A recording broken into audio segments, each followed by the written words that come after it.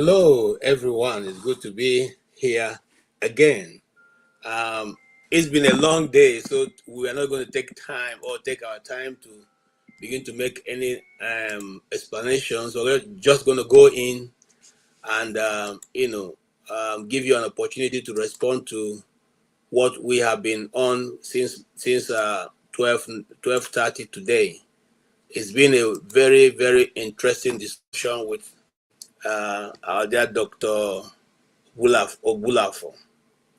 Ogbulafo. Okay, I'll get it right. He has been a brilliant individual. And like me, Jim, say there's certain part of him I didn't quite, agree with his stand, but that is purely academic. And I didn't want to have a long drawn out um, because I will not. One of the things that didn't go down well with me is the fact that once you take on the part of discussing tribe, you then become I'm trying to remember the word he used, because some of us get into the point of going to falling back to our various nations because we are now tired and overwhelmed by the inability of the system to address the injustice in the system. It's not necessarily because we want to be tribal. It's because we have seen that there is no concerted effort to address the injustice in the system, which is being perpetuated over and over and over again without any decorum, to even the fact that you are yelling, you are shouting, you are saying this is not right, but it's constantly and it's continual being perpetuated on you and your people. I don't think that at that point anybody who says, look, I've had enough of this, is being tribalistic. I don't think so. I think that the people have come to that conclusion because the system has refused to recognize their own voice. They are yelling for justice and equity. And I think any nation that's not built on justice and equity may well be out on its way out of whatever. So yeah, the countries of the world are moving on in a more perfect circle or close to perfect circle because the people in government recognize when they see an injustice in the system, they address it. They don't keep quiet over it. They don't romanticize it. They don't throw it to the back, but they don't say you are not making sense, therefore we will not listen to you. But they don't say, oh, you know what? Those injustices are addressed almost immediately. So it does not give room for people to have to begin to, second guess what to do with it. An injustice has been that has been noticed in the fault line of Nigeria as a nation since the early 60s up to this moment have not been addressed. So if at this point people begin to fall back to their regional levels of government, are you going to blame them? If the people in the Middle Belt come and say we are being treated unfairly, and every now and then people in our regions are being killed, and nothing is being done, not by the government, not by the elders, not by the so-called North or Southern leaders, what are you going to now blame the thief man if he says he's falling back to his nation? Are you going to blame him for taking that position? No, you can't blame him because he has yelled, he has shouted, he has complained, he has brought to your notice so many evidences to show that he's being treated unjustly, that his people are being killed unjustly, his villages are being ransacked. This afternoon, I was just reading from a friend of mine who is in Benue that the governor has decided to give land for the resettling of the repentant Boko Haram in Benue. In Benue.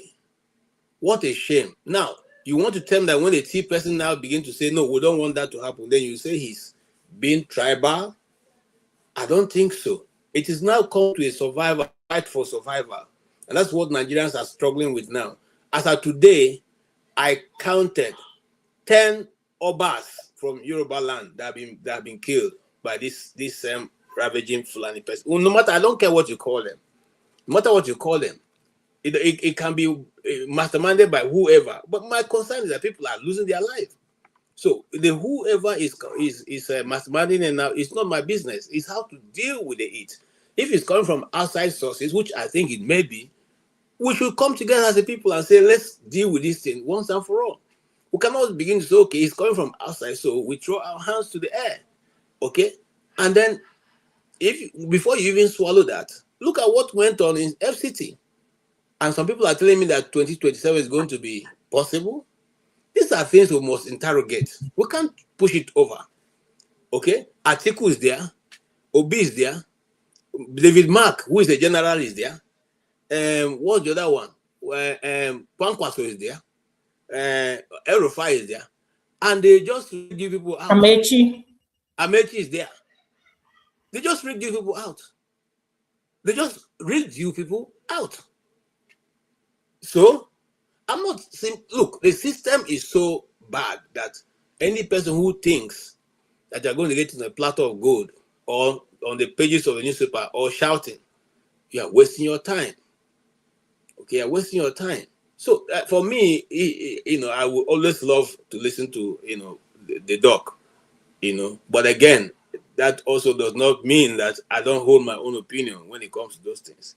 And on that basis, I will let you guys bring your comment or comment your bring to this platform so that we all can hear it. And I'm surprised that Oti didn't show up. Anyway, you are here now, so you tell us exactly. Maybe we should give Oti a chance because he didn't speak all this while. Please, Chim, if you don't mind, let Chim comment. Let Oti comment. Yes, comment.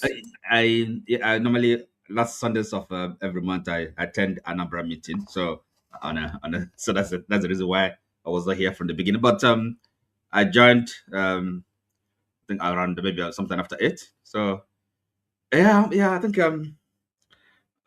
it's typical Ogbunwezeh, his brilliance.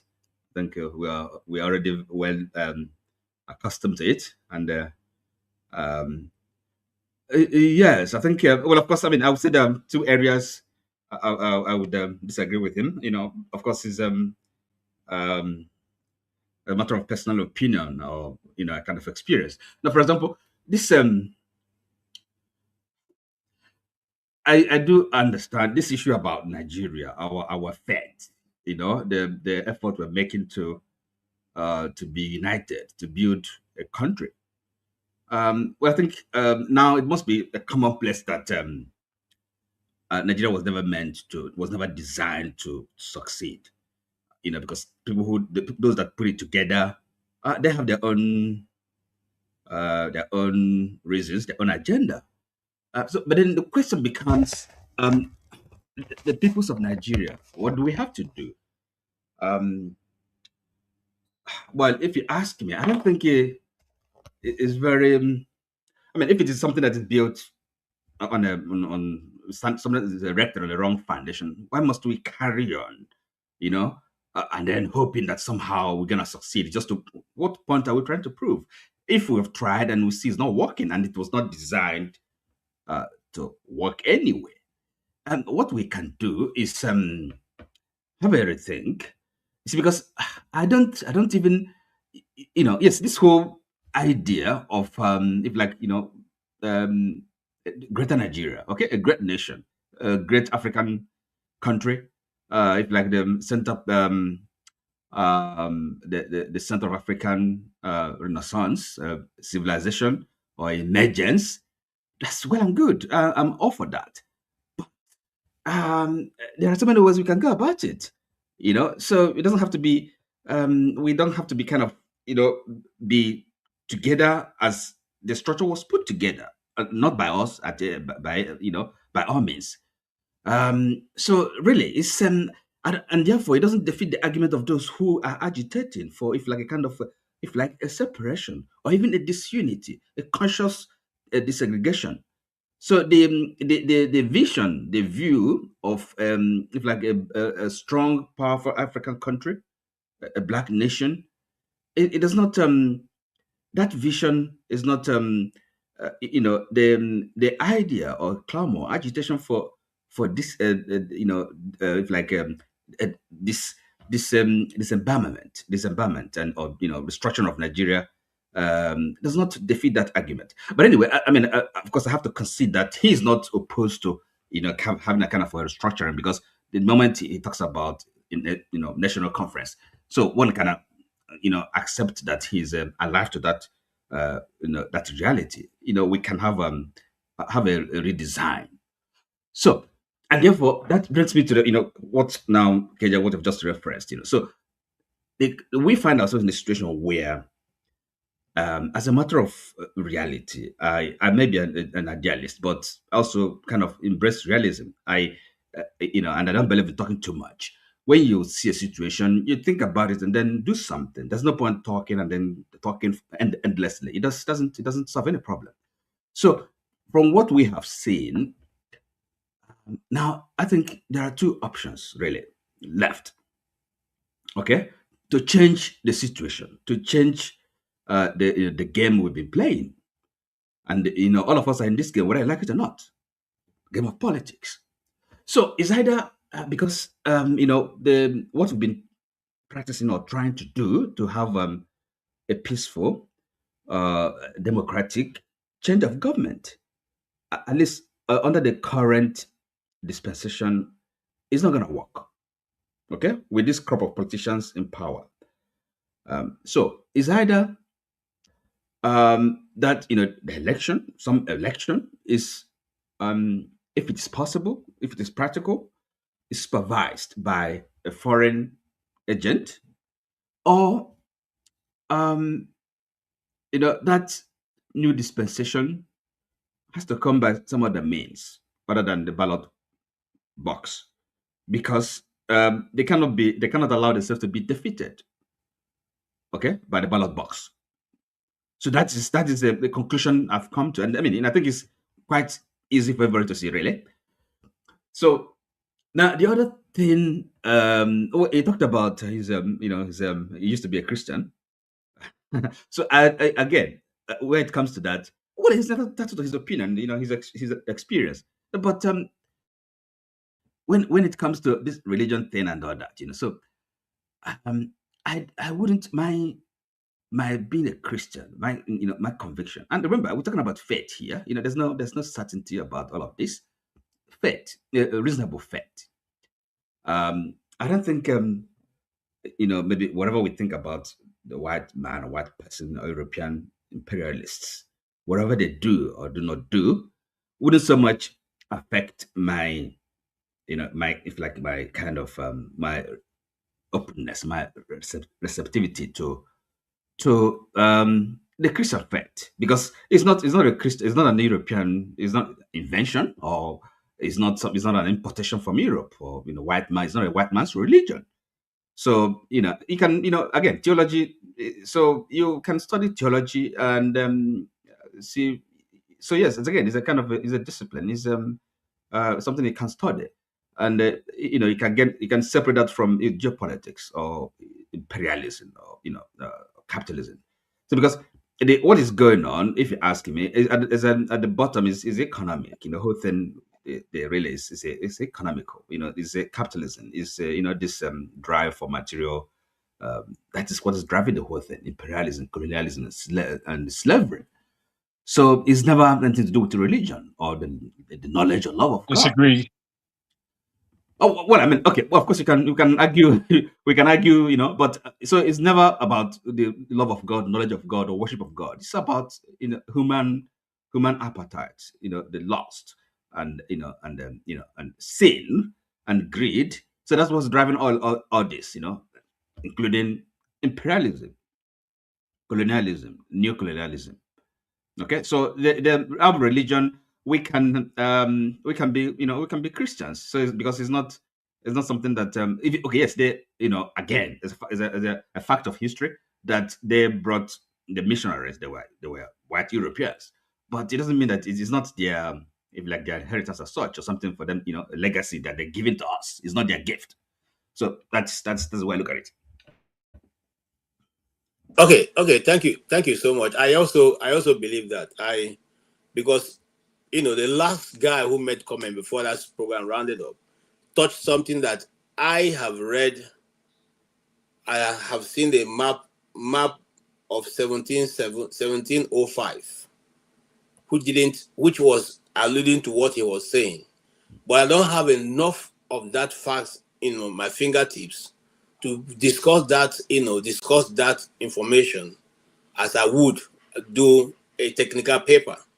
But I have read that, and some of my uncles who have passed to the world beyond, who were over 120 years old before they passed, the one of them particularly always tells me something, that the particular set of the Igbos are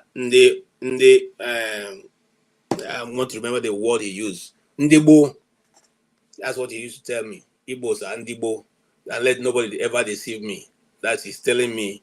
And he sometimes tries to trace these things back. Okay. This guy didn't go to school, but he quotes the scriptures without having to even look at it. He will quote it and tell you, go and read. So, but however, that's a discussion for another day. I'll come to you, Chim. Or you want to make a comment, one or two comments before we go on? Sorry, excuse me, Chim. Can I get you just kind of with like what you just said about? As a matter of fact, I have books here written by, I don't know, I've not read the books, but I have them. One is in 2 volumes. A guy called Professor Ume. He's a Dibia. I don't know if you've heard about him. He's from Nobi. He's the first professor of estate management in Nigeria. What's a Dibia? I mean, he's a proper Dibia, right? He was at the University of Nigeria, New Campus. So he's the books is written about Igbo civilization and all that. So in other words, this thing about the origin of civilization, and it is, people have written about that. Okay, so I can't discuss it because, as I said, it's not something I have. But there's there are literature. There's books about that. So for example, to After God is Dibia. Okay, volume 1 and volume 2, and also about a match of Igbo civilization. So you will see, but this is a guy, as I said, he studied in England. He's a professor of estate management, so he done his research. So it's not some. I wouldn't, I don't know. I wouldn't wave it. Say it's nonsense. So this kind of, but I don't have in other words, I don't have the evidence. It's not something I can contribute to or dispute. I have an open mind. So that is to add to what you're saying. Okay, thank you so much. Chim, yes. Okay. So first of all, I'm going to beg us, please, can we, when we come, let's put our mics if you're not speaking, because sometimes it disturbs the show, the sounds from your background, Dr. Ogbunwezeh is somebody I love to listen to. He's very intellectual. There's never a dull moment. You will always go gleaning something. But the good thing about him is he's open to Georgia. He's open to having a conversation. He's not holding his side sacrosanct. He only tells you this is what he has read, or he has researched into, or he has accurate facts. These are not conspiracies. People come here and pandy. He's not pandying conspiracies. He's telling you what he knows. But of course, I also disagree with him in a few areas, in a gentleman way. But because we're on a show and there are a lot of other people, and I'd love to push him a little bit, but I had to respect the fact that it's not a one-on-one I'm having with him. So it's a show, and being in a show, I like decorum. There's no need to come here and start just being a disruptor. It's not necessary. But a couple of things I disagreed with him is, first of all, I agree with him with China. China has made remarkable progress.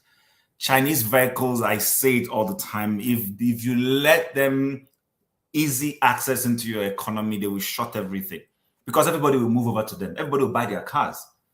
Their cars are more functional, more fuel efficient, and everything you want to talk about, especially these new cars on electric cars. They will outdo Tesla.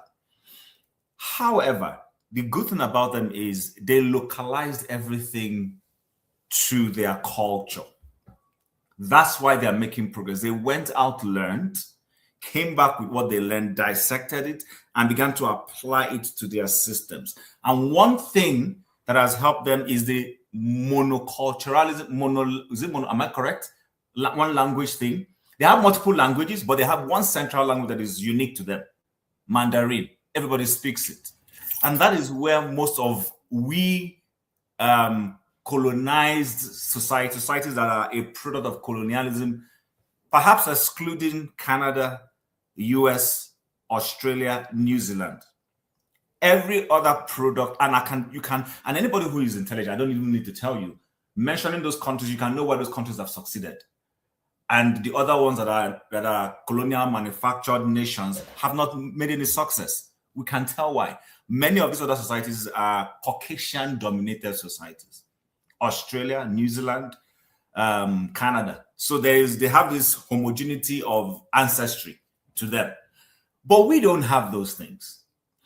And for me, when he says democracy has failed, I don't agree. Democracy hasn't failed, nor capitalism. It is the people who apply these systems in each of these countries that are the problem. Because tell me, using an example of, you can argue that there are imperial influences on things we do, and I'm not disputing that. But tell me, to what extent do we have imperial influence on something as basic and simple as an electoral act being enacted in the benefit of the people? Are you going to tell me that Brussels is the one responsible for telling sitting on National Assembly, you cannot put laws together? Exactly. Very basic things. You understand? You're arguing, you see people in National Assembly arguing that why they are putting an inimical clause is because we don't have excellent telephony system. Internet is low. But we have the bandits, or whatever you want to call them, in the bushes using very sophisticated communication systems. So that's where I disagreed largely with him. And that's why, fortunately, when he was saying this, I remembered this Why Nations Fail. Good thing he's read it, I've read it, and we had a commonality in it. And while I when I was reading the book, I also had this thing when they were saying, okay, they haven't sufficiently mentioned the implications and impact of slavery. But nonetheless, some of the things they were saying are accurate. Nigeria is where it is because it doesn't have an inclusive system. It's an extractive system we're operating, where if you're not close to power, if you're not close to Tinubu or close to Buhari or close to Obasanjo or close to Jonathan, and all of them exhibited that. It's not a Tinubu thing.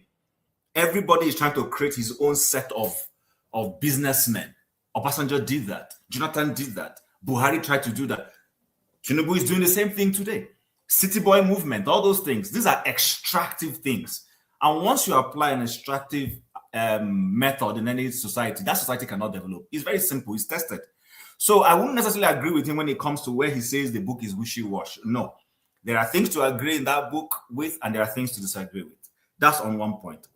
On the point of our democracy, Katie, like you rightly said, so we have an opposition that does not want to really wrestle power from the guy in office. They don't want to. If they did, because they want the average Nigerian, they want the Peter Aka and they want the Mama P, they want the Aisha Yusuf to go and do their dirty jobs for them. And then when those things work out, then they will not come back and benefit from it and get climbed to power. None of these people wants to come out, and that's why when Prince Adebayo was here the last time, I typically said the opposition is a lazy opposition. They are very lazy. They don't want to do their job. They want you and I, all of us here, to come and do the job for them, and then they climb up and go and contest the election because they will have the money to buy the expression of interest forms, which KJ, you don't have the money to pay for. OT doesn't have the money to pay for. I don't have. Maybe CM has money to be able to buy form. I don't know. But none of us here can buy those forms for any of those political parties.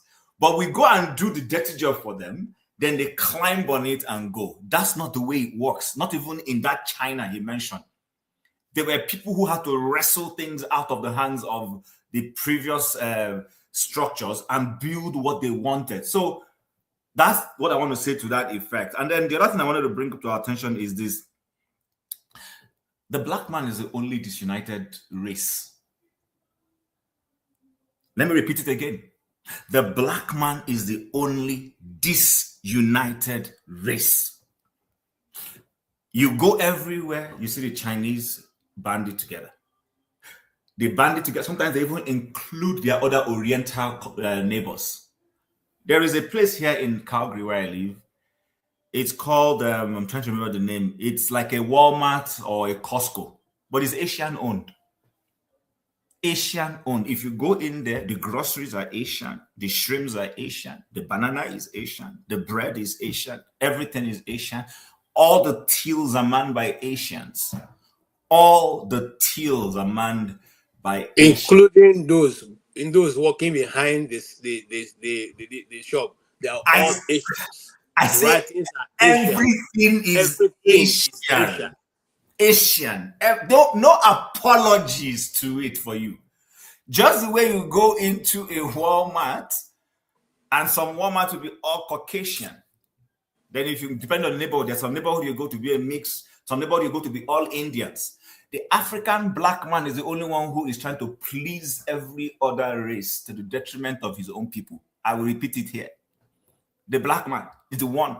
Go into an office, your fellow black man will prefer to go and sit at lunchtime with another Caucasian, or he will avoid you. He will avoid you. But you know what? These other people band together, do things together, produce results.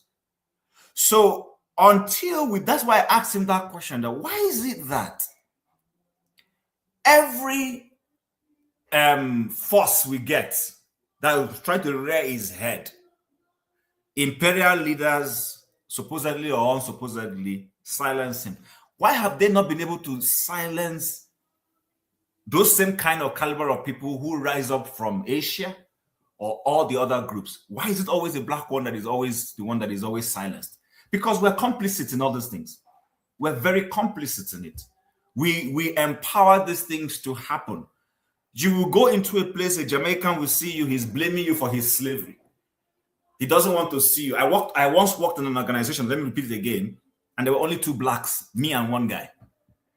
And this guy kept avoiding me. And I kept until the eve before he was laid off. That's when he started becoming friends with me. And I heard this thing they were going to lay him off. And I told him, I said, it's been painful that you've been here for 6 months. I've come to sit, you always avoiding me. He said, no. I said, but that's what you kept doing. It didn't take long, he was laid off. And I smiled. I said, well, yeah. Because he didn't understand how to play the politics. The only time the black man plays the politics well is when he is back in Africa. Then he breaks into Yoruba, Igbo, Swahili, Zulu versus Kosa. If you go to Congo, it would be the ones from those other guys from Kagama's country versus the real Congolese. That's when we start doing this thing. But when we're in a large, we don't know how to pull this thing together. Indians do it a lot.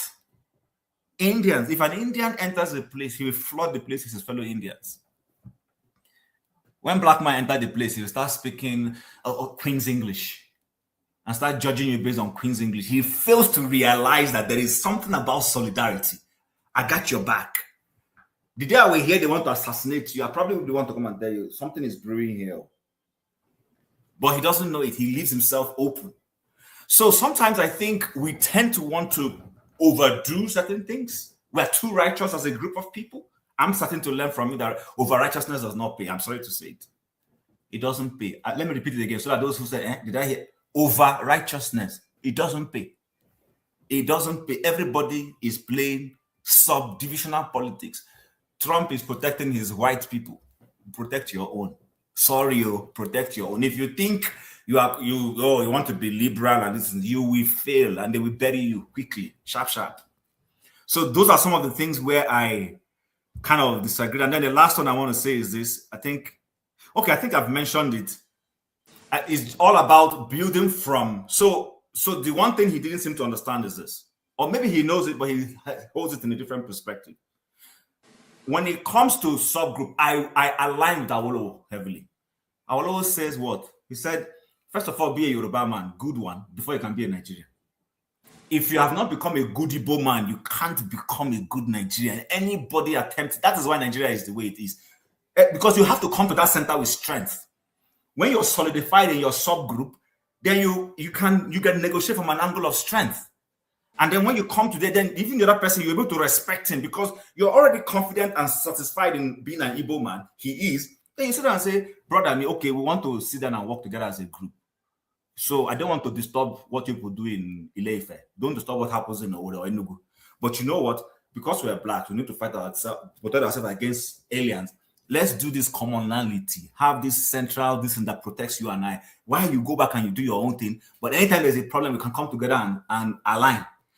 Because we don't do that, that's why somebody will call somebody like he mentioned or to U.S. Embassy, and that guy will give information out to Americans, snitching on his own people. This is why those things happen. But you know what? What do I know? I'm just a regular guy on the street. That's where I am. All right. Thank you so much. I totally agree with you, Jim. I think what I was discussing. I'm coming to you, Jagun. I was discussing, and this will be to you as I'm framing it. Please listen with your own, before you make your input. I was discussing with the guy yesterday, and he said he thinks that the kindness of Africans, because an African man is naturally a kind person. He doesn't want to hurt you because he counted all the countries of the world that are black countries. They didn't colonize any country. Didn't go to fight any war outside of his region, apart from those small communal wars. Never dominated anywhere. Rather, they believe that you should live and I will live. That sometimes is a problem that have either given this inroad of the Europe into Africa, and consequently they are seeing it and using it as a weak point because they think you're being kind means that you are being weak. So the question is, if that is the truth, vis-a-vis what we have discussed today, and you also being one of those who speak Oyibo, so just like Tim said, are you also, do you go to the midst of Yoruba people and begin to want to oppress them with a phone so that they will know that you have reached the echelon of development and they are still somewhere below? Because these are some of the divisions we see. I remember many years ago, I went to, I didn't grow up in the East, but I went to the village and they were having a student union. And my cousin told me, oh, they're having a student union, go and participate with them. And when I got there, in fact, there was a gang up against me. I mean, at my young age, you understand, a big gang up. They didn't want me to even make any contribution because they are the ones in the village. So who am I to come from somewhere and come and make any comment? Is that also part of the problem that we are facing? Are we not taking, sorry, 1 minute, are we not taking from what our people who are experts in this, their advice and working it around? Because the Igbos have a proverb: a person who travels has more understanding and knowledge than the one who is in the village. Okay, when I mean village, I mean in your locality. Sure. Why you are thinking about that, Kim? What do you want to say? Yeah, sorry, somebody's made a comment. He said Pakistanis and Indians are not united. That's a big lie. What you see in Palestinian, Pakistani Indian politics is different from what you see in the average Pakistani Indian on the streets. I work with them every day. I have two of them who I have asked them this question. So, Can I land on this? See, I have two Pakistani Indian friends, and I asked them directly. I asked them, I said, so please tell me, how come two of you cooperate like this? Where did this politics? And they laughed and said I should forget those politicians. That's the national political issue. Do you know they speak one language? They speak more than one. They speak more than one. Hindi, okay. Urdu. They speak a couple of languages. Urdu. Exactly. Urdu. They speak this language. It's just when their political leaders are doing things, you make it look like India and Pakistan are each other's throat. That's a freaking lie. It's not happening. Well, the average it's not as easy as that, to be honest. It's not as easy as that. It's not as easy as that. What I can say, just to end on that, is that you see in the UK that they have a large community of Bangladeshi, Pakistani, Indian, and Sri Lankan, and they're all different, very different. You can tell when you're with them. However, in this country, as they have enemies all around them, they are one. It's when they're back home that they may have dispute. So, listen to ourselves in many ways. What I will say to what you are putting to me, KJ, and I have disagreement with what Oti and some of what Chim said. But in answer to your question, you see, again, I have to come from my own point of view. And in coming from my own point of view, I will speak for myself, as it were. In my upbringing, I'm quite well traveled. I've been all around the world. And I meet Nigerians everywhere. I've seen the power of Nigeria in this country.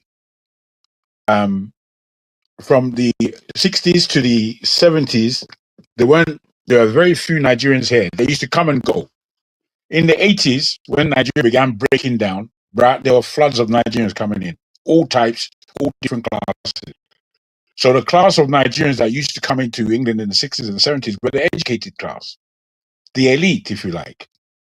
And then in the 80s, we were getting all kinds of people in this country doing hard stuff, making money, getting sent back home, getting returned home for bad behavior, filling up the prisons because of levels of skillful 419ers and all these things that were going on at the time. By the 90s and into the 2000s, things had settled down. But more and more Nigerians went in and doing what they needed to do just to escape Nigeria.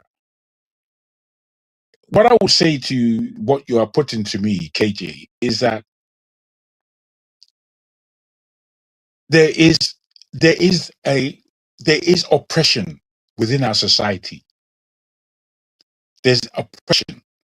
And the oppression comes in all kinds of different ways. It comes from snobbery. I used to think when I was growing up that Yorubas were very snobbish. Very snobbish when I was growing up. It's now that I understand them more that we're quite a balanced people. Then I used to find the Igbos extremely boastful. Extremely. I think, what are you boasting about?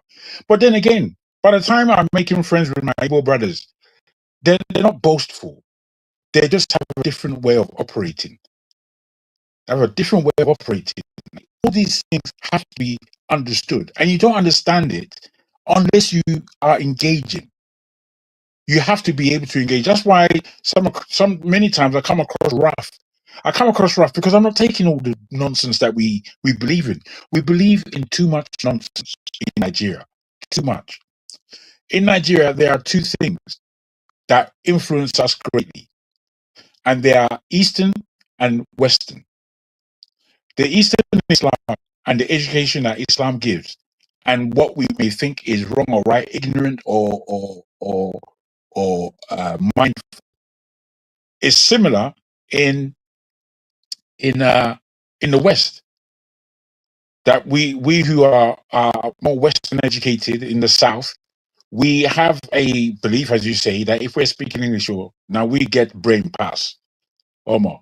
So we who are sensible, we know the difference.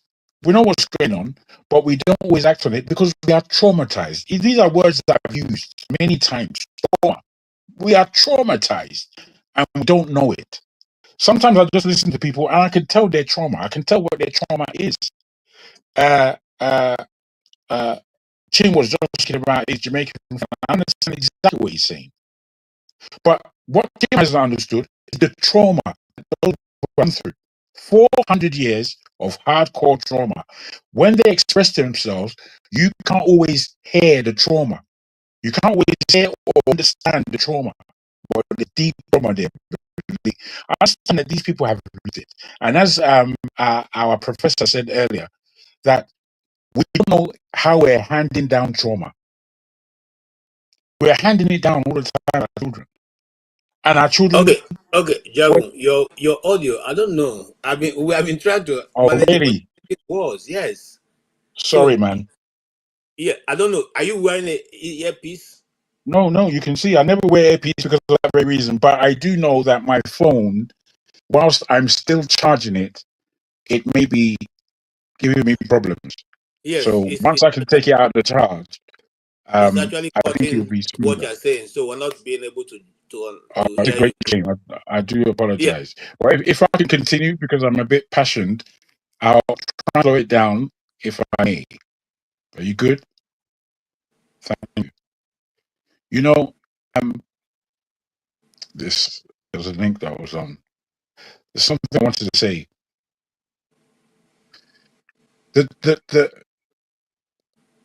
Yes, when I was young, or when I was a boy, you know, I was the best liar in the whole planet.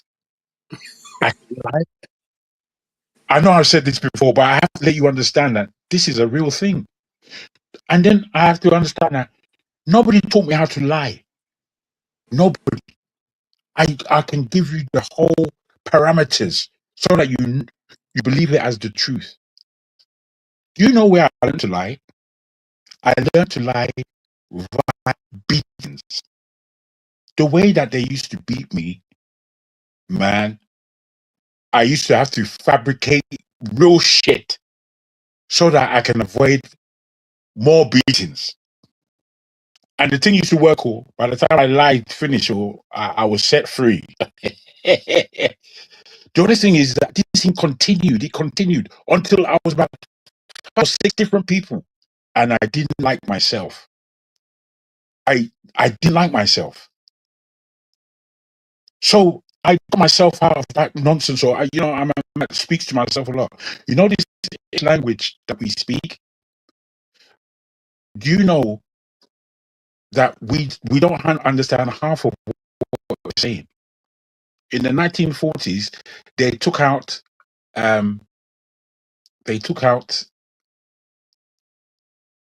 Oh dear.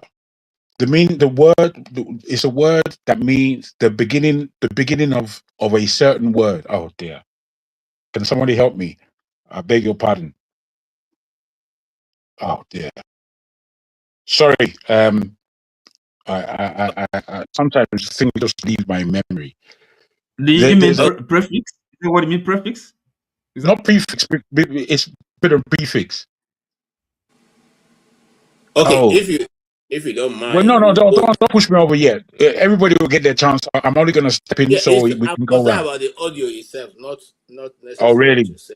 Really? Yeah, the audio Okay. I mean, is if you can give me a chance to come back in when I'll try and mess around with my yes. thing. Try and mess around with it, and then we'll bring you back in. Thank you. Thank you. All right, Jefferson. Yeah, Jefferson, we're waiting for you. Can you all hear me? Can you hear me very well? It's like I can't hear you guys. Hold on. Can you hear me? It's like We can hear you, Jefferson. okay, you guys are not responding. Okay, no problem. Yeah, good morning, good afternoon, good evening, everyone. It's nice to be here. Yes, I was not in the Franklyne Ogbunwezeh's discussion. But anyways, at least I'm here for the other one. What are my takes? So I'm going to put it this way. You see, the last FCT election only shows that we're not serious about good governance. Unfortunately, we have been beating ourselves on the bush. What do I mean? We want to do something different, but we don't want to face the reality. Even down to when they were passing those electoral laws and giving a clause, I mean, that was a red flag.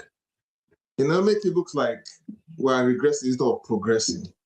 And most times, when you go even before and after this election happened, you see the campaign. It just tells you there's no, I don't know how to put it. It's either they insult the candidates or insult the people. But at the end of so it's two things. We're insulting. The electorate are insulting the candidates. And of course, not just the candidates, and insulting fellow electorates, while the national issue still remains unresolved. And that's where we are right now. As it is now, there's no sense of direction. And any depending on the system of government, I mean, we are privileged to even have what they call it. We are privileged to have democracy. in some sort of form. But at the end of the day, we're not really, there's no proper governance. Let me put it that way.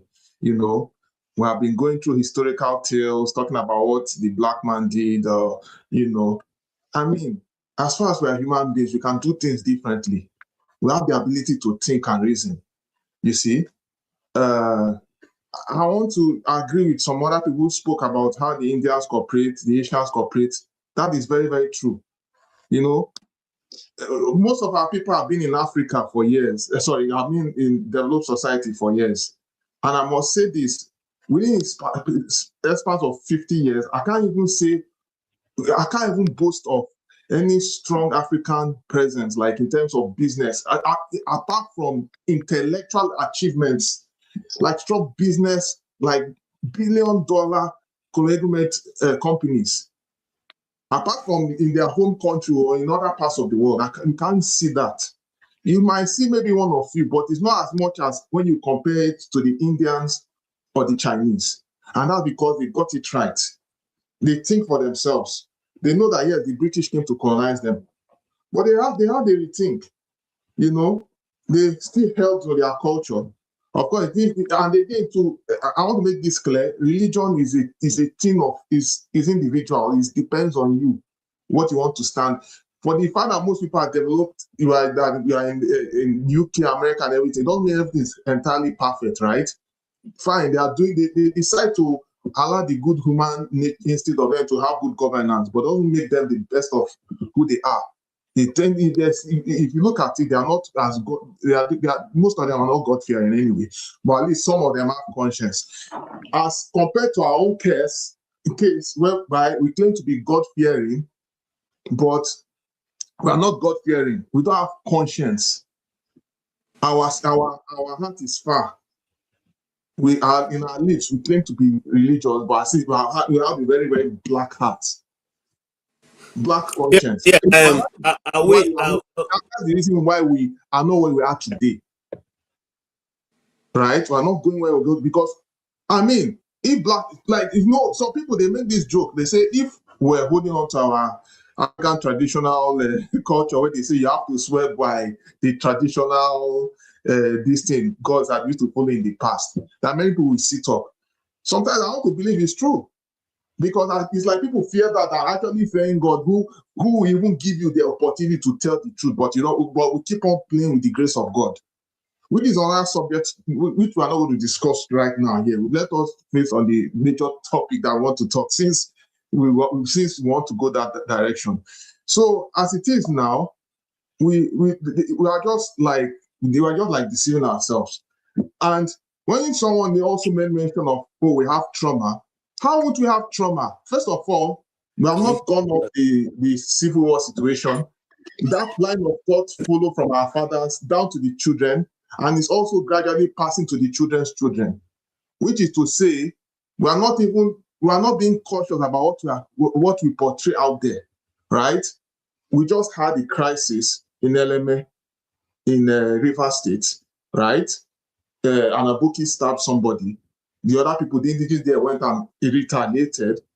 Asari is saying the Igbos caused it, and then some northerners in what they call it, in another part of Nigeria is saying, oh, the Igbos, if they don't do the needful, we're going to kill all the Igbos in the north. And of course, when all these things are being discussed, our leaders don't pay attention to all these things. They always trivialize and make it look like it's not important. And of course, people are being killed in southwest of Nigeria, the Obas and all of that. They feel the security is not important. But of course, the only thing that is actually important is the fact that they are looking out towards the electoral circle. Who is going to be in charge? And then when you're going to be in charge, what next? The same circle of madness. And then we'll come up with the same senators, the same governors who will come out and be disgracing us on international scene. At a point, we call ourselves to order. Can you hear me? Yes. Can you hear me? Okay. Yes. If you can hear me, I quite agree with you. But from the point of the discourse of Dr. Ogbunwezeh, what is your own view in just 1 minute? You have not given us that. You are rather, going away from that. What did you take away, or what is it that you are in alignment with what he discussed? I didn't watch that particular video. I came in late, like I said. Okay, all right, no problem then. No problem. Thank you. Thank you. I'll come back. Yes. Okay. No yes. Femi, go ahead, sir. And then the question, Bonaventure asked, which is very important. Why do we believe that leadership in Africa, it has to be somebody with a good heart, a good man? The man has a good heart. Can't you read his body language? Why are other nations, their leaders, the people, the constitution, and the mode of oppression is not based on body language? You see, and why do black men, me and you, always look for a form to coin evil going on instead of calling it evil is evil? The president's body language, the minister's body language. The man has a good heart. He's doing it for all of us. Do you hear that kind of language when they are having debates in the Capitol building in America or any other place or part of the world where you are, or where you may have an information about? Yeah, so you took me in a different direction than I wanted to, but oh no, go ahead. You can answer that. You can keep it aside and then come back to it. Go ahead. Yeah, I'll start with that. I mean, okay. It's still a good pivot of sorts. So, right. In a way, I would have. I don't mean this to be rude in any way. I'm just trying to answer the question. I think you're asking the wrong person. The reason being that even as much as I try to stray away from ethnicity as possible as I can, I can't disavow the fact that I'm potentially someone that some people might necessarily want to come for, being that currently we have someone that's from my ethnic stock. I mean, that this is the way we think. So let's not even pretend like that's not the way it comes across sometimes. So, but that said, for those who know me, I don't care that Tinubu is the president. Again, I often come across as looking at things from the point of view of, look, these people are all equal opportunity offenders, period. Now, with that out of the way, I feel a lot of things are basically down to emotions, and it could easily have been from any of the ethnic stocks, at least the major ethnic stocks in Nigeria, or even Africa as a whole. It's just something that seems to be ingrained within us, whether we like it or not. It's a sentimental thing for the most part. So that's part of the problem. The fact that he's from my ethnic group or is from my religion or even both. And of course, there's also that posturing of, okay, maybe people are benefiting, because a lot of times it's all also down to what's it called, lack of civility, just this ability not to be able to discern the fact that, look, after all, when he, for example, came into power, it didn't take long before you started hearing some people when they visited Lagos shouting the Bimpami. And of course, it's just a narrative for what would happen again. Like I said, doesn't matter where it's from. It's just something that seems to have come from maybe the remnants of our what's it called, colonialism, if you will, because I didn't live in the 18th century or prior to know what may have happened before the colonialists came. And that's not to say that it doesn't happen in other parts of the world as well, because whether one likes it or not, you see what's happening in America, whether one agrees or disagrees. And just to put it out there, I am neither a Democrat or Republican. I don't believe in all this, what's it called, because I've often educated myself to the point where I realize that a lot of these things are just connotations that we're not born with. They're just leanings that we put ourselves in, and that's what we met. You know, nobody knew you were Igbo or Yoruba until it became a fashion to discriminate against each other as a whole. Now, the part I was gonna drive at, I just wanted to get out of the way. The part I was gonna drive at really was taken from something that Chaim mentioned, because it's something I've also alluded to in the past, when some people will come and be like, hey, you're a conspiracy theorist and all that. See, there are things that are out there in the open that if we want, whether you want to believe it or not, a lot of these things are out there in the open when it comes to China. And I'm glad Dr. Ogbunwezeh mentioned that. Again, me, I like the man die. I don't care where he's from or whatever. I don't play those kind of games. Now,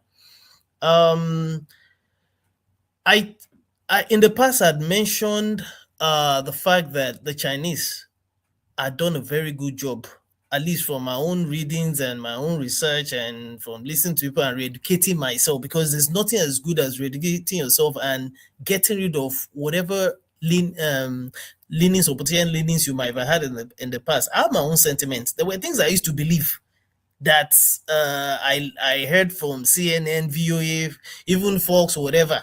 I don't even listen to all these people anymore. So, and that's why I said I don't play all this liberal, conservative.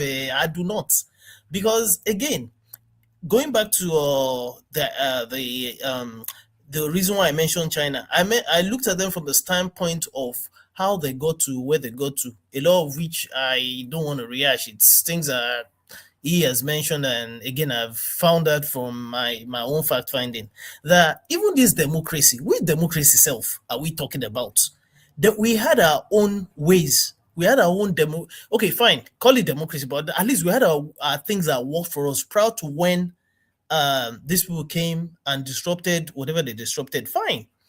Granted that the world has since moved on, and we do agree that, or we most wholly agree that the rest of the world, most of the world doesn't seem to be having this issue. But then you can't take away the fact that even when you look at the Arab world, for example, and the way the French and the Britons, for example, disrupted that region, you can't take away the fact that there's also something similar, maybe in a different way, that has happened there.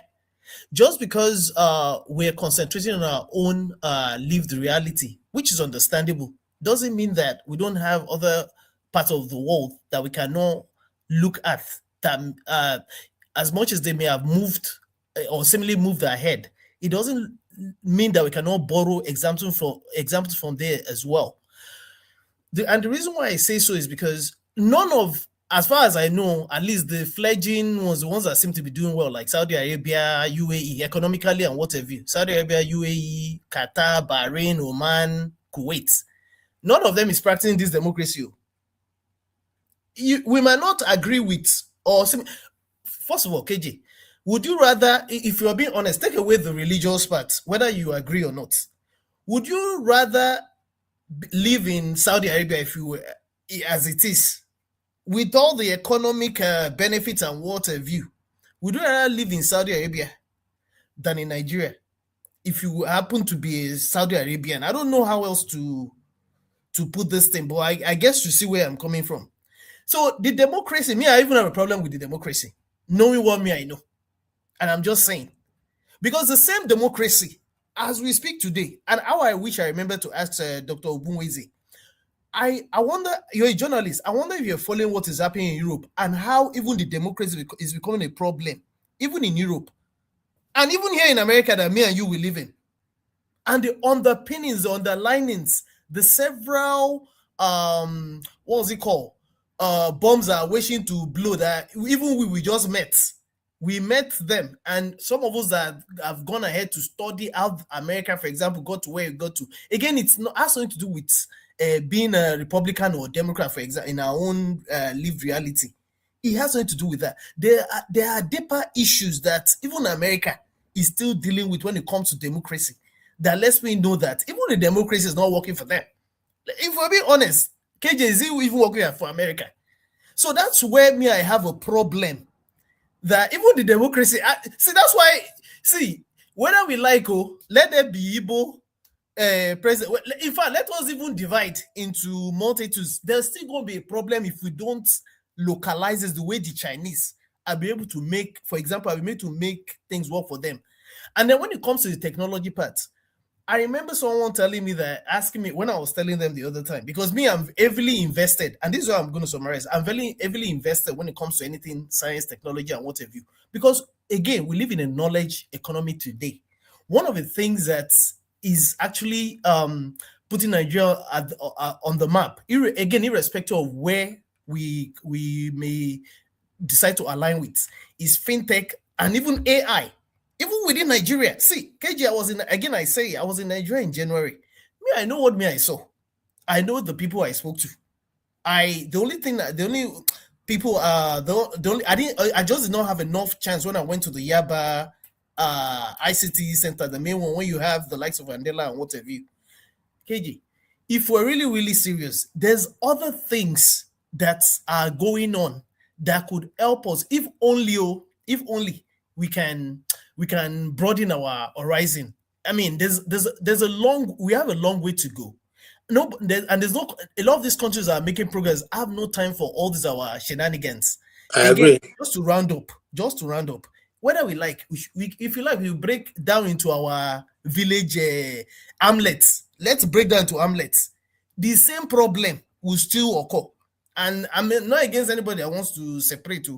I have my own feelings about how Nigeria could work, but it is not in my capacity to say nobody should break up. I wish we could stay together, but there's a whole lot going on that goes beyond our own capacity that we need to sit down and talk about and iron out by, I don't know. There's a lot to put together. Okay, I don't think I'm even, I totally agree with your you know. submission, and I say that to say,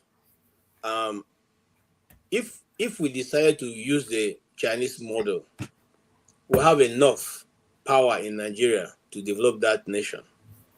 The only time that things seem to have worked for us was when we relied on the development of our individual zones.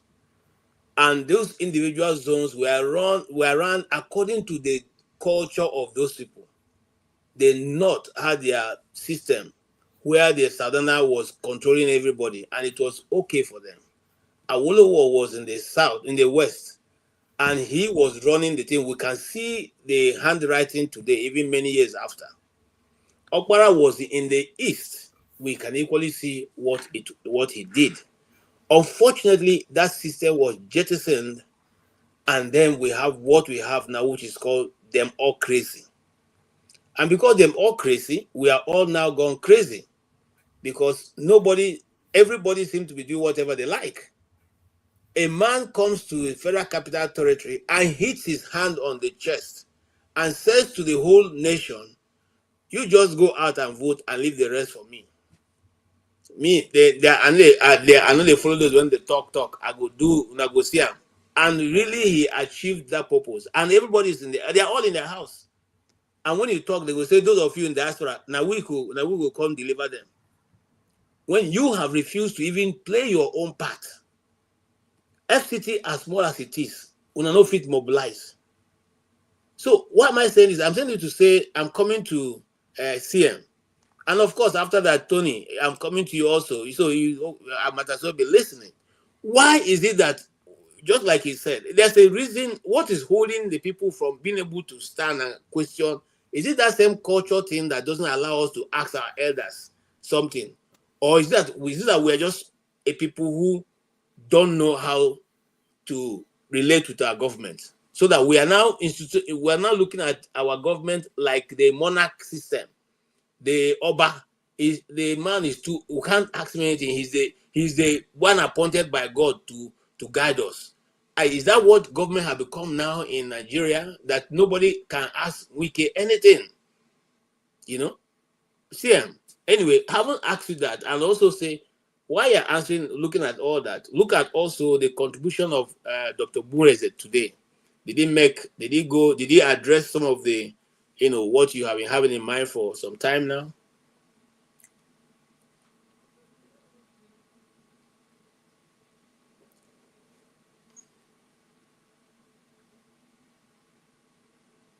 CM, you are muted.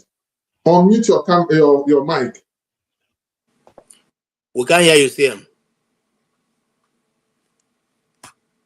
Unmute yourself. Unmute yourself. I can't unmute you. Unmute yourself. Mic. Microphone. Your mic. Mic. Unmute your mic.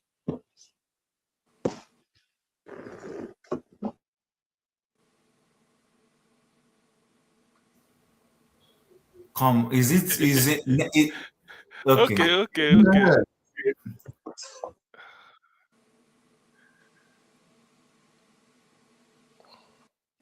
Okay. Am I coming out clearly now? I don't know what happens here. Yes, now go ahead and see him. We can hear you now.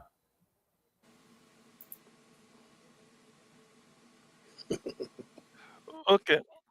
Since you can hear me, thank you very much, everybody. Good evening so far.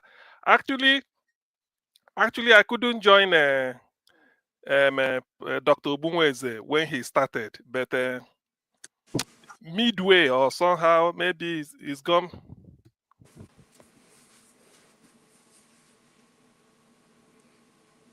Okay, CM, if you can hear me, if you can go out and come back in, yeah, that will help. Okay, so Tony, please go ahead.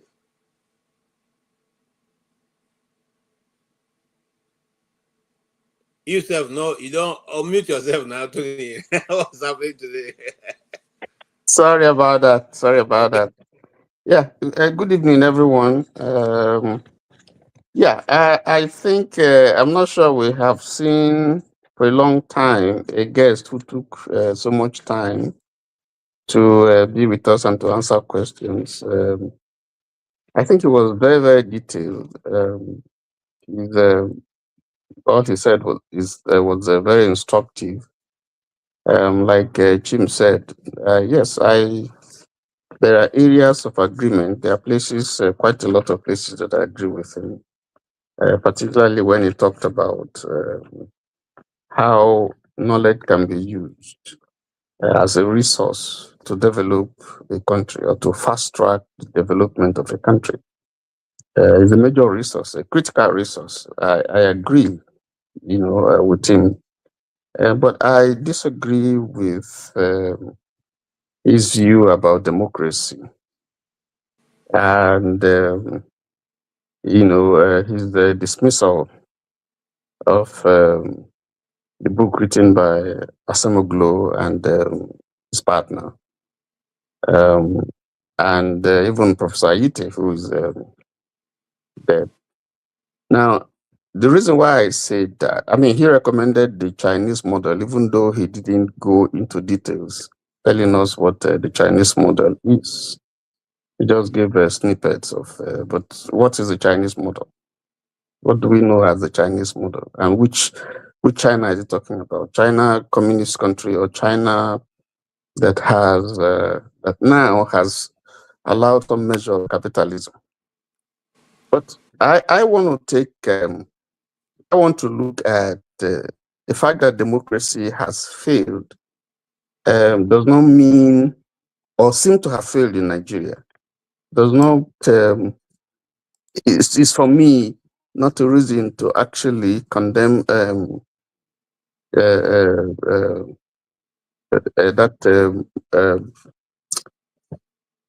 condemn democracy as a principle of government, because none of them is perfect. Communism, socialism, none of them. We've seen contradictions in so many of them. But I'd like to focus on 2 or 3 countries that run democratic principles of government, and countries that also had similar trajectories with Nigeria. If you take Singapore, for instance, the model is democracy. And I don't know if we have read Liu Kuan Yew's book. It's titled From Third World to First World, The Singapore Story, 1965 to 2000. If you have read the book, or if you know the story of Singapore, you would see that it has similar trajectories with Nigeria, not as endowed as Nigeria in terms of minerals and so on and so forth. It doesn't. I think Nigeria got independent before Singapore. I think so. I'm not sure. Someone correct me. So looking at the book, 5 years after us, just 65. Very good, 1965. Yeah. So it was colonized, not as endowed as Nigeria, runs a democracy. So if you look at the book, what Liu Kuan Yew did was to compare the trajectory of a couple of nations, including Nigeria, and compared it to Singapore and the strides that they have made. And one of the things that he did was to focus on leadership, anti-corruption, and strategic planning. Those three key things were the things that he identified. Now, Asemoglu talked about, as Jim was talking about, the extractive industry and how Nigeria, is losing quite a lot, because that, if you look at the book, I did snippets of the book, the particular thing that he capitalized on in his book is particular that extraction aspect, and how Nigeria is run, but if you look at when he came to Nigeria, the example is just taking one aspect of what Lee Kuan Yew said when he was talking about leadership, because he visited Nigeria. One of the things he said when he was talking about leadership or leadership failure or the quality of leadership or character of leadership, comparing Singapore and Nigeria, this is what he said. I mean, I'm not quoting him. He said in Singapore, you have very good roads. Very good roads. Government invests in roads that will last. Now, the ministers, in spite of the fact that they have very good roads, don't spend money to buy Rolls Royce and the Mercedes and all that. They keep their cars and they take buses. When he came to Nigeria, he found out that we have bad roads. And those in public office ride Mercedes Benz on the bad road. And then he gave examples of, leadership failure in so many other areas.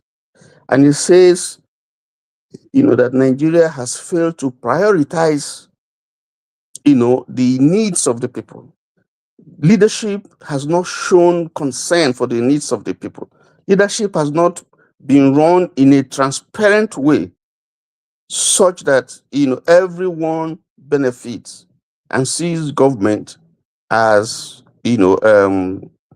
for them, which will command some obedience, some kind of loyalty to the government. Because if people don't see that government is working for them, there's a way in which they feel distant from the government, and that will affect their total commitment to that particular government. So what I'm trying to say is that if you look at that, and Singapore is ahead of us now, Nigeria was ahead of Singapore. You can also look at Malaysia and even Indonesia. These are countries that, if you like, at par with Nigeria, but, some of them, Nigeria was ahead of them. So, and the difference, because we have the same similar trajectories, the difference, according to him, is, saying that Nigeria has not done what it's supposed to do to advance the interests of the country. In fact, he called Nigeria, a shame. Going by the endowments that God has given to Nigeria, has not used it, maximally to advance, to move that country forward. And that's the same thing that the former American ambassador to Nigeria, Campbell, also said in his book. The same things. These were the things that he identified. So what am I saying? I'm saying that I don't think that is democracy that is the problem. I think it's the operation of democracy, because there's particularly no system of government that is perfect. But if the operators don't run it according to rules, according to principles, then you're going to have a problem. And I think that's the issue, one of the issues that we have in Nigeria. That's why I asked him the question that if from 1960 to 1960, before we had the first coup, Nigeria seemed to have made some progress. And it was democracy that we were running. So I wanted, to say, and that's why I also said to him, okay, Ethiopia, because he also talked about, imperialism and foreign influence. Yes, to an extent, yes. And that he was trying to explain whatever development we saw that they did in Nigeria was particularly to promote their interests for exploitation and so on. Yeah, that's good. That's extraction. That makes sense. But you would see that these other countries, and Jim asked a very critical question when he said, but why is it that some of these countries like Singapore have been able to advance? They have been able to avoid being dictated to or being dominated by imperialism, even though they were colonized. Why is it that the black man or African nations are the ones, that you can look at all over the world and say, they're having this kind of problem? Why haven't they been able to shake off, this toga of imperialism or new imperialism, that we keep talking about and so on and so forth? So I think the problem is that we need to look at ourselves. That's the point I'm trying to say, that it's not just the system of government. We should also look at ourselves and see whether even in the things that God has given to us, even in the way that we have run our governments, the way we have, performed, responsibilities that we ought to, have done, have we done very well with them? And I think the answer is no. So that's what I see in that. And then this whole issue about just to sum up. There's a book by Wole Soyinka. It's a memoir by Wole Soyinka. I think so, some people would have read it. And it's titled, You Must Set Forth at Dawn. That's the title. You Must Set Forth at Dawn. In that book, amazingly, there were some things that Wole Soyinka mentioned that really touched me. And he was extraying, the problems that led to Awolowo being tried for treasonable felony and then jailed. I mean, we know the story, so because of time, we don't need to go back to the Western Nigeria crisis, Akintola and, Sir Ahmadu Bello and all that. And eventually what happened, Wetie and so on and so forth, he was tried with his associates and put in jail. When that happened, according to Wole Soyinka in this book, he said that Dr. Michael Okpara was one of those who stood for Awolowo. They were not in the same party. Okpara was in NCNC and Premier of Eastern Region. Awolowo, a different party. And, so what did Okpara do? First of all, according to him, this is Wole Soyinka. He said Dr. Michael Okpara provided financial and recently myself, I just read it. Yes, provided financial, moral, and political support to the Awo camp and Awo loyalists. And one of them was Professor Sam Aluko, who, because of is a loyalist to Awo, was dismissed from Ife, now OAU. Himself and some other Awo loyalists were dismissed. What did Michael Okpara do? He took them and employed them in UNN. He gave them employment. And then to Awolowo's wife, she employed her, gave her a position of, gave her a ministerial position in Eastern Nigeria. Bought a car for her. Appointed Mrs. Awolowo, an honorary minister in Eastern Nigeria, provided her with a car, and was, gave her all the privileges that was due to that position. Okay? Now, and then personally sent, Mazi Kono to Ibadan to declare the actual result. So those are some of the things. What did Zik do? When Awolowo was found guilty, was supposed to be sent to the north, somewhere in the north. And Zik perceived that in the north, he probably would not be treated well in prison. Zik used his power and decided that Awolowo should be put in prison in eastern Nigeria. And that was what happened. But going further from there, you would see that when Abiola was campaigning for election to be president of Nigeria, he went to the east, went with a team of Yoruba leaders, and they met, Igbo leaders. And when they introduced him and what he wanted, what they wanted the Igbo Eastern Nigeria to do, the Igbos to do for the Southeast leaders to do for him, to vote for him. The Southeast leaders said, after they are listening, they said, no, we're not going to vote for you because remember what Awolowo did to the Igbos during the war, when the one released him from prison, and how he starved them and all the policies, the anti-Igbo policies that he undertook.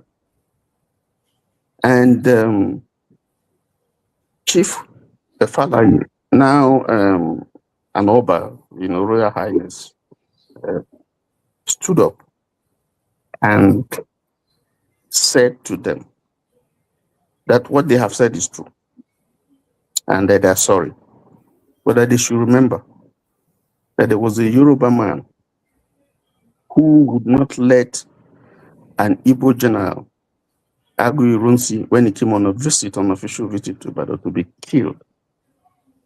He sacrificed his life, would not have been killed, but because he insisted that Irunsi would not be killed in his presence and in Western Nigeria, he was killed. So the Igbo leader said, okay. Sorry, can I ask you before you continue, are those two events moral equivalents? Are they equivalent? Let me finish. Let me finish. Don't disturb me. Please. So the Igbo leaders asked them to excuse them, and they held a meeting, and they decided eventually that they were going to vote for Abiola, and they did vote for Abiola. If you look at the votes, Eastern Nigeria, Southeast, got one of the highest votes for Abiola, even when the deputy of Tofa was an Igbo person. So I'm saying that to say, because in the discussion that Ogbunwezeh, Dr.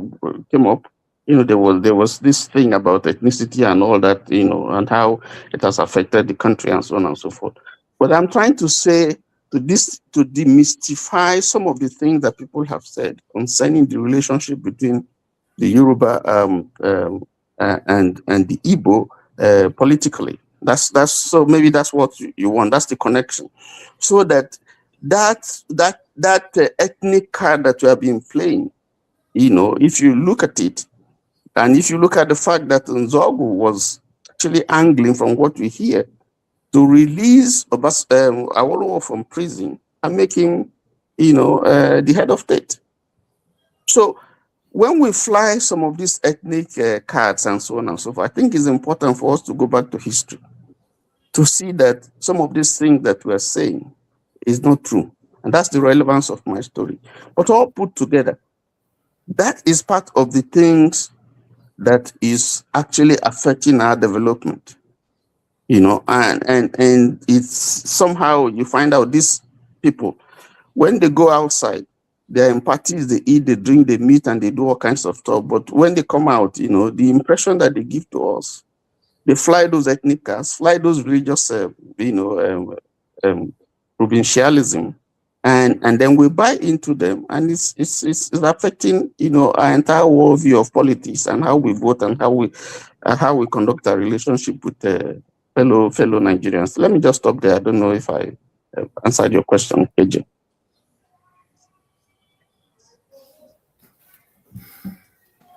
Yeah, you did. Thank you so much. Oti, I'm not Agent, coming to can you ask him you. to answer my question as well? My simple Uh, question, no, let's. just for clarity. I have plenty people behind this behind the backstage, so I want to give everybody a fair opportunity. If you don't mind, sir, let's go to John Abba, who was originally supposed to speak before. I don't know who is controlling from behind, but it's okay. Yeah, John Abba, please go ahead. Sorry, John Abba. Sorry, I just want to know if my voice is any better. Yes. Very good. Thank you. Okay, sir. KJ, it's nice to be here with brothers and a sister.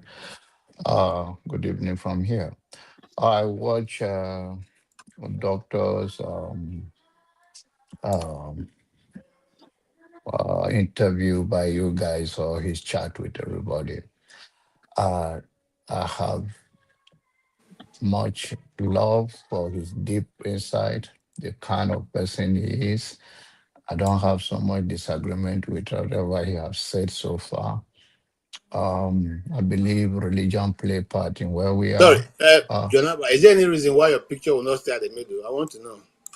Because it keep moving itself out. I'm not the one moving it. Is anybody behind helping me to operate? Leave John Abba at the center, please.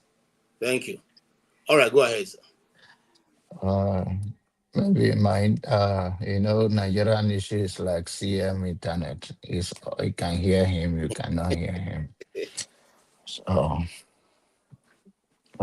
so going back to the issue, it's deep. Uh, I don't blame people who say religion have part or doesn't have part, but for sure it does have part in our belief. Um, Recently, I'll give you an example. In my family, there was a young man and a young couples in the family. They have their disputes and they're trying to, after we have talked and said they should come back together, uh, she was asked to go and see the most elderly man before, just part of the traditions. Everything was settled. And when she went there, she changed her mind because the issue is that for her, she denied that she had never had any relationship with anybody since they separated because they're still married legally. And he knows the consequences. That's what I'm trying to tell you. And she later said no, she will not continue with the marriage again. Why am I saying that? It's also play part in our politics. The politics that they have during Sagari and the rest, vote was counted correctly. Then, when you become a president, before you become a stooge to the West, because people choose you. That time, Nigerians still fear, uh, they still fear the consequences of their actions. If it's today, Awolowo will not go to any prison like it was in those days. So it was that effect that democracy in Africa now, once you are voted, before you get voted in, they decide, the West decide it now. Before then, even if your people vote you, then they start manipulating you. So it still have part in what our uh, it does not mean we shouldn't take responsibility as a people. Many people have gone through that way and come out of it to become a better nation. But then those things play part in what you are afraid of. There's no democracy in Africa. It's a dictatorship picked by by the Western world. That's the reality. I was in Princeton in one of the uh, billionaires' house yesterday. Is very knowledgeable around the world. And he was showing me around, and we get to African. He have all those share where he display uh, um, literature, uh, American Revolution, Indian history, African history. And when we got there, of course, I'm a black guy. I'm interested. And he brought a book. The book is titled, it's written by Martin Luther King. And the title of the book is, let me be sure so that my story can add up on why, because this guy is 77 years old and he know it's a world class. And I asked him that why this? I think this is the What's the name of book. the book? I'm coming. Okay. Strength, Strength to Love by Martin Okay. Luther King. But it's not that one. He said the most expensive collection is African history. He said they are the most expensive because some of those things they are signed by the owner, and he said he bought some of them in millions, some, and they are African history. And he says that I say why African one is very expensive. He said because not many Africans are interested in knowledge of all of those things, so they do not give it out. Another book was written by a slave owner. I don't have time to go through all of that with you, but the point I'm trying to make is that if we accept, we never open up, and we never understand the influence of the manipulation we are going through as an Africa, thinking we go into election, we choose our election. And by the way, I don't know what you guys know about what you guys are saying, transmitting of result. There's no transmitting of any result they are asking for in a real life term. What meant in a simple term of English that I can put it is that when you come after the voting from every polling unit, whatever the number that you guys have agreed, then you write it down and then they send it to the collation center. So I don't understand when we say live transmission, which means is John, sorry, can I ask you a question, please? How do they send it to that collision center? yeah, it can be a test, it can be anything, can be sent. That is it. There's no No. live. Listen to me. I Listen to think No, me. no, no, no, Jefferson, no, Jefferson, no. Let him finish. Let me There is finish. no live transmission like you are voting and your vote is counting right there. There's nothing like that. Well That said. is nothing. And you can go and ask. Well, So sorry, in that case, the point I'm trying to make is that it does not mean if people are, what I'm trying to say is that as citizens, we, the Nigerian people, we have work to work on ourselves and how we believe in the system that we build for ourselves in honesty. And you think about your children, that if I'm doing this out of a good conscience, that I will not sell myself out. The point I'm making is that, which means if you go to the coalition center and APC come, APC observers, the INEC, you can say the medium people, and all of them come and they sign that this is the result that we have here. That's what you are saying. Anybody that's telling you anything, he doesn't understand it. You are sorry. just being carried away by electronic thing, and they say, "Oh, I'm No. happy. There's going to be a live transmission." There is I nothing like that. remember during COVID, sorry, with due respect, during Can COVID, you allow him to finish? and Just were allow taking John to data, finish, please. those data was transmitted electronically. Can you just Listen, allow him to finish, Jefferson? listen, Allow him you to can come. You are finish. just joining politics. So relax. Jefferson, when you were talking, I do not interject you. This politics you are talking about. No, The this point one, I'm trying to make is I that have to the interrupt you. Sorry, citizen must. If you now this me, I pay back. Oh, I know they play around. If you interject me again when you are talking, I will interject. Don't play around with me. I welcome you. The point is that we, the citizens, must love ourselves enough to build a system that will work for ourselves. When we say African, we don't love ourselves or we have a problem where we go, the black people, it's not true. It's a part of the problem of the struggle that we are going through from the beginning that has been set up.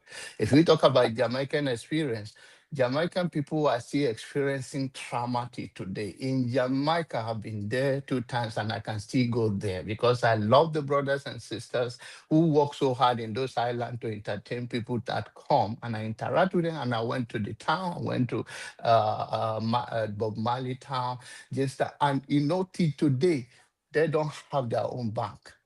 The whole country, they don't have bank. The bank there is owned by British and American. The island of the beautiful island you see, whether you go to by Rio and all of that, is still built by British people. So they are still going through.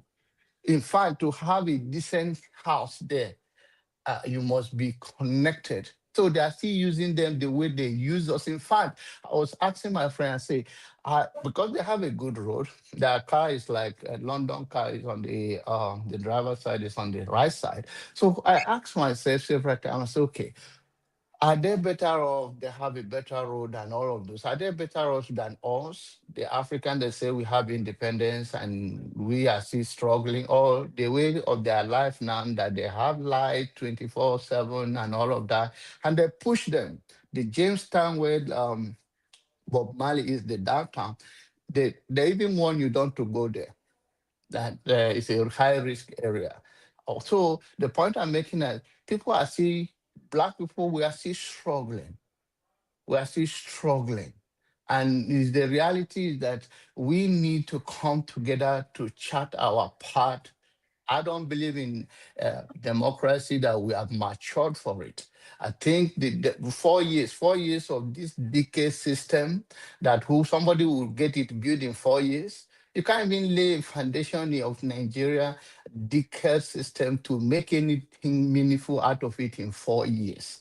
I believe that this selling of democracy to Nigeria and many African countries should be stopped. Let African chart their path to success. When it comes to example of Nigeria, if we say we should go and let the power be in the system, in the center. By the way, the democracy that are practicing Nigeria say the federation, that the system of federation all from they come to the center. If we want to build Nigeria, that's not what is stopping Nigeria from developing. Lagos is developing its own space. If you look at the beautiful side of Lagos, the Banana Island and the rest of them, they are developing in their own space. I know people find excuse, oh, Lagos is a capital city of the whole Africa. It's developing its own space. But then nothing stops the others from developing, except you cannot take away that there's some political game playing in terms of the seaport and all of that. But then we are the same people. We need to work on ourselves and chart our path to be competitive in 21st century.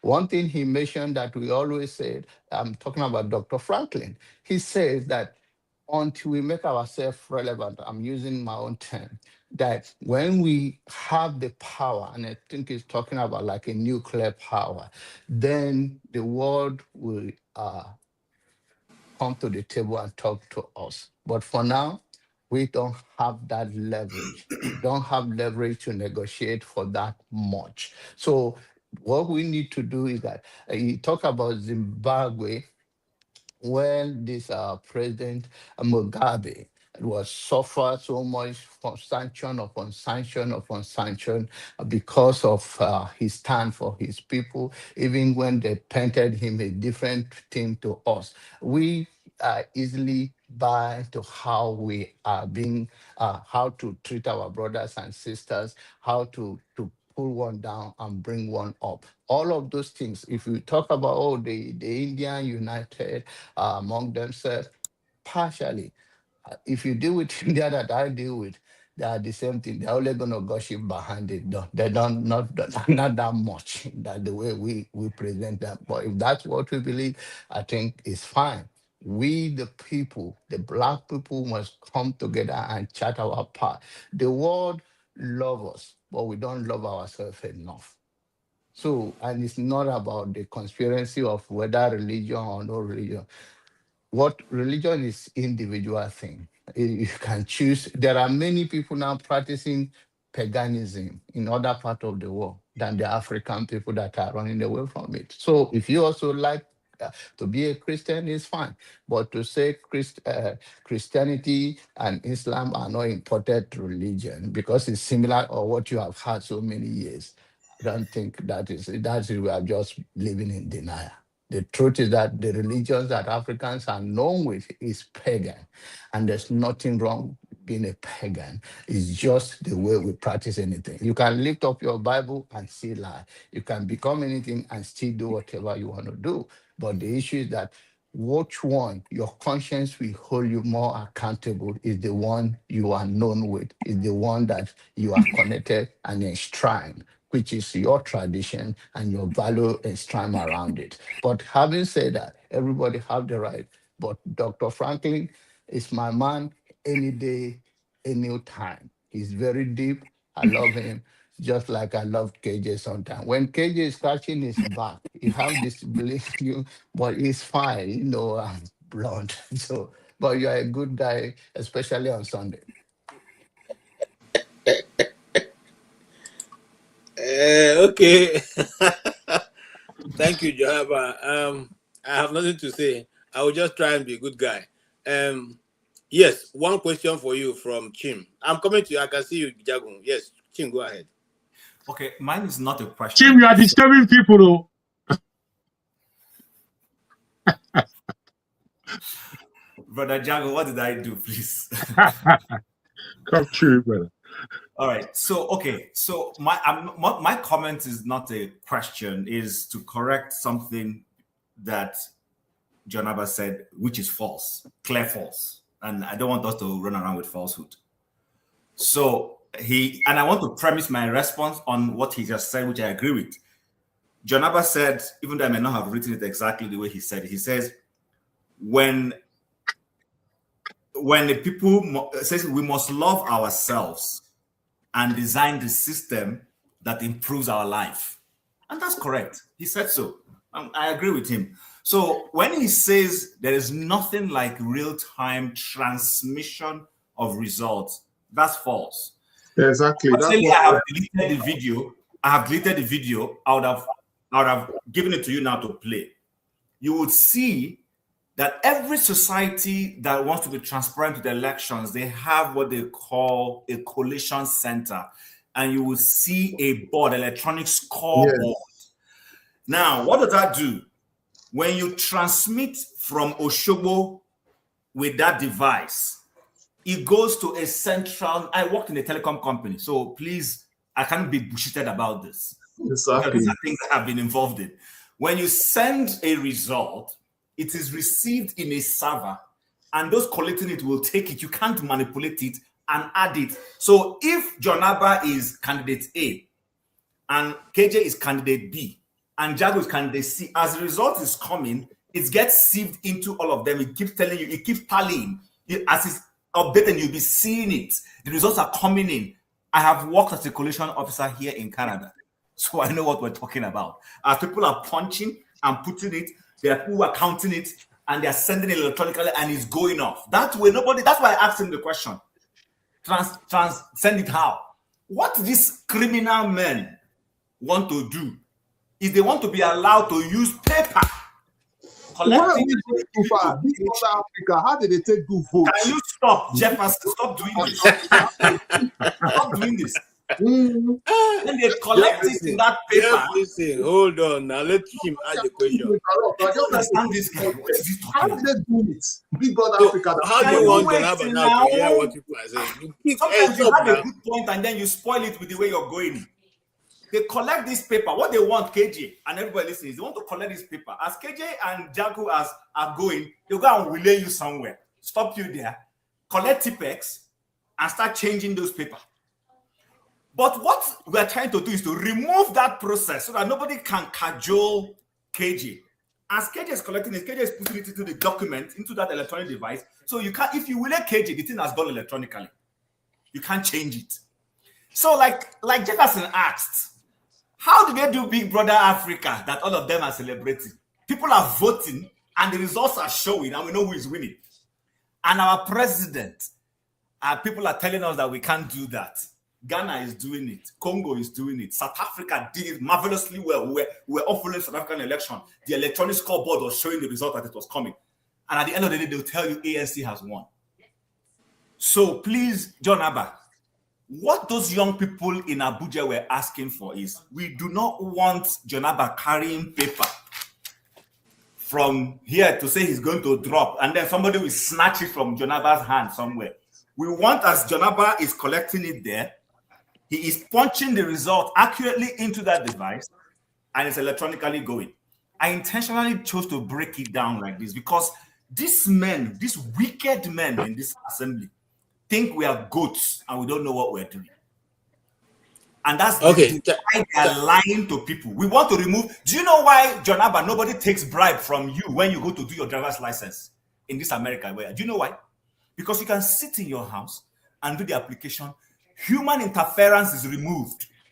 You do it without having to meet anybody telling you, this thing will take 10 years before you get. You know why you're able to get your money when you do your tax and nobody's telling you, come back tomorrow and collect your check?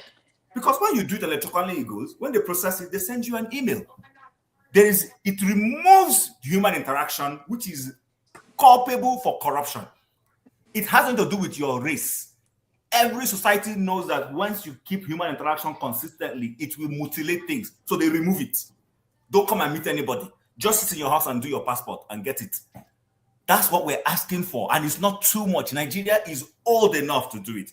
So when those people sit there and tell you there is nothing like electronic, it's a big lie from Satan's living room, directly from Satan's living room. That's where they manufacture that lie. And that's what I wanted to address, please. Okay. Well addressed. Thank you so much. Well addressed, Thank you so Tim. much. Janaba, do you have any? I beg, make you not take. I'm pregnant with a lot of things to say. No, don't worry. Don't take time. I'm happy that I'm audible now. Okay, just give us another opinion. KJ. Sir. KJ. Sir. Do your finding diligently, right? Now, what I am saying, I'm not saying. Bruh, we're gonna repeat ourselves. Though. I don't think it's. I'm responding. I'm not responding to you, Kajago. You are delaying the whole process. No, I know you're not, but you're time. What it is, I'm saying, instead of you repeating yourself, we've heard from both sides. It's sufficient. No, don't worry. Allow him to talk now. By now he would have finished. You know, exactly. John Abba doesn't talk long. I think you saw how long Tim took. He doesn't talk long. He just goes straight to his point. Just allow him to speak. Now, Gege, do your diligent searching, and maybe Jim is eloquent in making presentation that look more polite as an orator, but the fact remains that at the coalition center is what they send, and it's not. They put it in the system. The point I'm trying to make is that the officers, whether from the INEC officials, the party's officials, and the medias, they will come and agree on the number that they vote there and send it to the coalition center. There's nothing like a real life voting that if A vote, it shows there. C vote, it shows there. John Abba vote in this local government and this area, and it shows in Abuja. That is not. So I don't know the difference between what you are saying and what I'm saying. The point I'm talking is that whatever the number they agree at that polling vote, they are saying it should be sent to the coalition center, should not be paperwork. And they have done it before. And they have, like he said, but the difference between this one, that my own saying is that it's not like they are counting the live vote of individual and it's appearing in the coalition center. It's the collection of whatever they have agreed. The point I'm making is that there is still tendency to manipulate the result because the people can still take a bribe and say this is the number, period. I don't want to be arguing too much. You go and do your finding. Okay. I think I hold on. Let's not do this.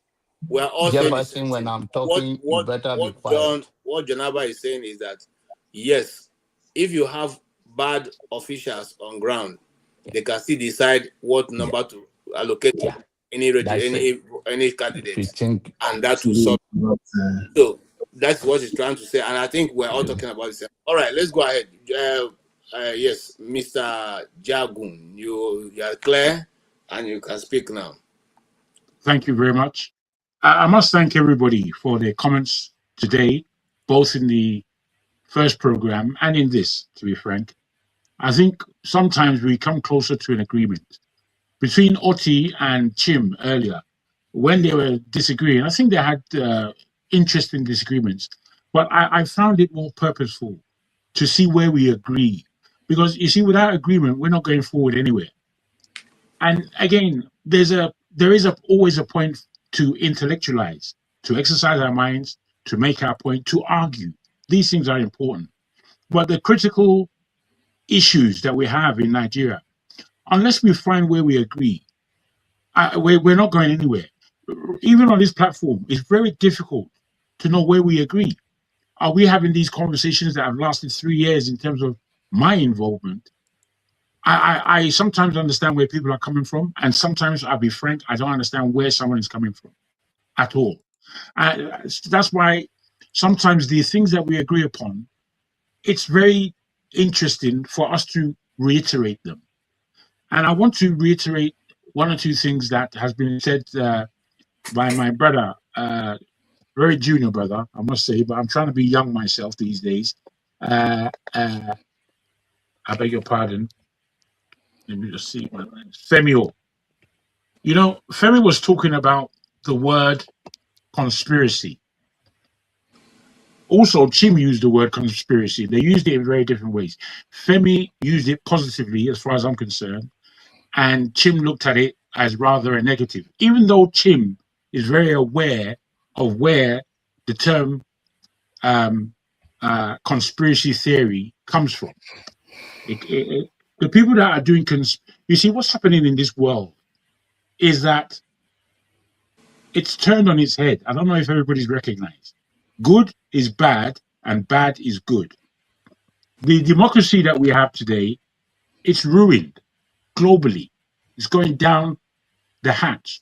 And it's going down the hatch, and it's been broken down, especially by Trump. All the rules are being thrown out the window. I don't know if you can see that. All the rules, more than Europe.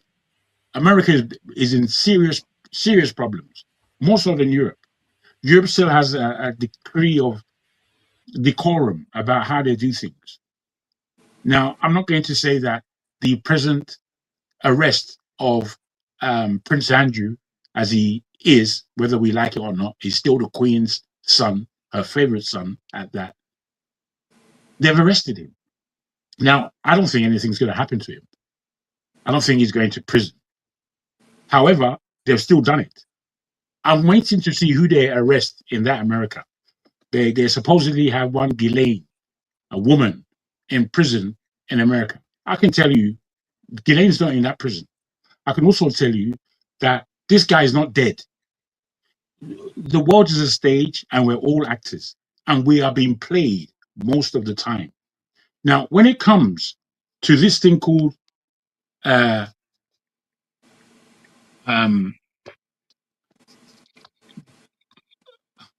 me try and fix my mind as far as the things I want to say. Oti, I disagree with you in your understanding of Christianity. I myself, I don't call myself a Christian. I have a strong belief in Christ. And I have that strong belief because there's no one like him. And I feel that let's just take it as a story. Let's not take it for now as an issue of fact. Let's just take it as a story. And if we're just looking at it as a story, there is no human being to compare to him. And where the Abrahamic religions agree largely or disagree largely is between Islam and Christianity, that there is a Christ. Whether they see that he died, we who call ourselves Christians and those who believe in Christ see that he died and feel that he's going to come again. And I think, again, that's the point where between Islam and Christianity, that is the discussions that we're really supposed to be having. Not these discussions about all other things that just irritate and go to irritate. We'll put those things down. The way we look at Christianity, we've been force-fed it. And we've been force-fed lies. I would like to ask the panel to think about this. When they speak about all these fantastic individuals and these fantastic stories that are laid in the Bible, who do you think on this planet they are talking to? About, I beg your pardon. Whose history do you think that is? We had Wale on the show earlier, and he was going deep. Sometimes maybe I think he goes too deep for a panel or a show like this. And maybe one needs to invite him as a guest so he has enough time to stretch his findings out. I can tell you for free that if you look at the story of Christ, he can only be a Black African. He can't be anyone else on the planet. He just can't. Who in this world gets lynched? Who gets hung from a tree? Who has that happened to in our history? Which is why we have to pay attention to our history and who we are. Which is why we can't keep finding fault with ourselves without finding where we agree. It's too easy for us to drag each other down. And when we look at our politics and we look at our world, all we do is betray each other. And when we betray each other, it's not to our benefit. It's the benefit of those who are running this world. And who's running the world in terms of those people who are of faith? Because I don't believe you understand your book very well. Largely Christians, I don't follow you people. You've got nothing to tell me. You're talking rubbish from the point of view of Oyunbo. You don't even know you're speaking from the point of view of Oyunbo, but that's what you're doing. I only began to understand the Bible when I was reading it as though every character in there was an African and Black. And as though those who were underlined as not being African, they're underlined as not being African. They'll tell you that this is a Roman, this is a whatever names they use outside of talking about us as Black people, as Jews, or as Israelites, or as Hebrews. All these are our names. Whether you know it or you like it or not, you people who are in a stupor because you like white man and you go enter in Yash to talk nonsense amongst yourself, you're always going to get it wrong, I'm afraid. You're not going to come to the point of truth. The point of truth is obvious. I tell you for why. Because nothing has changed in this world. Since its beginning to now, nothing has changed. The only thing that has changed, really, is that once we sat on top of the world, and because of our nature, which is the question that KJ was asking me earlier, because of our very kind nature, because of our open souls, because of our open mentalities, we welcome anybody. The people who were in America that welcomed the Oyimbos into America initially were Africans or were Black people. Whether you understand it or not, half of the history, we don't know it. We pretend we know. I've heard many people come in here and speak in their own level of history. If we want to sit down and speak history, I don't mean to boast, but I'll trounce all of you. You can talk about the First World War, Second World War. That's not history. That's the other day. That's around the corner. When we're speaking about history, we're speaking about the missing history, the history that's untold. John Abba just underlined that he's read a couple of books whereby they speak about us. They know us better than we know ourselves, I'm afraid. That's where we are. Now, the thing I was going to say in terms of the English language that we speak, there was something called etymology. That was the word I was looking for and I couldn't find it. It's just come back to me as I'm speaking now. Etymology is a study of words and where they came from. It was prevalent up to the year 1942. Then they conveniently scribbled it away from the English course. So we don't study it anymore in English. It's only for those of us who know what it is we're supposed to be reading that can search these books out and understand the etymology of words. Because I speak Spanish, which is a Latin language, I don't speak Latin. We didn't do Latin in us. Well, we did for a while, and it was taken out again. But I speak Spanish, and within the Spanish language, there's a lot of Latin. And from the Spanish and English language, which when you speak about European languages, you're speaking about Germanic languages and you're speaking about Latin. These are really the two main languages you need to understand to understand what it is that you're actually saying. The other day, I think Ovier was telling us that language is a weapon. Yes, it's a weapon, okay, but that weapon is being used against us. We're not using it as a weapon in any means or whatever. We're just using it as a second language that we think we understand and speaking as though we know what we're talking about. But largely we don't. The word mortgage, for example, the word mortgage, because again I speak Spanish, morte is death, which is where you get the mort from. Mort, M-O-R-T. Morte, M-U-E-R-T-E. That means death, to die. And engage means to hold. Your a death gauge, a death trap. That's the meaning of the word mortgage, which is why it takes your whole life. If you have a mortgage, you can't leave the country or your job unless you're going directly into another job. You can't leave. You're there until death do you part. But again, because we think, oh, I'm going to get a mortgage, which means I could get £250,000 in order to help me pay for my house. No, mate, that's not the game. The game is to trap you where you are, make you stay there, and work as a slave for the rest of your life. That's what it actually means. We think we know what we're speaking about. You think that you know what you're speaking about when you're speaking English. You haven't got a clue. You haven't got a clue. You haven't. Yeah, Jagun. So, in the view of what Dr. Ogbunwezeh discussed, what then will be your take on what he has been able to expand this afternoon? The man, I too, like John Haber said, I love the man. I love that man. He's the only one who has come on this show for all of the guests that we've had that really, he touches all my parts, my intellect, my spirit, my physiology. He touches it because he's just speaking the truth based on his knowledge, which is all we have to offer each other. Otherwise, we're liars. When we get into hold argument, on. That's why I asked the question to him. If we have people of our own color from the same nation who are but everywhere with this impact of understanding of the geopolitics, understanding of the geoeconomics, understanding of human relation, and all the backgrounds in history, why are we still performing badly? Well, you see, we have to be honest with ourselves. Again, we have to be honest with ourselves. A great chunk of it, you know me, I stopped blaming Oyimbos when I was about 25. It took me a long time to stop blaming them for everything because I used to do that a lot.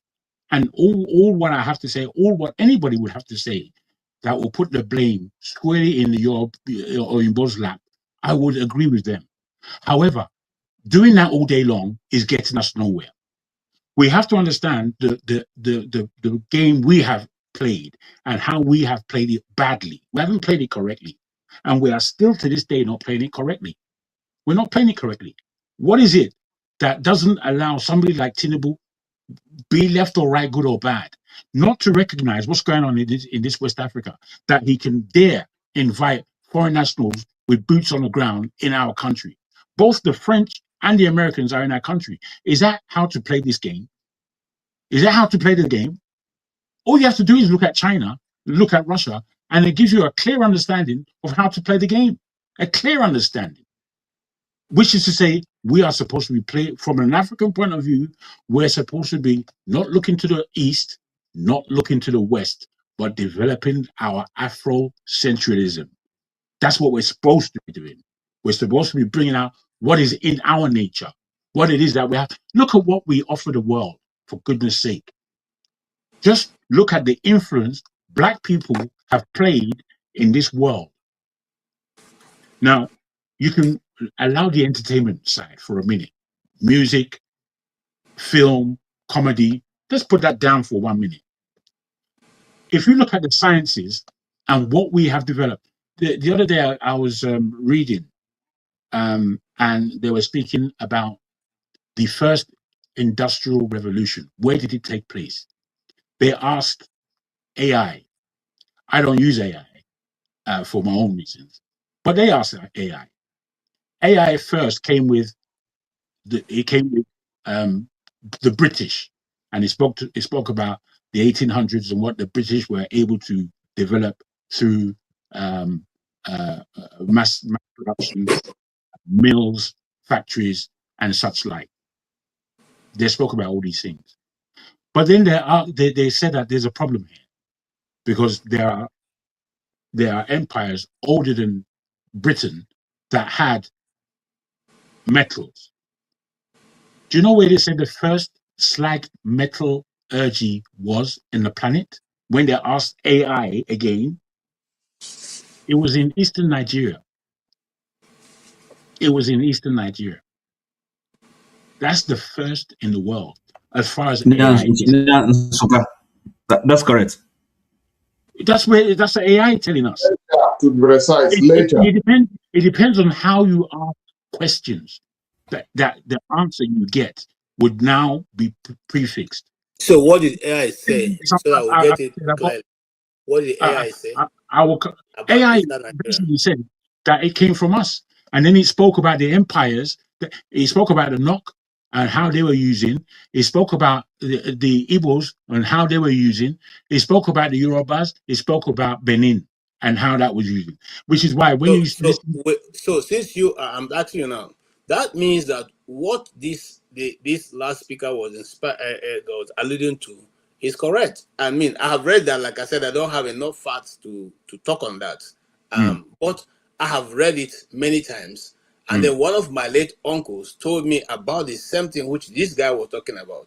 But he never went to school, so I didn't take him serious. Well, this is what we do, I'm afraid. You see, I tell you this. You see my schooling, my O levels. The first time I took them, I failed them. And I failed them purposely. I was just writing rubbish. And then I was speaking to the Judy, what do they call them? The examiner in my writings. What kind of stupid question is this? Things like that. I was arguing with the people. I failed all of them. Didn't give a damn.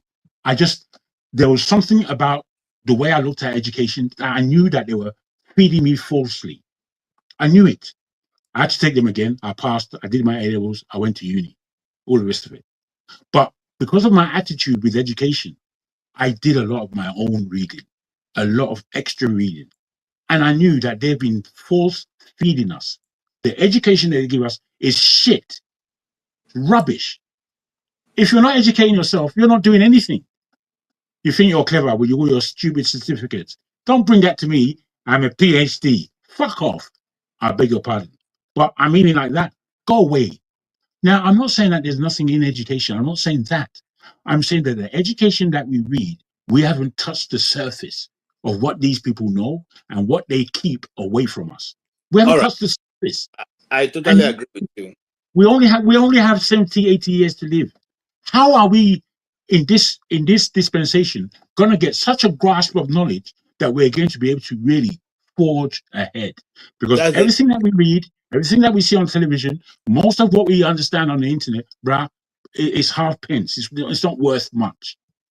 Not worth much. That is the bane of the black man, and I'll move from there, from you.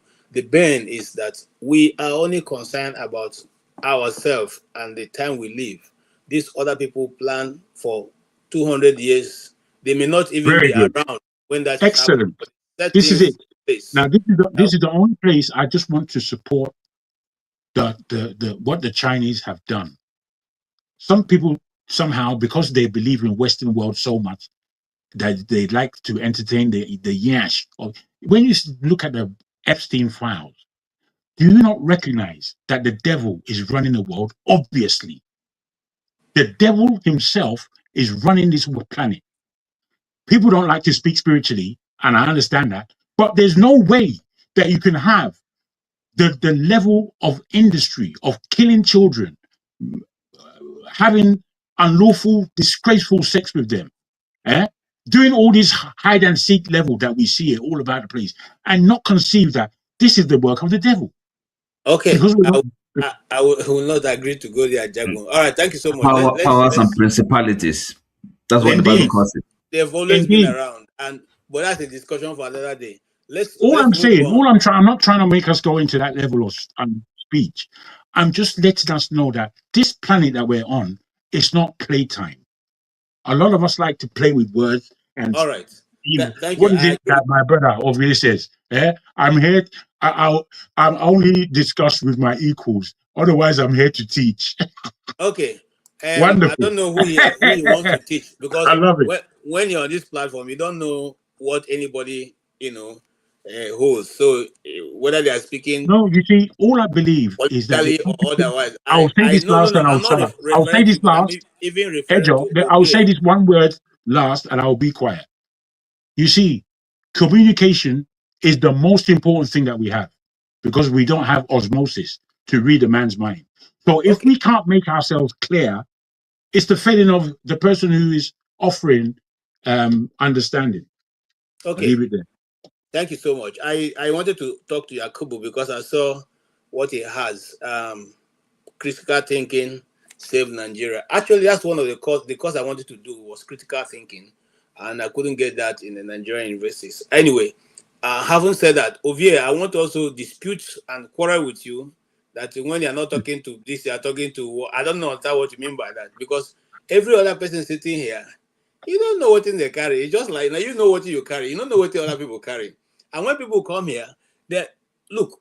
The people you can always be afraid of what they know are journalists. You see this Rudolph sitting there, he has never opened up to you to tell you what he knows. But if he opens up to tell you what he knows, I'm sure that he will not be able to come back to this program because there are a lot of information out there. And me, for once, I believe what Jaguar just said. These guys have been teaching us rubbish. And it only took me out of Nigeria to realize that we have been taught rubbish. Okay, and some of the rubbish we have been taught, even our own government is still reinforcing that thought, that teaching to our children. No effort to change it. No effort to say, look, oh, this you were taught. Mogopat discovered River Niger. It's not possible for Mogopat to discover River Niger. But we are all dancing to the tune of the paymaster or the so-called master. The question I'm putting to you, Pablo, is this: even though you are saying thinking old nines, which is 1966 to 1976, these leaders we have at that time didn't go to Chatham House to make policies, did they? Abacha didn't go to Chatham House to make policies. So if there were some few leaders who didn't agree to the status quo, why is it that now that we're having a civilian administration vis-a-vis democracy, them all crazy, why are they still now falling back to the same system that have not given us any mileage? Why are we still not able to tell you see, okay, let's even assume that they have no choice but to go to Chatham House. What about your uncle? Your uncle Akpabio, did they also stop him not writing the truth, not agreeing to the fact that electronic transfer can be achieved in a nation that is over 60 years old with modern infrastructure at this hour? What do you take of that before you begin to now go into what Dr. Ogbunwezeh talked about? I think, well, I don't know when, you are not here when we first start this show, if I'm not mistaken, the KG. Like the earlier beginning of this gathering, as Dr. Talk, think tank, the earlier beginning. Then the question where they always ask every guest or people that are intellectual is what is the measurement in terms of how many people in Nigeria actually understand the system that we are practicing? Because I think outside of the few people with the arena, right, the fight for power and all that, I think 99% of the rest of us have no clue about how the system works. So if we do, we know good they even point out individuals right? The issue of electronic transmission. What does Akpabio got? I beg, brother, educate us on how this system works. Now, all of this, you guys all You come got and a tell us question from how this my system works. How does this system work? Please tell us now, please. Please. I have Now, problem no, hold on. You when have you 5 minutes. you ask me Educate us on question how the now. system works. Now the problem why I gave you that. No, we're just asking you a simple question now. Well, I'm answering the word interjection. Okay, sorry. Go ahead, please. I'm trying to tell you why I said that. Right? There's two ways to answer questions. Is that start from the top or start from the bottom? So I give you a premise. I'm not trying to tell you why I come to that conclusion. Right? It doesn't. You have to agree with it, but it makes sense if we just listen and understand where I'm coming from, where I'm going to land with it before you interject. Because if we do, I don't understand why people go to shout at Akpabio or the president himself. It is a bill. I talk on here many times. What is the goal of funding a political party? Political parties are owned by private individuals, or they operate in the corporation space. What is the goal? There are only two goals: to get power and to make law and to deny laws. So it's beyond one person. So if you really want them to do what they ought to do, go to their constituencies. Now then go pressure them now. So that is your point. There's no point to say, what Akpabio want to do? Akpabio doesn't have the power to change anything, to pass anything. The president doesn't have the power. So it's a process. Attack your legislative. That's where your power lies. So that is what I mean. How many people actually understand? Because, Jim, as you did so, right? If you know, say the only way to go to Nigeria is to fly. Why you go there shout for embassy, say you need car to buy fuel to drive? Whom are you deceiving? That's exactly the point I was making. This, especially the opposition, they know this. If people will shout Akpabio from now till Kingdom Come, that is not going to change anything. Which also boils down to the idea of insulting them. What does that have to do with anything? So that's what I mean by saying, how many people actually understand the system? If we do understand this is how the system works, then we are deceiving ourselves. That's what it boils down to. Because you can go to sleep for Abuja. At the end of the day, now vote. And again, the most important thing, these laws, these rules and regulations are written by them. Do we understand the implication of that? No, I don't understand.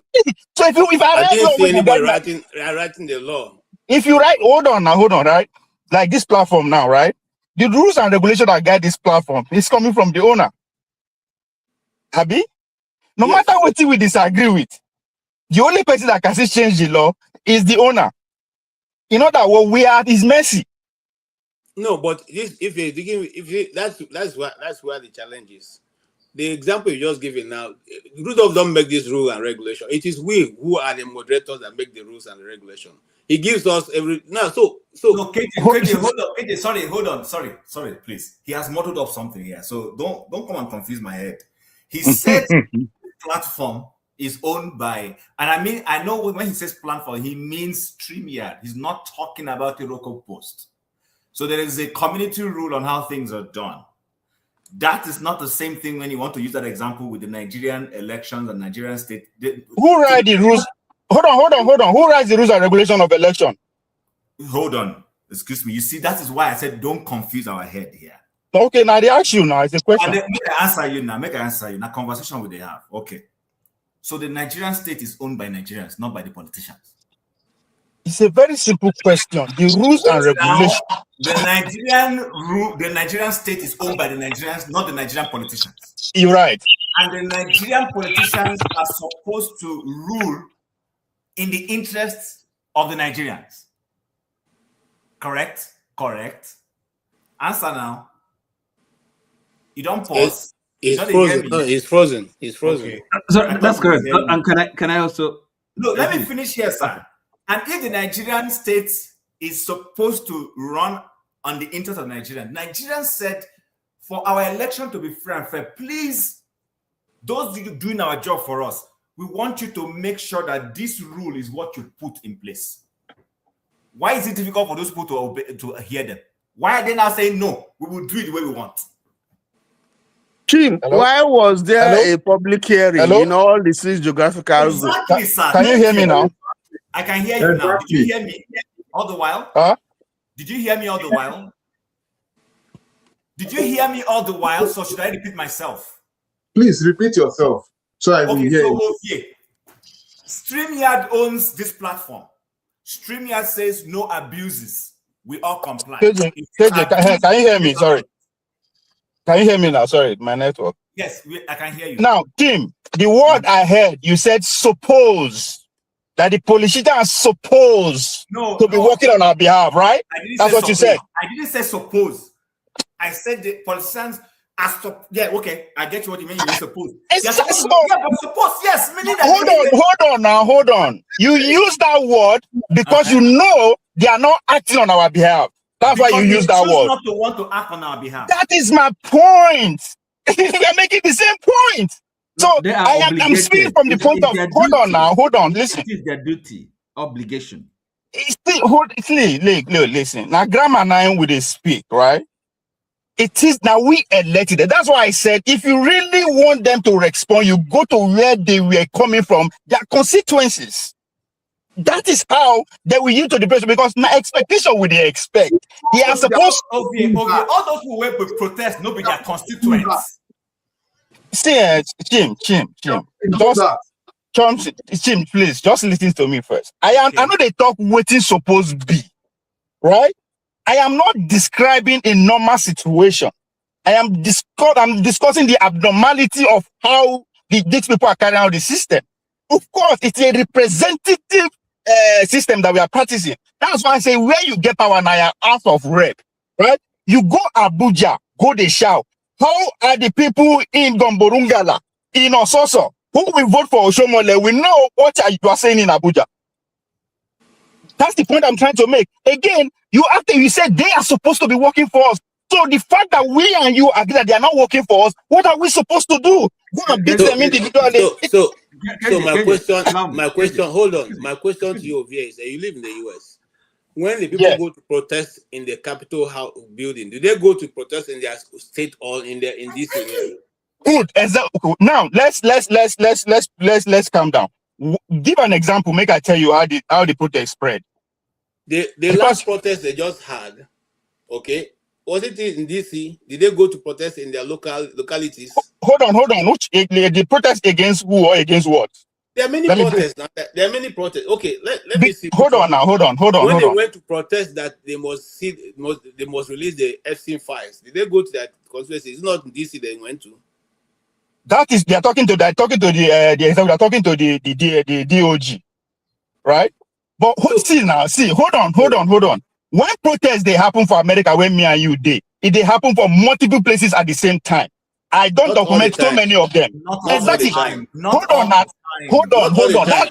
Let me tell you of the one I took part in. Hold on, Fred. Hold on.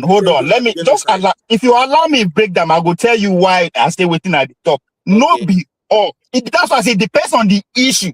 If they are protesting against the issue that has to do with the DOJ or the Supreme Court, there's no need of going to the constituencies. That's my point. Sorry, but this issue I don't agree with their very position. You know why you don't agree with me? You know why you don't agree with me? Hold on, you know why you don't agree with me? Because anything where they mainstream for Nigeria, we talk about them on internet, they do everything. You believe that is the wish of that. That means everybody they hear them. That's why you know agree with me. No. Listen, let me hold on. Let's hear from Oti. Let me explain something now. Go ahead now, Oti. Okay, so Ovie, you misunderstand this. You see, because now the protests at Abuja, and then you said they should go to their constituents, okay? See, the mistake you're making is this. Hold on, listen. The mistake you're making is this. Because see, the protest is about the system, right? Which it was about hold on now. It was about the specific issue. Excuse me, about election. In other words, how they get to occupy the office, right? As a president, as a representatives, okay? So, and if that system is flawed, if it's defective, and that is because of the very defect of that system that they are not accountable to their constituents, right? Because if they are properly elected, in other words, they can be removed by their constituents. So we wouldn't be where we are. So the protest to fix the system comes first. Are you with me? Before even that accountability to people that elect them. But if they can override them, if they can ride roughshod over them, and then really, I mean, the constituents have no power. So where should the protesters go to their constituents to protest? It doesn't make sense. Oti, you are right. Oti, you are Hold on right. first. Okay, That's what I'm saying. So, hold on, Ovie, you hold on. because the system Wait, is now flawed. let me claim my time now. Not my time. No, Nadia, I will give you back your time. Okay. And every person who have question for you will speak. Then we'll give you your time. Because you are trying to put us under the box. People are not. Okay. All right. Oti, go ahead. So what I'm saying is, All right. look, Who else have question for him? The answer to your question for him. No. The answer to the question you asked of VS this, okay? My answer to it is simple. See, it's just that the people that are occupying these offices, Akpabio and they are not fit. They are not the kind of characters that should occupy that post, okay? Because in the first place, they don't have any regard for the people. They're not there to serve the people. Okay, so I mean, we have to. That is the simple fact. Somebody like Fabio shouldn't be. He's not fit for that office, and expecting anything of him is a mistake. It's just the same thing as maybe Tinubu, the way he came to power, and then you expecting him to do anything other than what he's doing. I mean, it's a pipe dream. He shouldn't be there. Pure and simple. I mean, it doesn't take any high logic or whatever. I'm sorry to add to this. What Ovie is telling us is pure academical. Simple. This is not practicality. Listen, Ovie. If, for instance, there is a bill to be passed that will be inimical to the interest of the people of Akwa Ibom South, just hypothetically speaking, and then you tell Akpabio to first of all go back to see whether his people want that bill, that's a different thing. We are talking about a national issue that does not necessarily need you. In the first instance, like Tony has said, what was the essence of all these going around the different zones? It's already been done. They put it in zones. South, East, South, South, and maybe Port Harcourt for South, South. And then those people there said to them, we want real-time electronical transmission of results. The Federal House of Reps took what the people told them and ran exactly with it. The Senate is the one who became a problem. They didn't want to. And that didn't want to was not that the majority didn't want, but the leadership of the Senate was in cahoots with the executive. And so when they saw the outcome, they pressured them to say, don't buy that. It's going to be not in our interest. What they now did was, at the end of the day, they now influenced the lower chamber to toe their line, which is why the speaker ran away. And then APC Ole. That's how we got there. Shameless Ben Carlo, he's my member of House, decided to do a dirty job, became a tool to sabotage the people. So when you come telling the people, please go back to your constituency and go and fight, please. That's academic. And that's what can I just respond, please? They have been doing all these things. So they are saying the same thing. As usual, the upper chamber and the lower chamber will pretend as if they are not making any efforts to contribute and move the country forward. All those protests didn't happen overnight. And speaking of Peter and Mama P and these other people, they have been engaging the senators. So in their own little way with other think tanks. We keep on forgetting all these things, but when everything goes down to the gutter, we make it look like they have not been doing due diligence to go back to the people, which I feel is not fair. Well, we are not silly. Actually, we are not. We are making our voice heard, but unfortunately, the kind of leadership we have in Nigeria, they are so autocratic, and that's what we need to dismantle in due time. And the question becomes, and then what happens? Where do we go from here? Practical, because to me, there's no point complaining about this. What needs to be done? I mean, I know what the answer is. Can Really, I it's not a respond lot to of it? talk. Why? It's not a The lot of reason talk. why the Nigerian leadership is getting Okay, away with Ovie, hold on. You get your time. Don't the worry. armed I have your forces. back. The armed forces is giving them that sort of security to feel that since the armed forces is on my side, I can decide to oppress the people. Forget armed forces. That's not a solution. That's part of the system. All right. What do we do? All What right. happens next? Look at everything that is going on. All right. Don't you know that because the armed forces on the side of the government, that is why they're also bought. They're also benefiting from the system. They are bought also. Okay. I'm telling you. Right. Gentlemen, let's not bypass that fear of the armed forces. No, that's the beginning of where we can resolve all these issues. No, because let's not push away from the topic.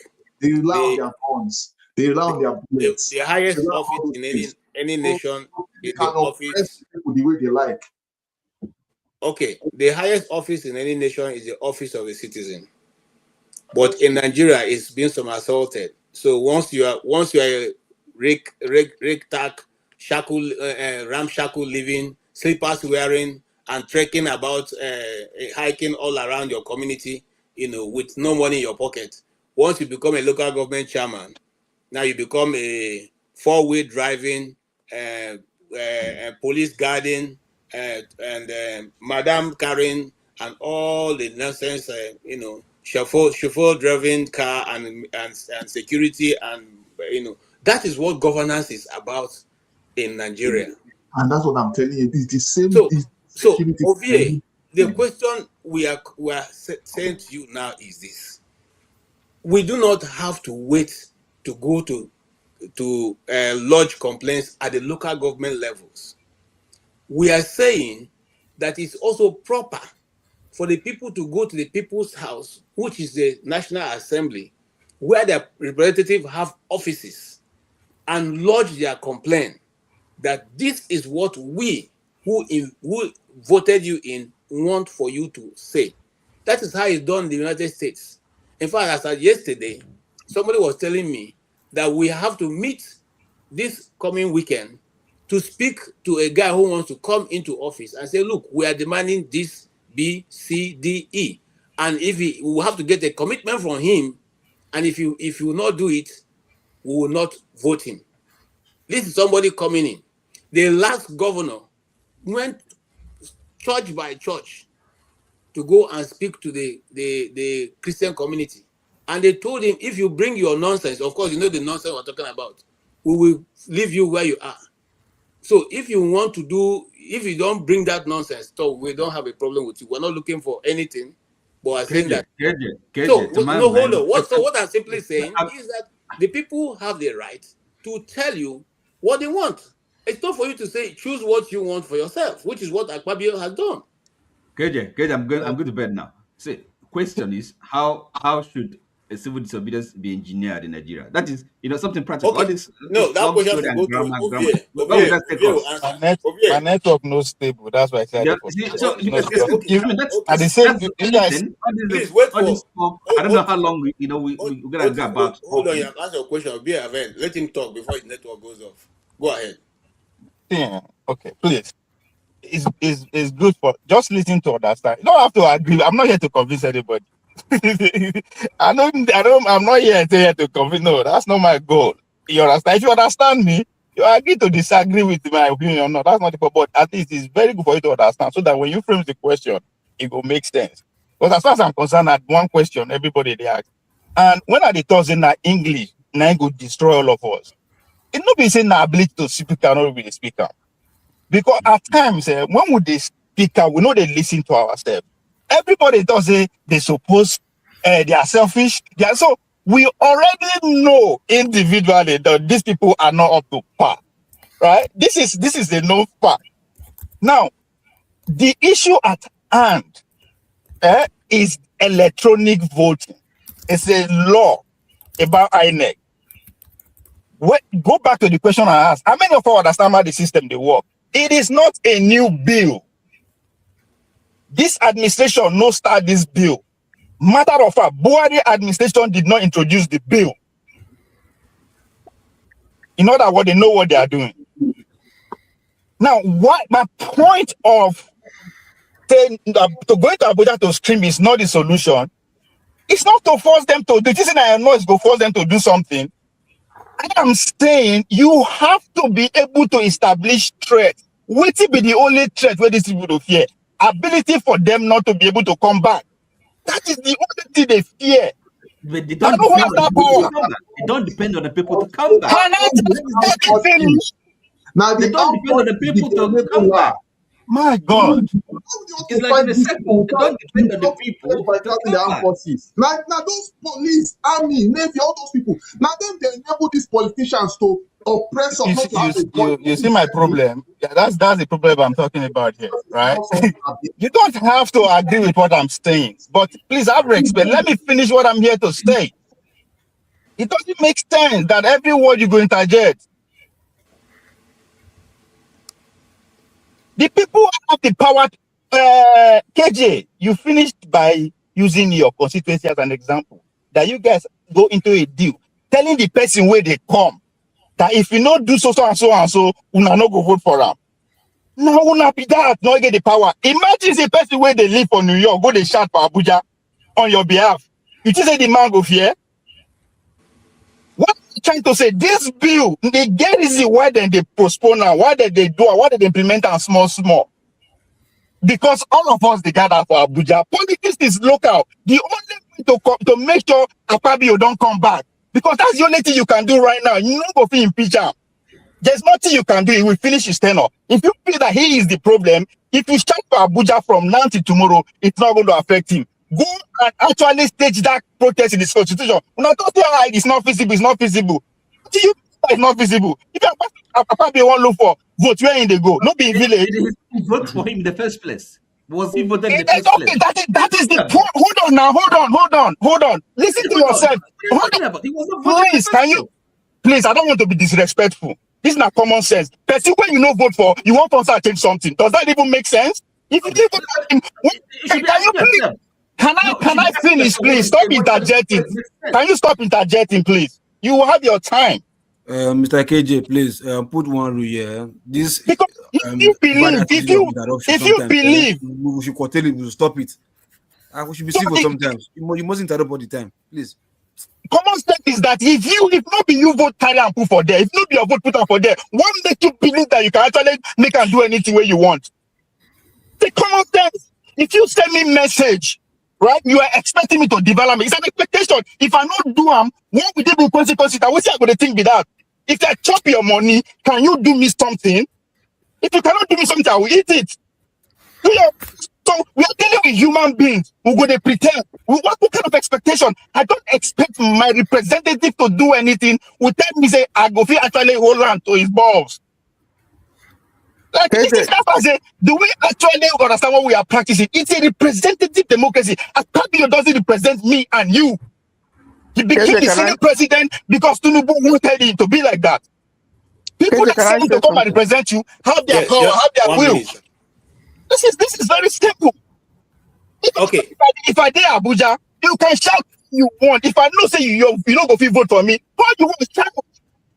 Okay, all right. So what Ovie is saying is simply that once the representative know that you cannot contribute to their voting, they will not listen to you. Well, even in this case, no vote even matters. I think Wike has been able to win, so it doesn't matter. Yes, in reality, we know this thing. Not be saying that waiting at the. No, it's not a wish. It is what is happening. I am not wishing. I am not prophesizing. What they talk is accurate. Nobody is disputing it. But the point is, listen. The point you're making is acceptable and realistic in a functional system. Jim, hold on. Yes, hold on. No, wait, okay. Because hold on. See, KJ. Now, let me just use this 1 minute. Actually, answer what Jim they try to talk, right? That is academic, is not practical, and that is my criticism about the political class and the intellectual class that came today. My question last week to the politician: what are they going to do different? They say that leadership is the problem. Okay, leadership is the problem. Go and lead the people. Now them hold the power. They just need coordination. They need organization. But it's going to take a lot of time and work. That's why they are not doing it. They prefer to just put small money together and mobilize people to the shout. The same thing with intellectual. Now, waiting I understand from our guest this. As a person is excellent, but as a group of intellectuals, there is a gap between what they are preaching and ability for actually to carry them out. And he said it. They need to go back to classroom. It is their duty. The likes of people that negotiate for independence, what did they do? The likes of Zikwe, when they go study for America, finish, then went back. Look the consequences. The guy they fear made them no killer, made nothing to happen to them. And that's what the problem is. We expect the people to just wake up and do something. That's not how things work. Only organized people make change. If you don't go actually tell the people, you don't have the power. You have to organize it. It is work. It's going to take a lot of work and resources. These elites know it. That's why they come with the agreement of turn by turn. Don't just die. They are ready to work. So that's why I asked the question. How many of us, because us here, because we actually understand ourselves, we believe that is average every Nigerian. No, there are about 130 million people that don't understand a clue of how the Nigerian system works. Those are the people that the Nigerian changes depend on. But they have to be awakened by people who want power. I don't want power. If I want power, I will be in my village because now then go vote for me. That's why you don't see them. This is the sermon now. It is my time. I'll use it as I want. I can preach, I can dance. If I can dance with my time, I can preach with my time. When it is your time, make your point. Don't tell me how to use my time. I can preach, I can dance. It is my time. I can sing too. For 30 minutes, not only you there now. He won't stop me. It is a system that has leadership. Let the leader. Okay, Uncle Vio, I beg now. Okay, here is diaspora's vote, and let's hear from Tony. Tony, you want to say something quickly before we come to diaspora voting? Yeah, I was just trying to say that Oti made a good point. He's saying, if I didn't vote you in, if you go to my constituency and not be you vote me, of what is the use of going there to go and demonstrate when I didn't vote you in? Very good. It doesn't make sense now.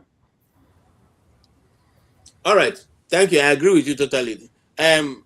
Support that. This whole thing is about the presidency. Go and sponsor the people that vote. Sponsor them. Bribe them. That's what politicians do. They bribe people to vote. That's what you will do. Go and bribe them. Now you want power now. Nobody else want power. Now you want power. I'm not saying me and you should do it. Those that want power, that's their job. Remember, the last election, the house, there was no problem with that. It's with the presidency, right? That's where we had a glitch. KJ, please. I want to beg, pardon me on something. Whenever support diaspora voting is done speaking, I just want to plead with you. I have an intervention that's totally different from this, because all this democracy and me, I don't even understand it.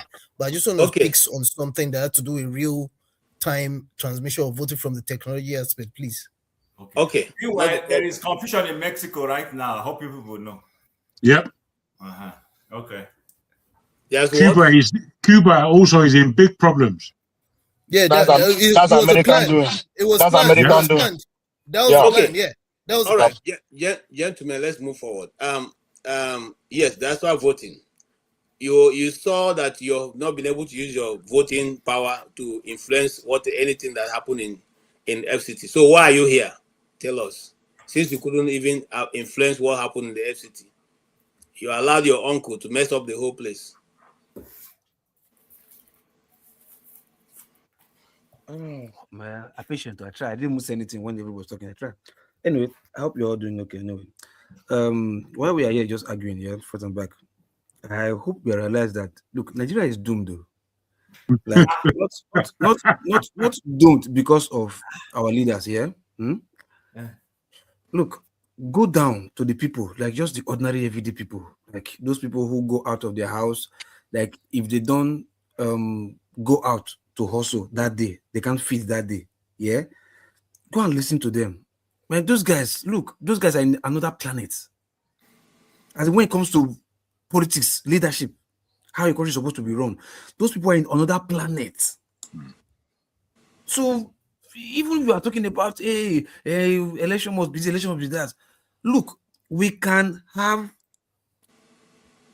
the best electoral form in the world today, yeah, but because there are people right now who are naturally willing to sell for the highest bidder right now, like, okay, even if you want to, these people are willing to, like, no, let me, APC, give me small thing, go and do whatever you want to do, and INEC will still announce the best result, and still the bad person will still be in there.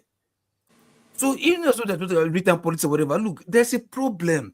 And the difference is like this: the people that they are breeding, this next new people that are coming into politics, that are somehow awakening, not awakening, that are trying to maybe grow old and know what election is.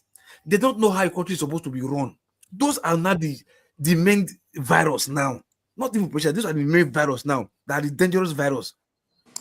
Look at what happened in Abuja now. Old woman is coming out, beat her chest to say, no, look, I can't vote. If nobody give me money, I go ask. Now it's not a thing. Now imagine how many people in our generation and how many young people now have that same belief, that same ideology. Because when something becomes an ideology to people, it's like the most dangerous weapon in this world is the weaponization of the mind. Once they've locked in like that, it's finished. So this was we're talking about. Look, we have a bigger problem coming in because Tinubu will still go there. If somebody that's worse than Tinubu comes to power today, we will still have the same set of people doing what they are doing. So how do we go from there? Now you are fighting one fight, think you are fighting a leader. Now there are sort of bunch of people who are ready to even vote that bad leader in. They don't want to know how their life turns out the next year. They don't see what you see. That is a big problem, like a virus, my brother. So when I tell people sometimes, look, anyhow, even we in diaspora, we can't just be talking. Look, stand up. My brother, I think this is stand up. We get to help these people, not money. Because if it's money, they will beat us that has our money. We get to just look for a force anyhow, anyway. To like, okay, we want to do something that needs to be done. Because right now, nobody's in diaspora is talking. The people in Nigeria are doing TikTok, doing challenges or whatever, doing Facebook, Instagram. The poor people are even connected more to those people than you and I that is talking here.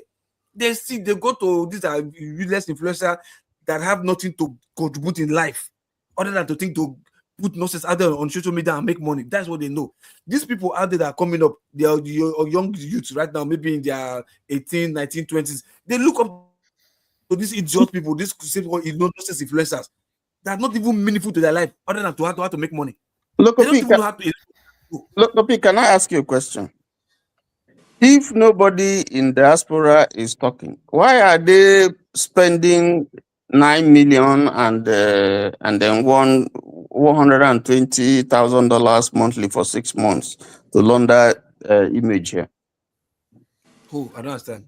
If nobody diaspora is talking, my brother, look. The people that are talking, yeah, they talk. I'm talking about something's happened in Nigeria. Everybody is saying it. They spend money. So the money that they spend now, did it change the image of Nigeria? I don't understand. Somebody's even telling you 9 million. How are you not sure? Okay, it's not true 9 million, not necessarily now 1 million. They put 8 million, take divert fund. No, you're not getting. You don't get my question. My brother, I get your question. Yeah, you I say if you the laundering whether they do now to counter the things where people hear. My brother, look, it's not what we hear. We are not being told. We see things. It's the image not to diasporans. To launder the image of Nigeria. They're not laundering the image of Nigeria to diasporans. They're laundering the image of Nigerians to who don't listen to Nigerian news, which these foreign people, whoever they think they want to go into business with. I mean, are you telling me that even the biggest lobbyists, the greatest lobbyists in this world, can that biggest lobbyist lobby you to believe, say, Tinubu they work or Nigerian they work? Even if they pay that lobbyist the highest amount of this world, can it convince you? No. You don't still get my point. You're not getting you said that the diasporans are not doing anything. So I'm saying to you, if the diasporans are not doing anything, the government will not be spending that kind of money to counteract what the diasporans are saying about them. That's what I'm saying. Okay. Now, so let's leave it there. I think that question have been significantly taken care my of. brother, the thing I'm telling you, whatever they are doing, the London is not we speak. Yeah. My question is like, even if we speak, say we do something, now the action that they find.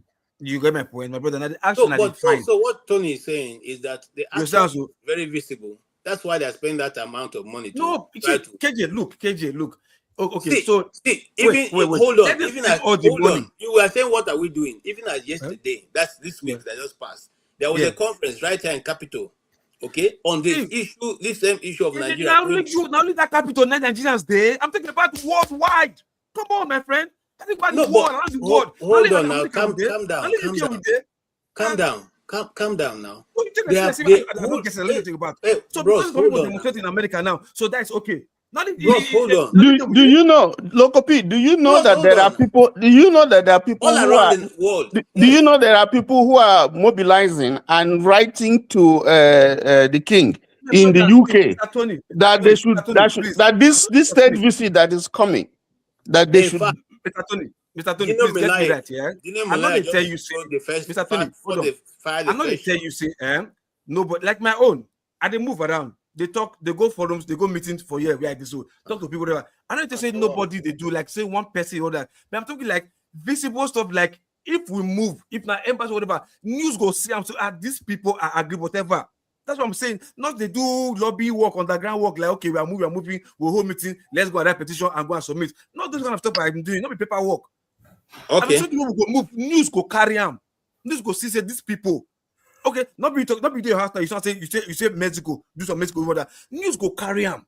International news go carry them. All right. That's what I'm talking about. I get you. I get you. I understand. No. Let me even say this. That's right. Voting. When we finish now, those people who have made a point that you like, you can actually edit it and repost them and keep reposting them. That's also part of the same, dissemination of information. So there's nothing that is lost in this world. You don't know those ones you post, which organization will pick it and then boost it. Mr. KJ, just listen to me. All right, no, let's move on because I'm going to tell you say the little whatever effort anybody is doing, I'm not appreciating it. You understand? So I'm talking about something that is explosive. That's what I'm talking about. You understand? It starts from somewhere. I agree. Yeah, but like the way Nigeria is right now. You understand? So now the movements, like as in, you know what I mean? Look, all right. I don't know, probably don't know how Nigeria be right now. Nigeria is like if like disease right now, like virus, they spread. If care is not taken, nothing will happen. Nigeria will not be a place for anybody right now. You'll be owned by foreigners. I will find it difficult to accept what you're saying because I've been sitting here since 12:30. You and many other people, both those on the screen and those on the keyboard, have been sitting here for the past 6 hours. I think that's enough contribution. And almost every Saturday we come to do. That is part of our life that we'll never recover. Okay? So having said that, I think we should move on. We do what we can right now. It's our life and our that we're expanding. Femi, can I hear from you, sir? Anyways, for the electronic transmission you talk about anyway, yeah. I'm just to send for them because I'll get something to do. The truth for me, yeah. Look, and Janaba and Chim, they were going back and forth. I didn't hear properly. I don't know if Janaba was talking about Nigerian real time, whatever, or if it's possible because I think Chim was explaining something happened in Canada, whatever. Electronically, it can be done, but in Nigeria, I think what the law asks them to do or what they are trying to do, or like the Beavers machine that they have accreditation, yeah. Once they succeed in voting their clinical on the feed there, you understand? That machine, it has a camera that can just snap, you understand, that sheet, and you are stopped then put in the system, and it's uploaded from them to the RF. That system has a link. You understand? It has what's it called web link there. After you snap there, it goes into the saving the memory in that device. Then from there you can upload, just browse, upload, just you attach your document, upload, and it goes to where they want to do the correlation. You understand? And then they can total the result. So in case anything they can do, whatever you see in the RF is the real result. But the problem now they're having is now if the votes finish, to come snap that thing with that machine, to snap them, make them for upload them to RF now. Because they say if you reach that RF, they could maybe alter the server. Maybe somebody at the back end of that server can go and upload something else. You understand? That might cause them maybe glitch or system glitch or whatever. So if they had them now to snap that thing for feed, snap and upload them to that array. Now that one now they don't say now they are problems. That's why Akpabit also in case network not on day to snap and upload them to that RF, we'll do it the normal way. You understand? Ideally, snap it there, upload them, send everybody sent, case closed. Then go every time, log into your open the RF web link, go to that local government or whatever unit, polling unit, you go see what you upload for there, you go see them there instantly. You understand? So but the problem now is that snapping and upload. Now there they refuse say the why you go there. So whatever they're doing, coalition, you can do coalition, print from the RF, print from there and collate and upload back. So if anybody is talking about the manipulated results, everybody can go back to that RF. All the local government polling, all the PUs, they can go there and take all the results, and everybody can even do their collation by themselves, even before ANEC announce them. So by the Wayo day, now that's feed. That they know okay, we'll not go do and there. Let's take it like that and go and manipulate it. Then we can upload it from our coalition center to the RF so that we'll not say no Wayo day for there. You understand? So I think this is what this whole balloon you're talking about. Now they all the Wayo day, nothing else. Thank you. Okay, Femi. So, first of all, I just remember something as that's where Voting was talking about some things I saw.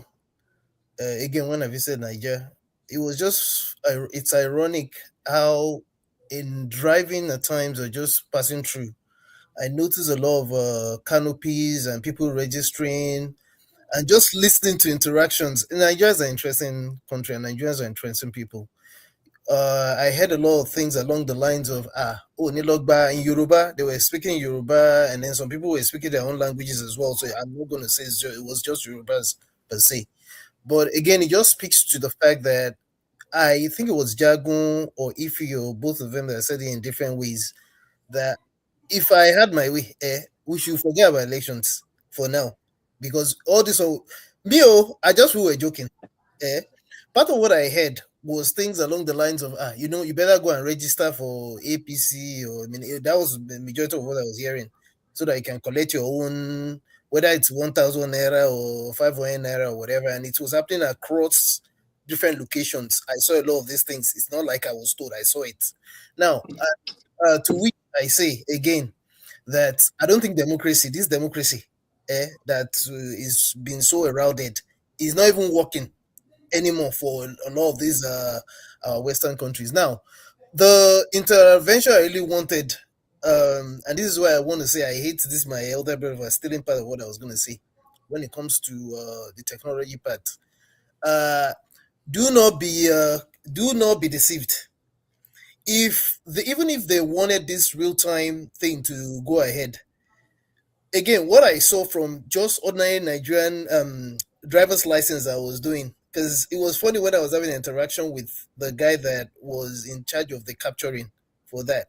First of all, we're still not a serious nation because we still don't have a proper database where it should be a single database. There should actually be a single database, and that's why even when it comes to things that are simple, and these things are really simple, believe it, as simple as capturing, what's it called? Renewing our passports. We have different data. It's almost like we have a different database for every single thing. For what's it called? For NIN, NIN, passports, for these things they're not even magic. These things are done in more serious countries, even within Africa that we live in. Now, to the point of for those of us that think, rightfully or wrongfully, that by doing real-time transmission, that there's no areas for manipulation. I have bad news for you. If they really, in fact, especially when it comes to the back end.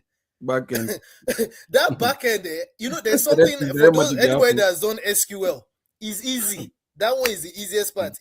If we like, we can transmit all the transmittables. But the fact remains that there's something called admin. even in security, in what's it called? There's that term I'm beginning to forget now. Geez. But anyway, that's not too important. Femi, Well, it's important, but not too important. Femi, sorry, please. But you do know why people are asking for this, just asking for the I basic. I do. But I'm just looking at the fact that even as the way Nigeria is considered, first of all, again, me, I don't even believe in the democracy anyway. I don't believe in this democracy anymore. Because again, like I said earlier, it's actually failing in other parts of the world. What should we have? Well, I was talking about it earlier that we, let me not detract from what I'm saying. Me, I'm just interested in the real-time transition, the technology part. That in as much as it's possible to try to have safeguards, even in the front end, where people are voting. First of all, is it not the same? Didn't we see a demonstration of the craziness from what we saw yesterday? This is just local government, just how many local government councils in FCT alone that you're seeing all the manipulation starting from even what Wike said and what did he not say, what they did and what they did not do. Now, when it now comes to the aspect of that back end side, which is the part that I'm just laughing about, remember, even America had issues with this dominion. KJ, you're aware of this dominion voting system wahala that they've been complaining about, that all of a sudden there was conspiracies or allegations that they probably manipulated the voting machines, either the hardware or the software.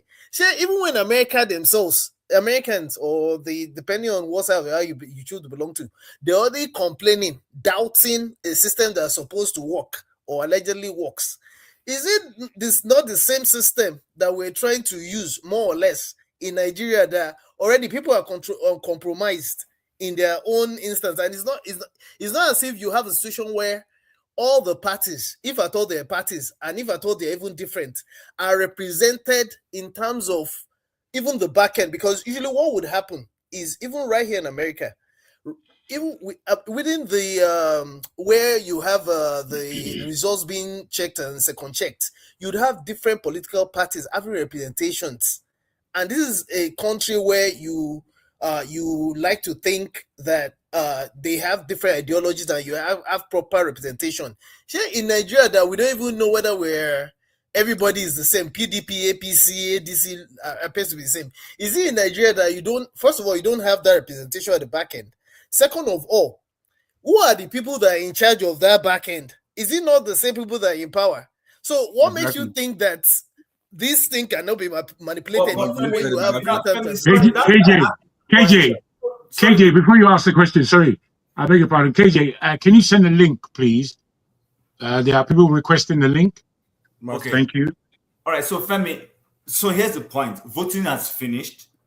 That from ACA, whatever that they're going to capture and send to whatever cloud or whatever.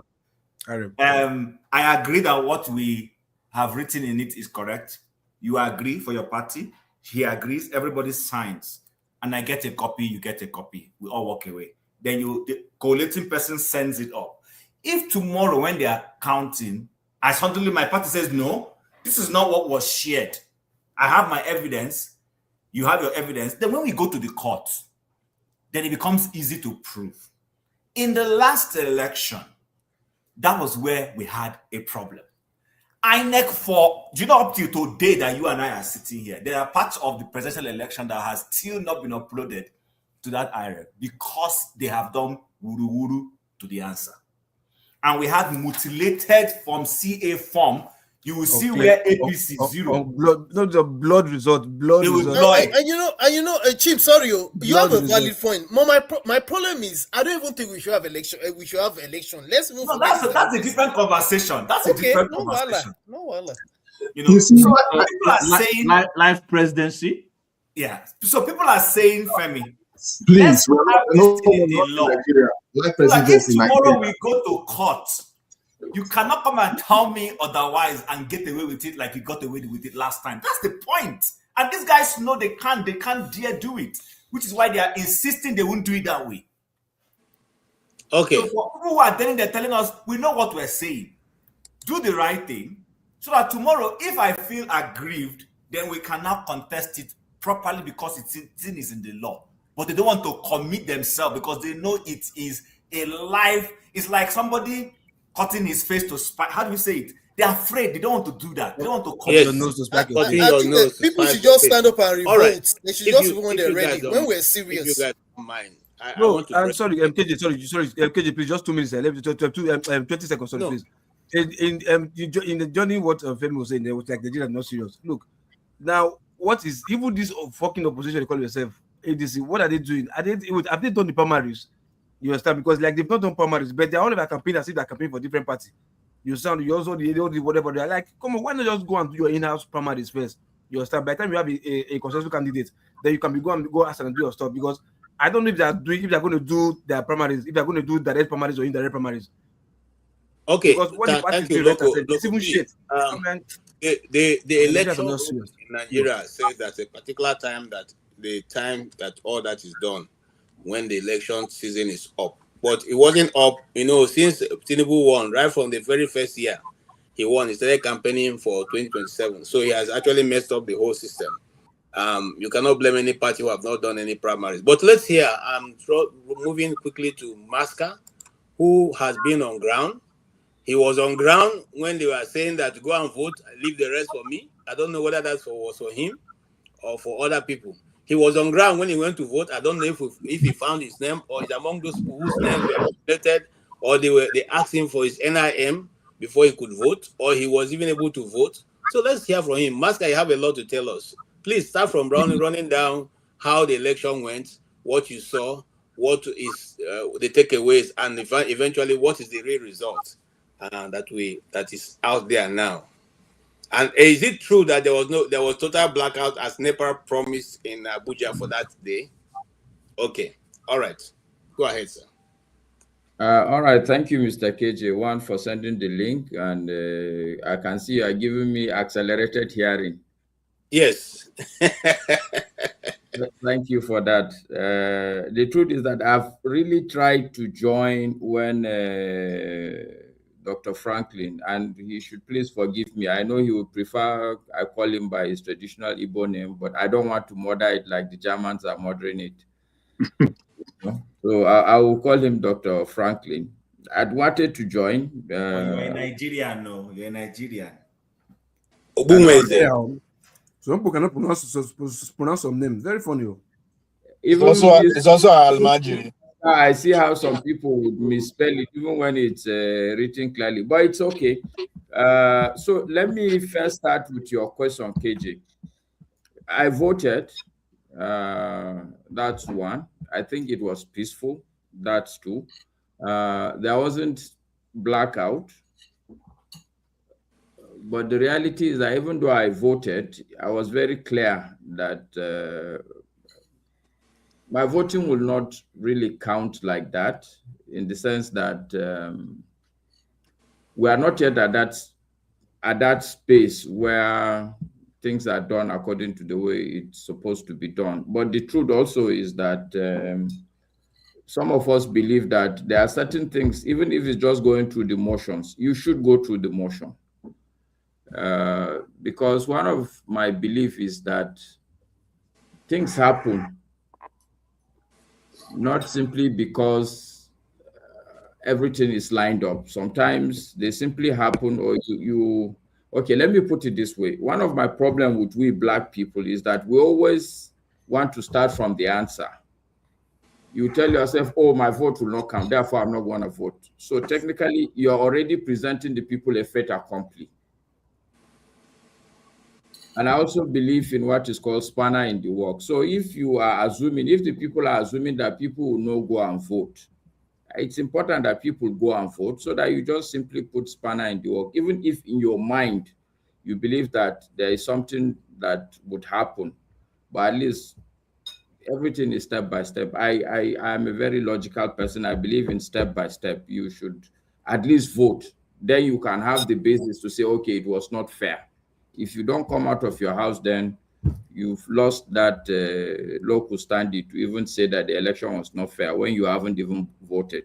So that's that for the voting. I have no problem with the result. The reason is simply because I am convinced that at this present stage in Nigeria, even, I keep saying it, if you vote me as the president, I know I'm not going to perform. I'm going to do certain things, but the system fundamentally is not a functional system.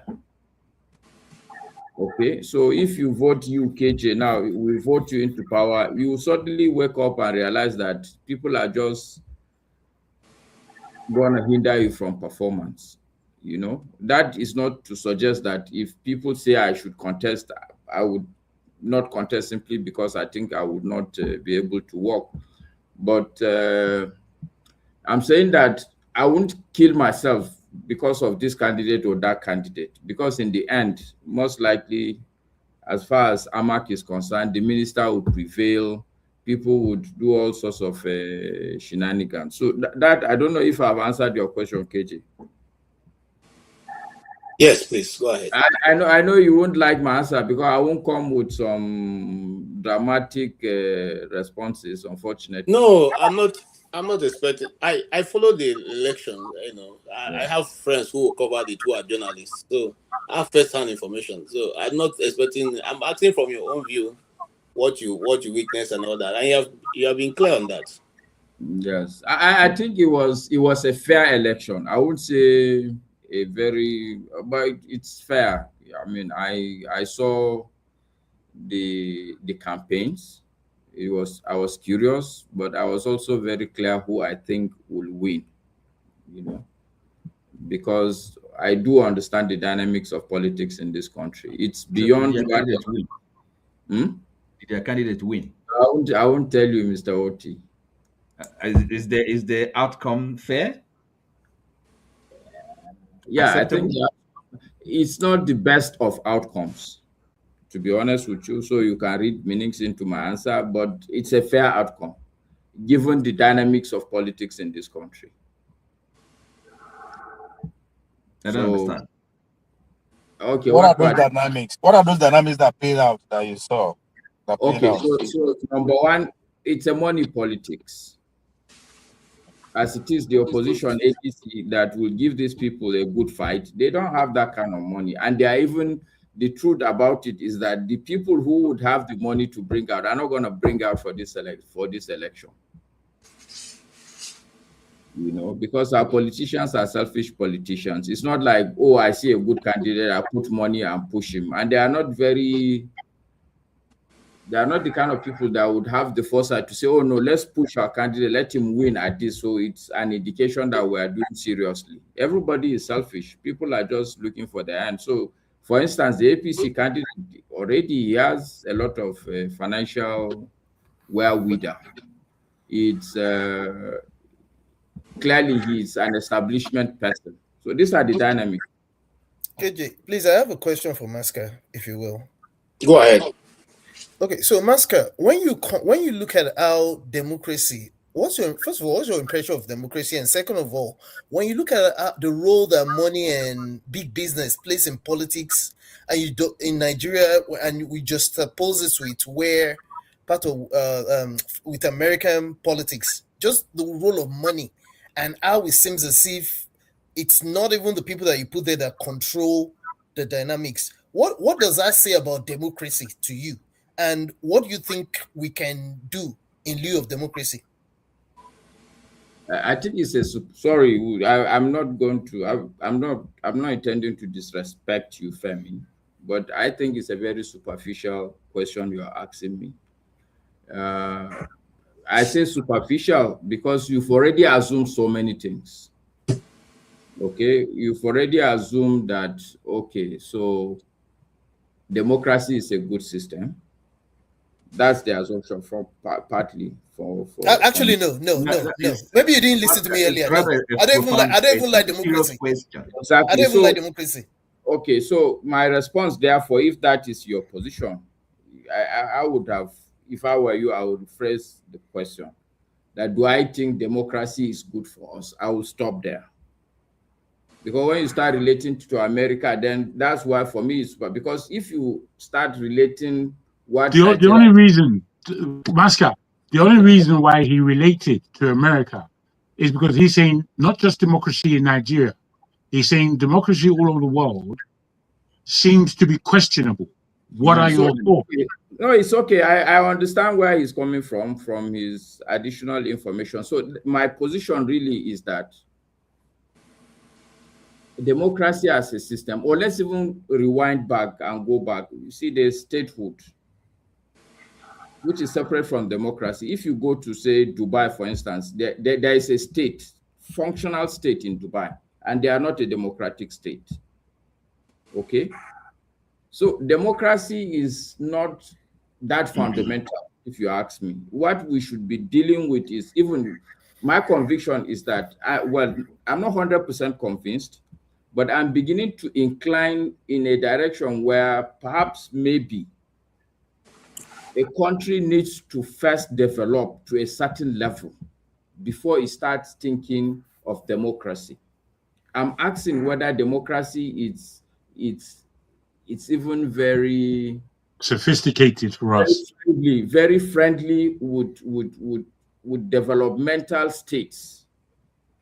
Okay, and I will tell you one of the reasons why I'm thinking like that. If you look at China today, I can put it to anybody without fear of being contradicted that China could not have grown at the pace it's growing today if it's a democratic state.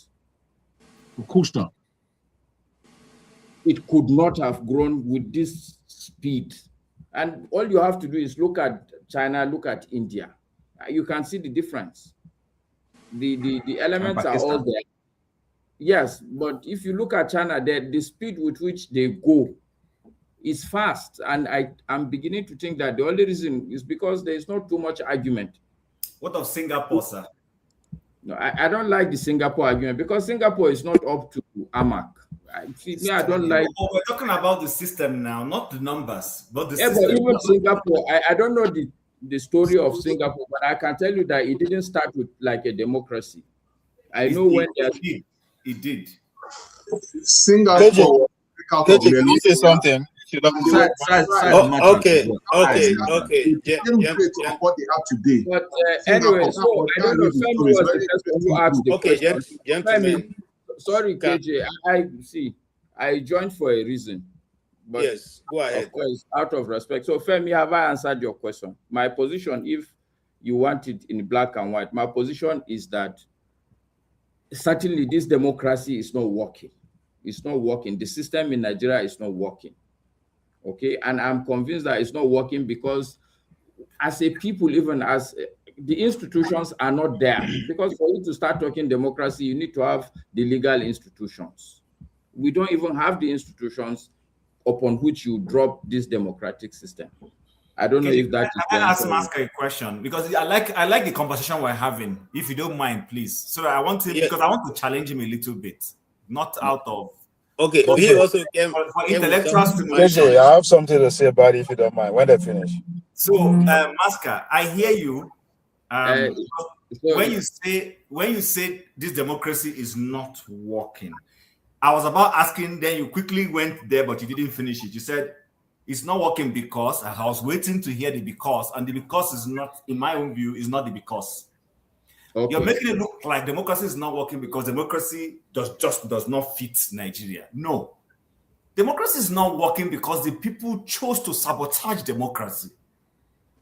Okay. It's like going to a classroom, sir. My pushback to you. Let me just land there, then you can go ahead. So it's like you went to study medicine.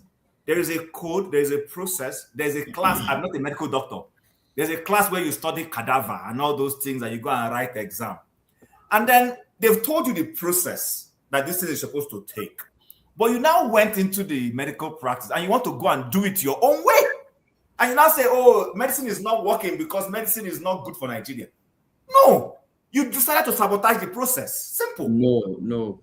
You are not understanding the issues. Okay, please help me, sir. Okay. And I heard you when you were talking about why nations fail.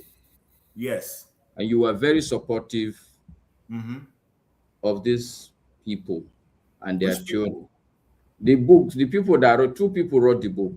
No, there were areas I knocked them and there were areas I agreed with them. No, I was saying that what I had was you were supporting them. Okay. Now, if it is true that nations fail because you even said it, because of extractive institutions. It simply means that nobody would want to, how do I put it now? If people are at the helm of an extractive institutional setup, don't use the word sabotage. It's not sabotage. When you are on top of that pyramid, you're not going to commit a class suicide. You're going to make sure that you are the people that remain there. Do you understand what I'm saying? And I think it's Dr. Franklyne. He was responding to Mr. Rudolph. He brought in Maslow's hierarchy of needs. In my perspective, I think it was an excellent response to Rudolph's question. I would have even gone beyond the fact that, oh, it's because you're hungry. No, because you need somebody is, and that's why Whose Jim phone is that? put their stuff on. It's you, Jagun. Okay. All right. So he was talking about Maslow's hierarchy. It wasn't mine. Okay, no, Wala. What I'm simply saying, Jim, is that the way democracy is constructed, the way our own democracy, and even in America, the way it's constructed in a way that, for instance, the key characteristics of democracy, they will tell you that there's separation of powers. There's going to be the legislature, there's going to be the judiciary, there's going to be the executive. In our society today, we're very sycophantic, for instance. Look at what the National Assembly people are doing. On your mandate, we shall stand. Is that democracy? Is that democracy? Even judges. Are these the kind of people that even today, okay, maybe not today, but I can't remember when. But in Nigeria, the issue is that if you listen to television or you go to YouTube for 1 month, somehow you will hear that some judge was given a written judgment. That happens only in Nigeria. You are a judge, somebody will write the judgment, will give it to you. Have you had it in any other country? So how do you think democracy will thrive when in the judiciary, people will give somebody a written judgment? The National Assembly will go and say, on your mandate, we should stand. How will that system work? How do you expect it to work? It's like the same, if you like analogy, let me use analogy. Okay, a car is supposed to have engine, is supposed to have tire. Okay, you remove all the tires or you puncture all the tires. You go and remove the engine and you say, yes, you too, you have a car. Where is that car going to go? So, Masker, what is that called? Is that not sabotage? That's what I'm talking about. But that's sabotage now. Okay, so maybe the point I didn't make when I brought the Maslow's hierarchy of need is the fundamental thing about democracy is this concept of agency, where you can send somebody and say, you are my agent. If I send you as my agent, that means I have some control over you. Do you understand what I'm saying? We would vote people. Once they go in there, we don't have the agency. One of the major agency is the fact that we know what we are doing. We know we sent you. But in Nigeria, I can tell you half of the population, once you are voted into power, in fact, day before yesterday, me and my neighbor were talking. He was narrating an instance where him and his governor, he was a senior technocrat. The first meeting they had, somebody came in and told the governor that, you know, that after God now, it's you. This is the kind of people we have. This is our people. And they are telling you as a governor, after God is you. Okay, is that agency? If you are the governor, will you now be walking about like an agent when after God is you? So the point I'm making, the second point I'm making, Chim, is that even our people, the educational level, the economic enhancement, and what do they call it now? This economic, we are not empowered to that level. We are not educated to that level where we understand that, oh, if I vote this guy, he's my agent, and I can call him to order. Even the people are not at that level of enlightenment. So what I really, let me conclude so that I will stop not to bother too much. My conclusion, my position, truly, I've said it several times. The bulk of us, all of us need to start educating ourselves to understand the problem. In fact, the reason why I joined was because Rudolph was asking Dr. Franklyne a very pertinent question. That gap, we have intellectuals, but still we've not been able to articulate, even on paper, a way that we think is the way out. Even on paper, we have not yet, there's no paper agreement or process we believe we should follow to emancipate ourselves. That gap is still there. So I think that that's where we should focus on. Forget about even the elections. We should go and do the elections. But the truth is that they are not going to count as much because we haven't even figured the problem, not to talk of the way out of the problem. And I think it's the intellectuals among us that need to really be honest with each other. I think Franklyne didn't answer the question honestly. Okay, he made a good attempt, but I should have acknowledged that there is that failure.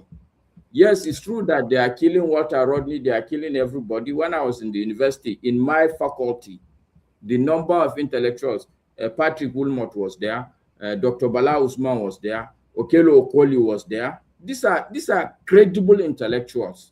But today, you don't even find this level of intellectuals. They are all going. I acknowledge that there is a problem there. But that notwithstanding, when you listen to Dr. Franklyne, you know that this is a veritable intellectual. What we need is to articulate the ideas, debate honestly among ourselves, and agree that, okay, this is the way out. Even today, we don't even have that. I raise my case. Thank you. What about Okay. the All right. Thank you. Can I say something about No, that? hold on, guys. Thank you question so of much. statehood? Do we even have that? Hold on now. I Thank you think so I've not said anything. Hold on, no. Yakubu have been coming out and going in. I want to say something. Hold on. Thank you so We much. have a state, but the state is not really functional because it needs institutions to function. Police, because if you are a state, you need to have the coercion of force. We don't even have it today. Thank you. Masker, the biggest and you know that's why I asked the follow-up question. We have all these people, and yet we're not able to articulate. But the biggest challenge of the Nigerian system is the fact that once you're an executive, all the powers belong to you. You control the police, you control the judiciary, even though you're supposed to be independent. And now, even though the House National Assembly was crying for first charge in budgeting, they have it now. Yet we still have that problem. So there's something fundamentally wrong with the system, or which we have refused to correct, which is this part of saying that somebody is a big man. Is it the system or the operators? There's something both by the operators. operator and the system. I'll give you an example why I say that. In other states here in the US, it's not the governor that appoints the chief of police. It's not the governor. It's not the governor that appoints the attorney general. You go to the people, and if you don't perform well, come back. Come back. After that, your term is finished. They won't vote you back. You are out. It's not. They need to buy them for money. Okay, so you are constantly doing what the people want, irrespective of which party you belong to. Unfortunately, in our own, the governor, the president, or whoever appoints the chief justice. We have many times debated that the chief justice and the attorney general's office should be divided. They refuse to do that, so that the other person can be totally doing justice work while the other person is doing government work. But they refuse to do that. And so, as long as these things are lumped together, and it is Rankadede all the way, as if they are monarchs, it will be Eze of this person. Nothing is not going to change. But let us move forward. And I think I want to allow Yakubu to say something. I've been coming out and going in. I don't want him to disappear again before he says something. And then, Masker, if you still have something that which you wanted to discuss, which you have not discussed, we'll give you that opportunity. But we are already started to round up now. All right, go ahead, Mr. Yakubu. Thank you. And then, sorry, you've been coming in. Before I bring you in, you are out, and then all that. You're So, right. You're right, KJ. I've been not feeling well. That's why you see once in a while I kind of go off, come back. I'm so But sorry. yeah. Um, today's discourse has really been enlightening, but it's not new. You see, that's just the truth. It's not new. This discourse has been as old as time, as far as the history of Nigeria is concerned. Since before the 1960s, when we got our independence, the founding fathers of Nigeria, had long discussions about, the direction Nigeria should take, and at that time they felt the best thing was a regional system with the parliament, in Lagos, and it worked for the time being because it allowed the different regions to kind of work independent, but at the same time support the center. That's devolution. You see, that concept of devolution is critical. Why am I saying this? It's critical because if you want to emancipate people, you give them the opportunity to make a choice from the color of their city room. In other words, it has to be made personal. It has to start from local councils. You see, the refusal of the state governors to allow local government autonomy to actually function the way it's been envisaged to function is really a big clog to how Nigeria is going to advance.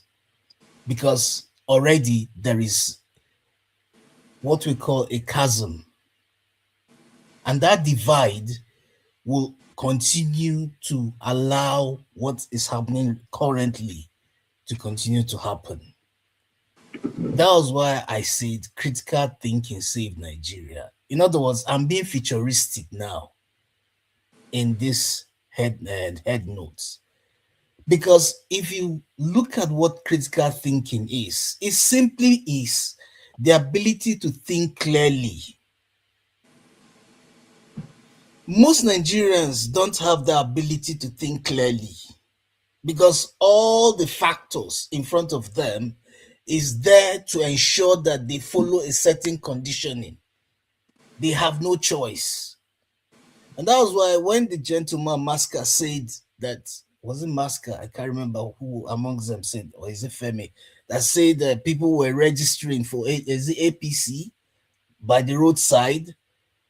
What came to my head was, why wouldn't they? When that is the only choice you've given them. What do you want them to do? Because the option, the alternative to that is tear gas. Nobody wants to be tear gassed. Nobody wants to be shot and left by the roadside to die and bleed. Nobody wants that. Nobody wakes up in the morning and decides that I want to go to National Assembly and start screaming. We are not mad people. But because of the choice given to us, you discover that a lot of people cannot think clearly in Nigeria. Forget the issue of religion. I heard people banding the issue of Christianity and Islam. Christianity and Islam has nothing to do with whether you can think clearly or not think clearly. That, as far as I'm concerned, is something that you can do as an individual. It's a personal choice of how you want to, relate with your God if you decide to believe that there's a God or the concept of God, But we need to give the people need to be given a choice, clear, written out choice. And that means that devolution of power, that autonomy of local government has to come into existence. If it does not come into existence, all this thing we are talking about will not materialize. Give the people the opportunity to be able to understand that their own local government, where they come from, is where they can start building Nigeria from. Not until they come to the center. What are you going to do in the center? When after all, your farm is in your village. If you want to be a farmer, your market is in your village. If you stay in your village there. And that was why I love that infrastructure of integration. You give this local government autonomy the ability to integrate people. As long as we begin, we continue to focus on the center. We continue to give the center the energy that it doesn't need. Then we'll continue to have this issue. I was looking at the concurrent legislative lists of the 1999 Constitution, and I discovered that a lot of the powers that the local government and the state government are supposed to have, even the residual list, are not there. They are mostly in the exclusive legislative list. So in the first place, you have already disenfranchised the devolution of power that you're supposed to give to local government already in the Constitution. What powers are you giving them if the Constitution itself does not even acknowledge that this is part of the different arms? Well, that's not the different arms of government. Give this local government autonomy, just like you gave the regions autonomy. When the regions functioned as autonomous regions in the 60s, we saw the direction of Nigeria. Today, with nostalgia, we mention the kind of achievements without oil that happened in the different regions of Nigeria when the regions had autonomy. We still mention it till today. Then why are we not implementing it? Why just mention it? Why not implement it? Because you gave power to the people. That was what happened. So why are you not doing it now? Why are you not giving the local government the power? The local government should be the most powerful arm of government, not the federal government. The local government should have the chunk of the revenue that Nigeria is making. Because that is where it starts from. That is where you give people a choice. Because you involve them. You include them. People will not fancy coming to the center. So all this mismanagement can be questioned because they're next door to you and not go door to door. You can never win local government chairman and not go door to door. Call a spade a spade. You must one-on-one with everybody. Even if not the whole community, at least half of the community will know you. To your grandfather, to your grandmother. That is inclusivity. I'm not seeing that. It's not happening. So if we really want development, if we really want advancement, if we really want to save Nigeria, then we have to make governance personal. And that means the devolution shouldn't just stop at paperwork. That 1999 Constitution, the concurrent and residual list, has to be amended. 1.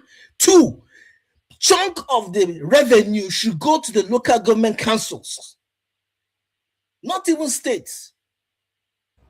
It's just like the way it was in the 60s. Sorry, KJ, I just want to ask here so that, because in my mind, this is the kind of talk that has kept us where we are. It's easy to say all these things, Mr. Yakubu. The real challenge with everything is how. When I say how, like who do you think, when you are saying we or they have to give, who is this we or who is this they? Who will give this concurrent list? How do we go about these things you're saying? Good. Because the people in the National Assembly that can do the thing you are talking about, you and I know, they are never going to do it. No. Know that. You see, that's the issue. That's the issue. Okay. You see, No, I'm asking so that we can enlighten each other. I mean, I'm sure if you have, I will benefit. The 6 geopolitical regions have held committee public hearings on different sections of the constitution, because they've been doing this constitutional amendment since David Mark's time. Yes. You understand? They've been going around different for public hearing. All the 6 geopolitical zones, they've been going around, but you discover that a lot of the time when they come for this public hearing, we the people are too busy to even have time to attend the public hearing. No, I'm telling you the truth. That's not correct. I'm telling you the truth. It's a fact.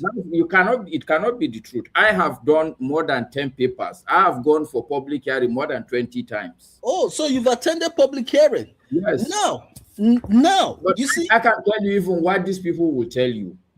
For instance, one of the ones that I was very passionate about was Land Act reform. The Land Use Act. People, all these people, they are looking for what they will benefit individually, personally. So don't assume that the people in Nigeria are illiterate and they don't know all these things you're saying. The challenge is that the people in Nigeria are not illiterates. The people in Nigeria know what is happening. But the people in Nigeria, just like I said earlier on, a lot of the time are too busy to attend these public hearings. And the few ones that attend these public hearings do not have the capacity to push some of these amendments through.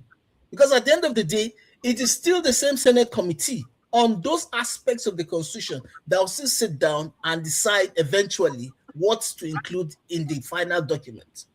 That is exactly what is happening. Yakubu, in conclusion, you're saying that these people in the National Assembly are open to possible and positive changes.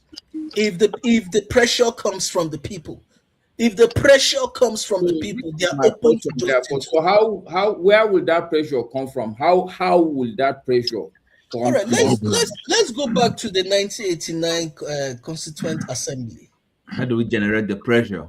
Yeah, thank you, Oti. How do we generate that? This is for me. That's the let's go back to the 1989 Constituent Assembly. That's the job of the educated class, the job of all the adults to do. It is our responsibility as adults of the society to make that happen. It's our job.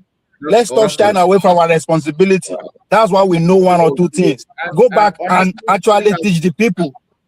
Stop pushing your responsibility for others to do.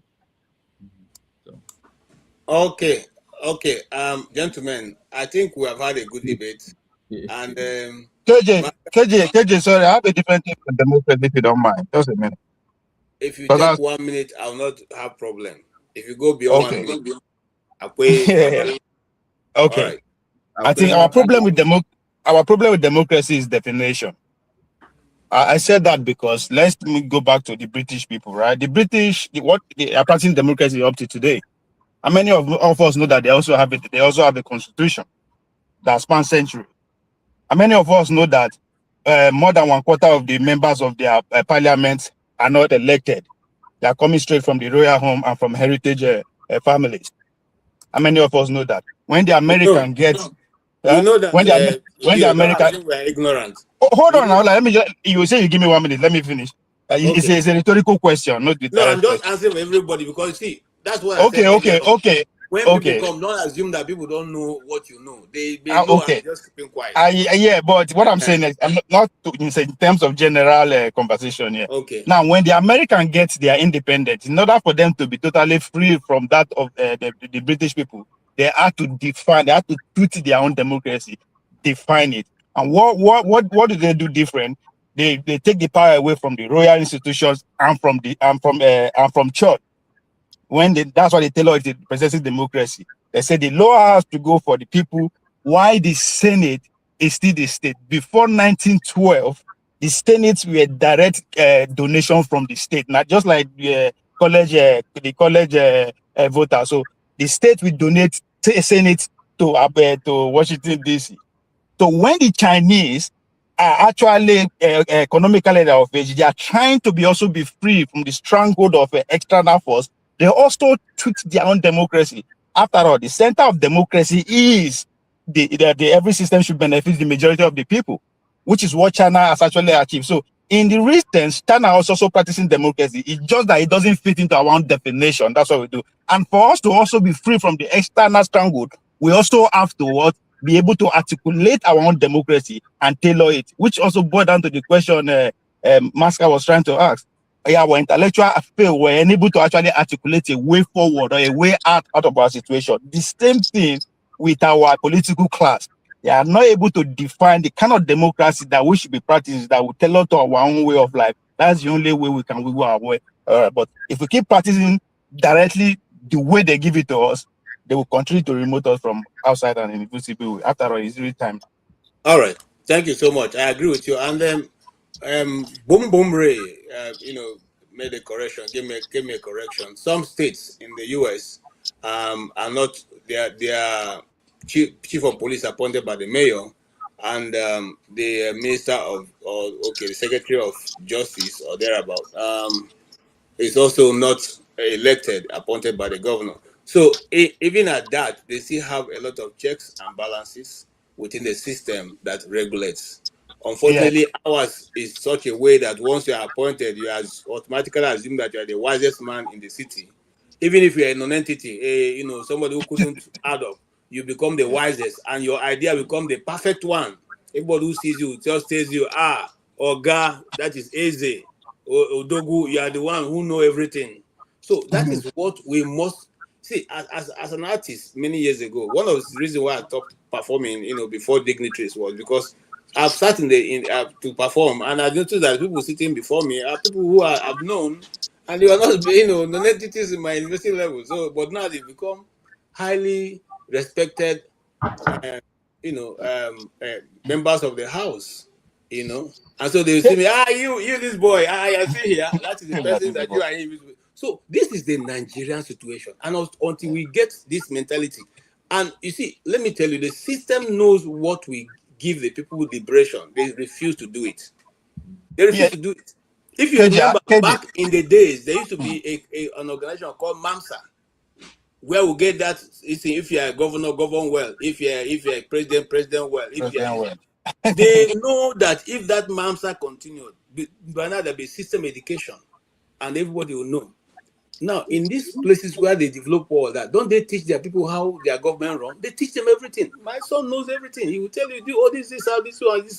They teach them so that by tomorrow they're not learning afresh, and you cannot deceive them. But these people do not want to do this, so that they can continue to KG, you know Professor Jerry Gana, who was lead MAMSA then. Yes. He later on headed a political party in Nigeria. Yes. PDP. And they ended up not taking Nigeria to El Dorado. Yes, I know, because listen, again, you see that's the problem.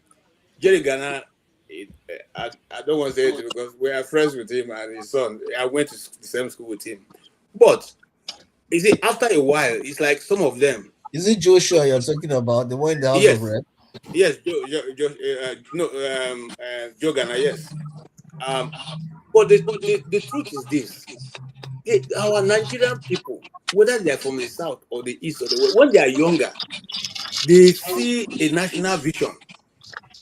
When they get to a particular age, their national vision now turn around. They see from their region now, no longer seeing from what they used to see. When they're in the university, they are very agile. We are agile, we are shouting, we are saying, we will change this situation, we will change the. Once they go and occupy that, I don't know what it is because I never worked in government before. Maybe Master will tell us. But I've never KJ, there's talking about institutional problem. Okay, you never worked in government before. That I don't know what happened. When they go and sit there, Yakubu, I have plenty of them.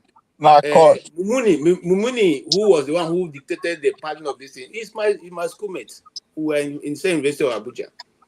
Joe Gana is my schoolmate. KJ, you are in University of Abuja. Yes, now I didn't see your face, I suspect you.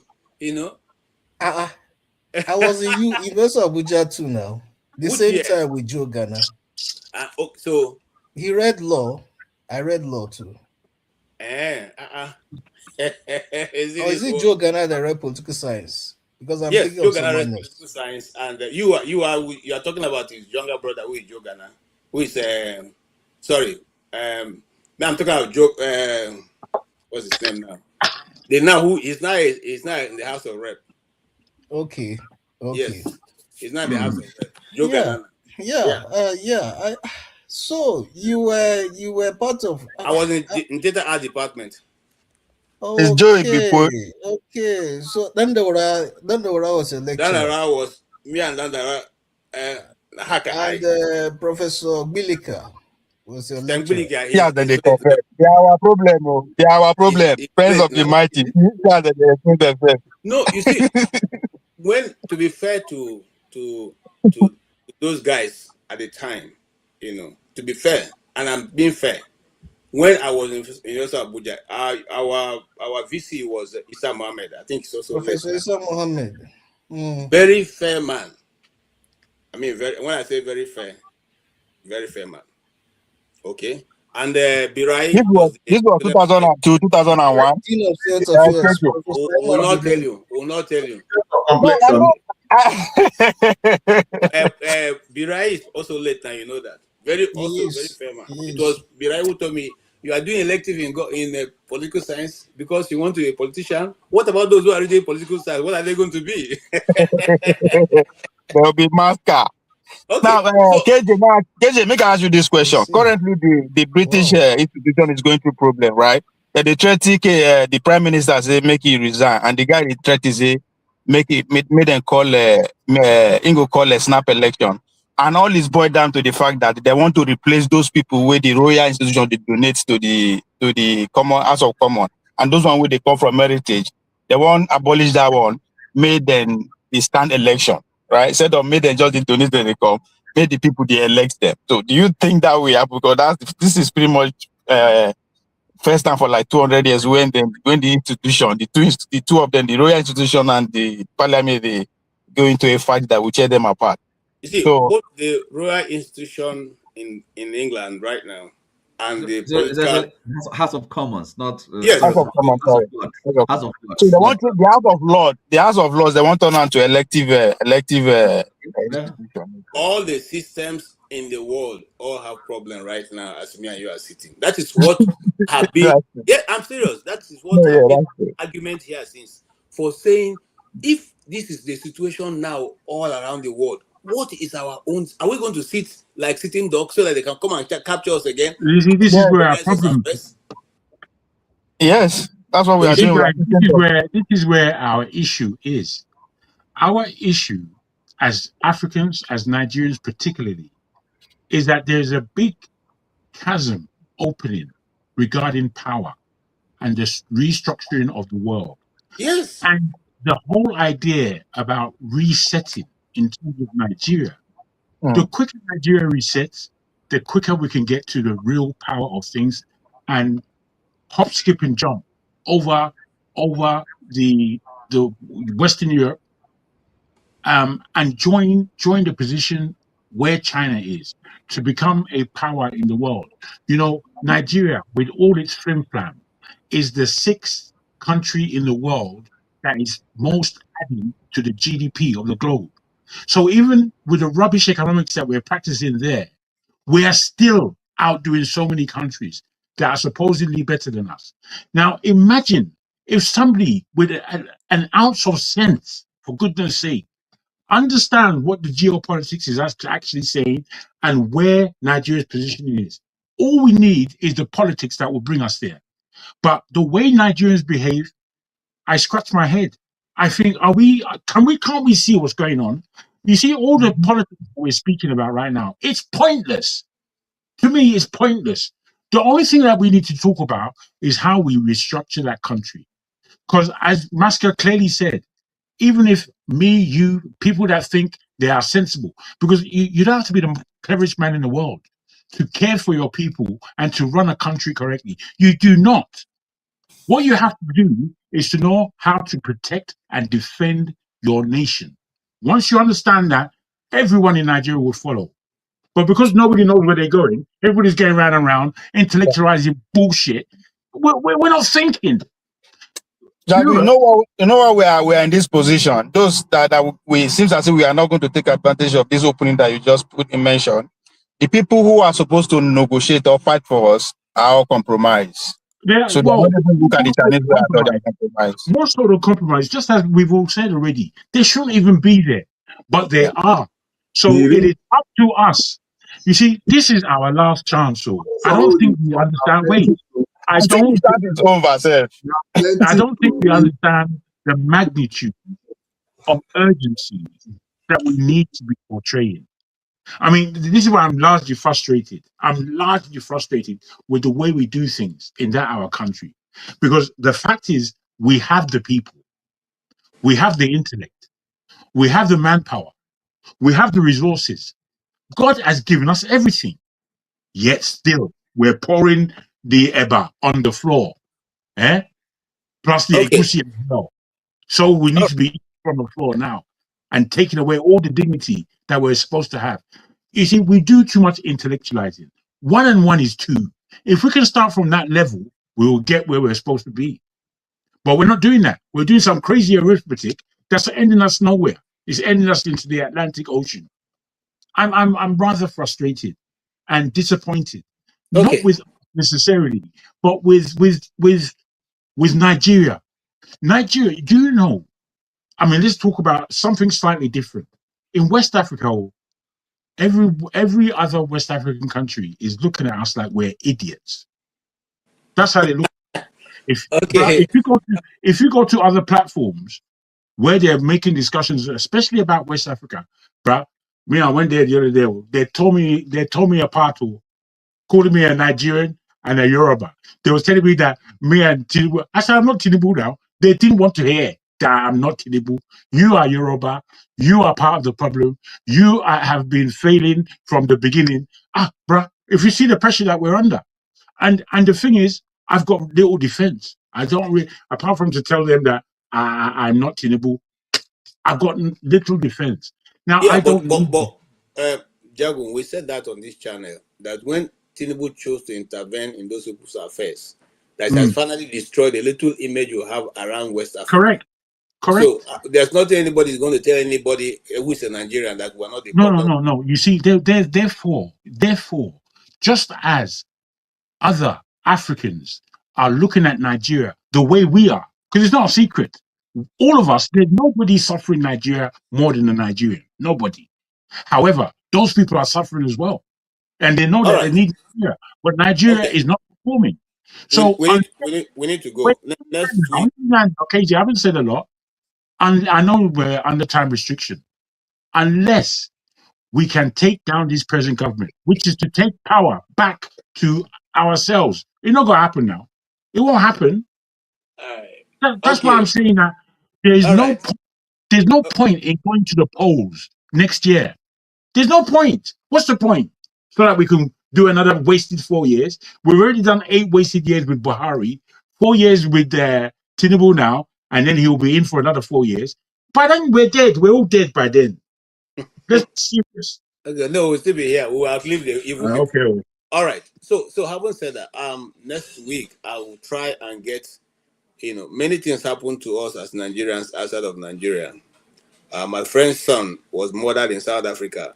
Up to now, my God, Nigeria have not shown much interest, but I'll get an update next week concerning Isaac Satellites, a young 22 years old boy who was supposed to be leaving university next month in Southern Africa, and was murdered in his own Uber by 2 people, a man and a woman.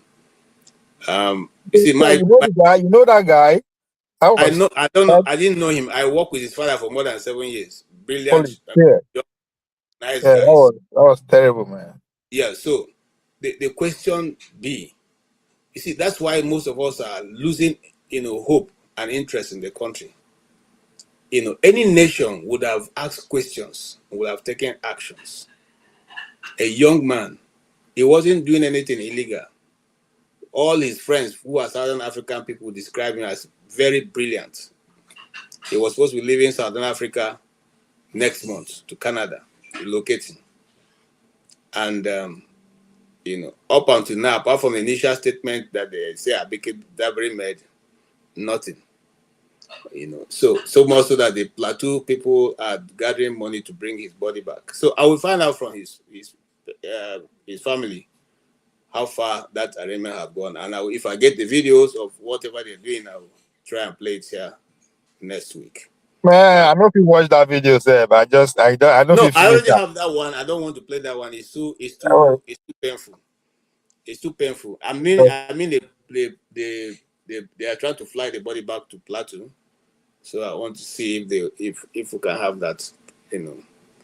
Anyway, having said that, I just want to say something. You see, it's not as if we do not know what is needed to develop Nigeria, but the people will not do it. That's the truth. These guys are So our friends. Just like this, my friend here, Yakubu. if the people won't do it, what thing we go do? When in the places where we were growing up, we didn't have much division. I mean, younger people, didn't have much division. We didn't even understand, this north-south dichotomy. It's only when politics is introduced, and then the same thing begin to. I was friends with, the Dasukis, who was then the emir, the Sultan of Sokoto. And you say you are Okay, not part of our problem, eh? no, If I'm protest telling you now, that. we Why go am I include mentioning? you. Hold on now, hold on. Why I'm mentioning it because I'm a Christian. They are not Christians; they are Muslims. And apart from being Muslims, they are from the Sultanate. They didn't ever look at me when they say, one and River. No, there was nothing like that. Okay. The system introduced this thing to make sure that no growth. And they keep harvesting from it because all their children are graduating from foreign universities. Wike's son will soon be chairman. David Omayi's son will soon be chairman. And who is the other one? One other one. His son also will soon go to the National Assembly. Amechi. What is left there for the ordinary person? Nothing. And we keep singing for them and praising for them, and you go and line up and they give you 5,000 naira and you are satisfied with that. It doesn't make any sense. We must wake up as Nigerian people. But I'll We're take. behaving like desperate dogs. What thing gonna happen now? We're desperate. Well, let me have your final take, OVA. 1 minute.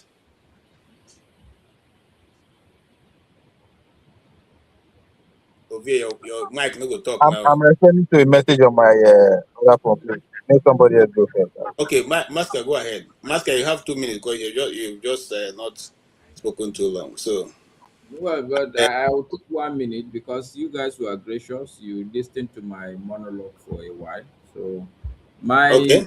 my conclusion, my summary is that Ovie said it, we should organize. The problem is, like you also said, we know what to do.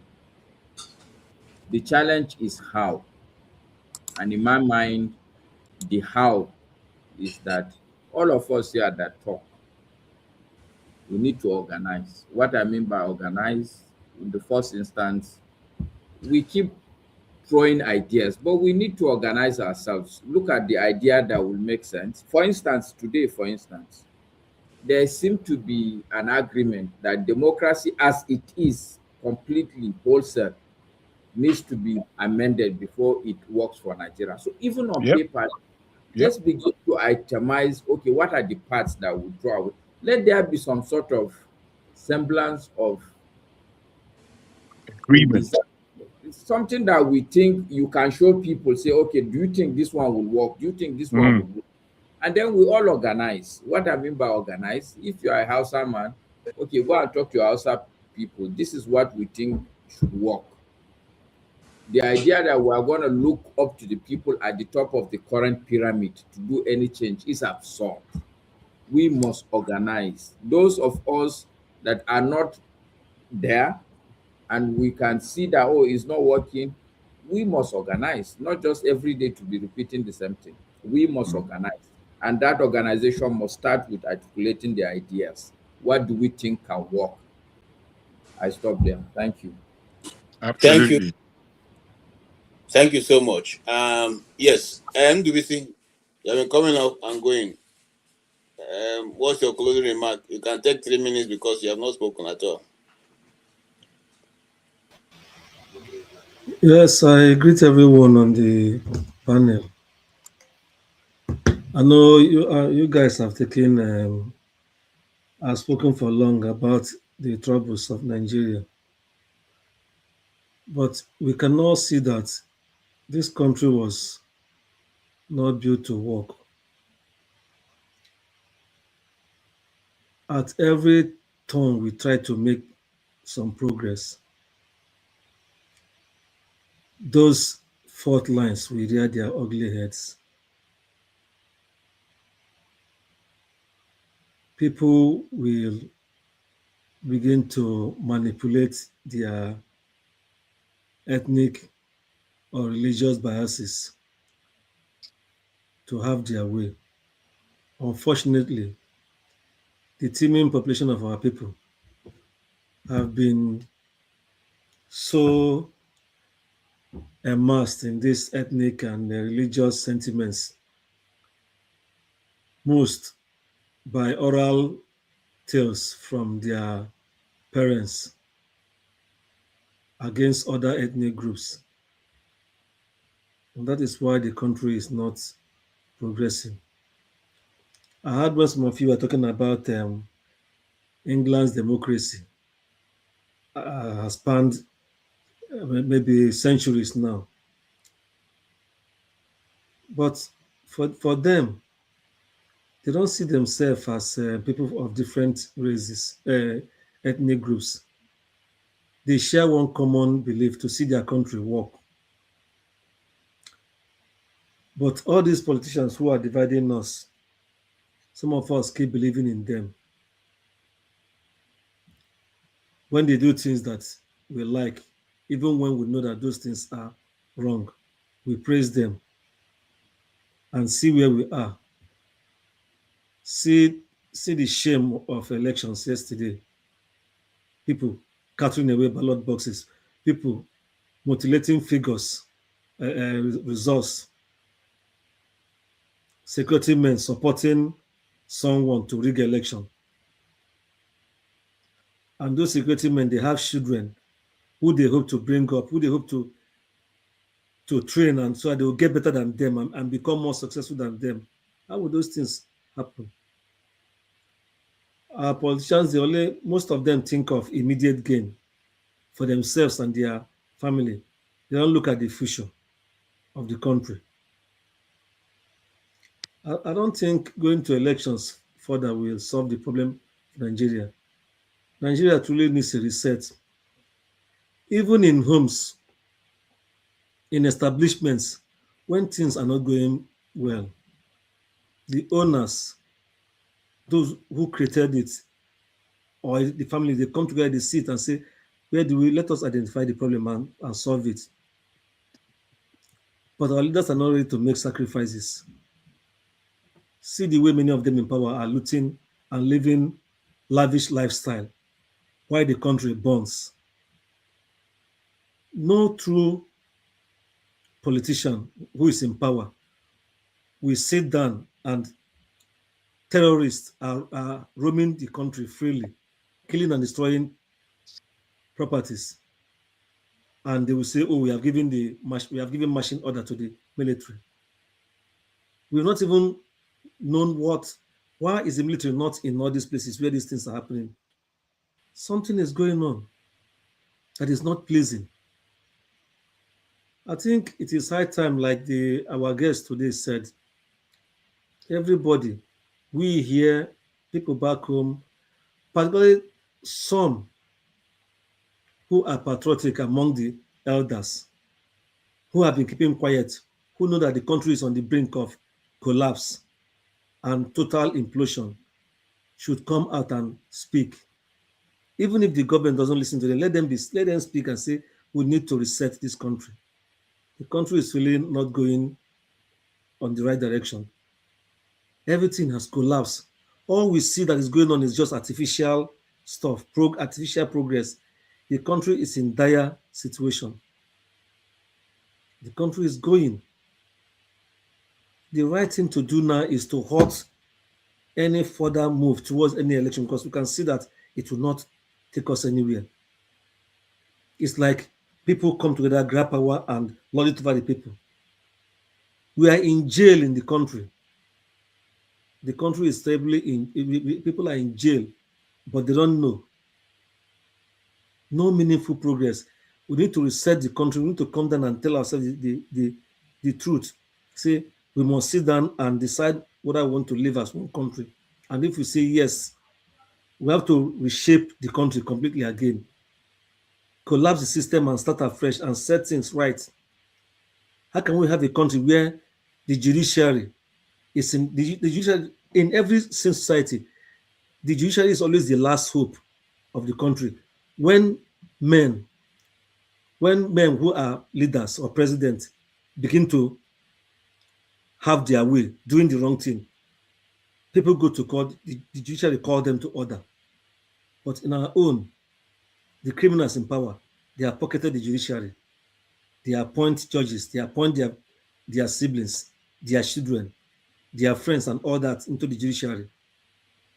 The judiciary used to be a pure group of people who tell the truth and interpret the law the way it should be, are now a set of gangs like those in power. So, but I know that there are still some patriots, particularly those who fought the good fight during the military era.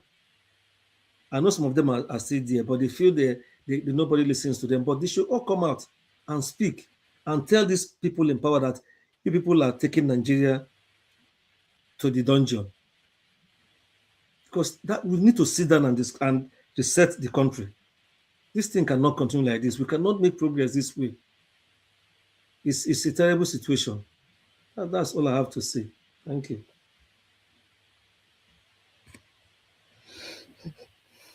Okay. Thank you so much. Yes. Diaspora voting is not available. Go ahead, Oti. It's been run. Okay. Go ahead. Been run. Go ahead. Is this Dutch? No. Okay. Yes, I agree. Of course, we'll talk about organizing.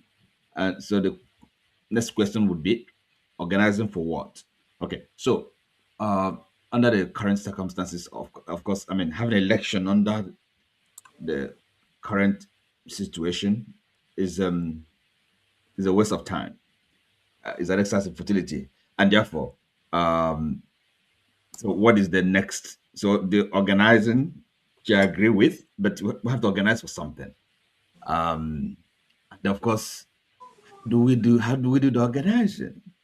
Because from my experience, even having convincing them a group of people, people you kind of you have a friendly a relationship with, to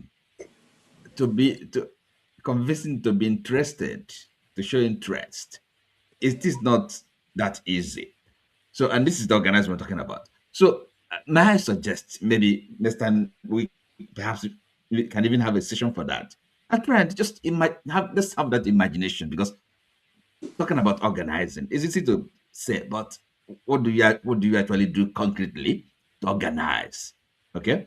Now, for example, not only organizing in the diaspora, but of course there has to be a counterpart, in Nigeria, because we can't just, of course, we are here in the various locations all over the world, but the action is going to be in Nigeria.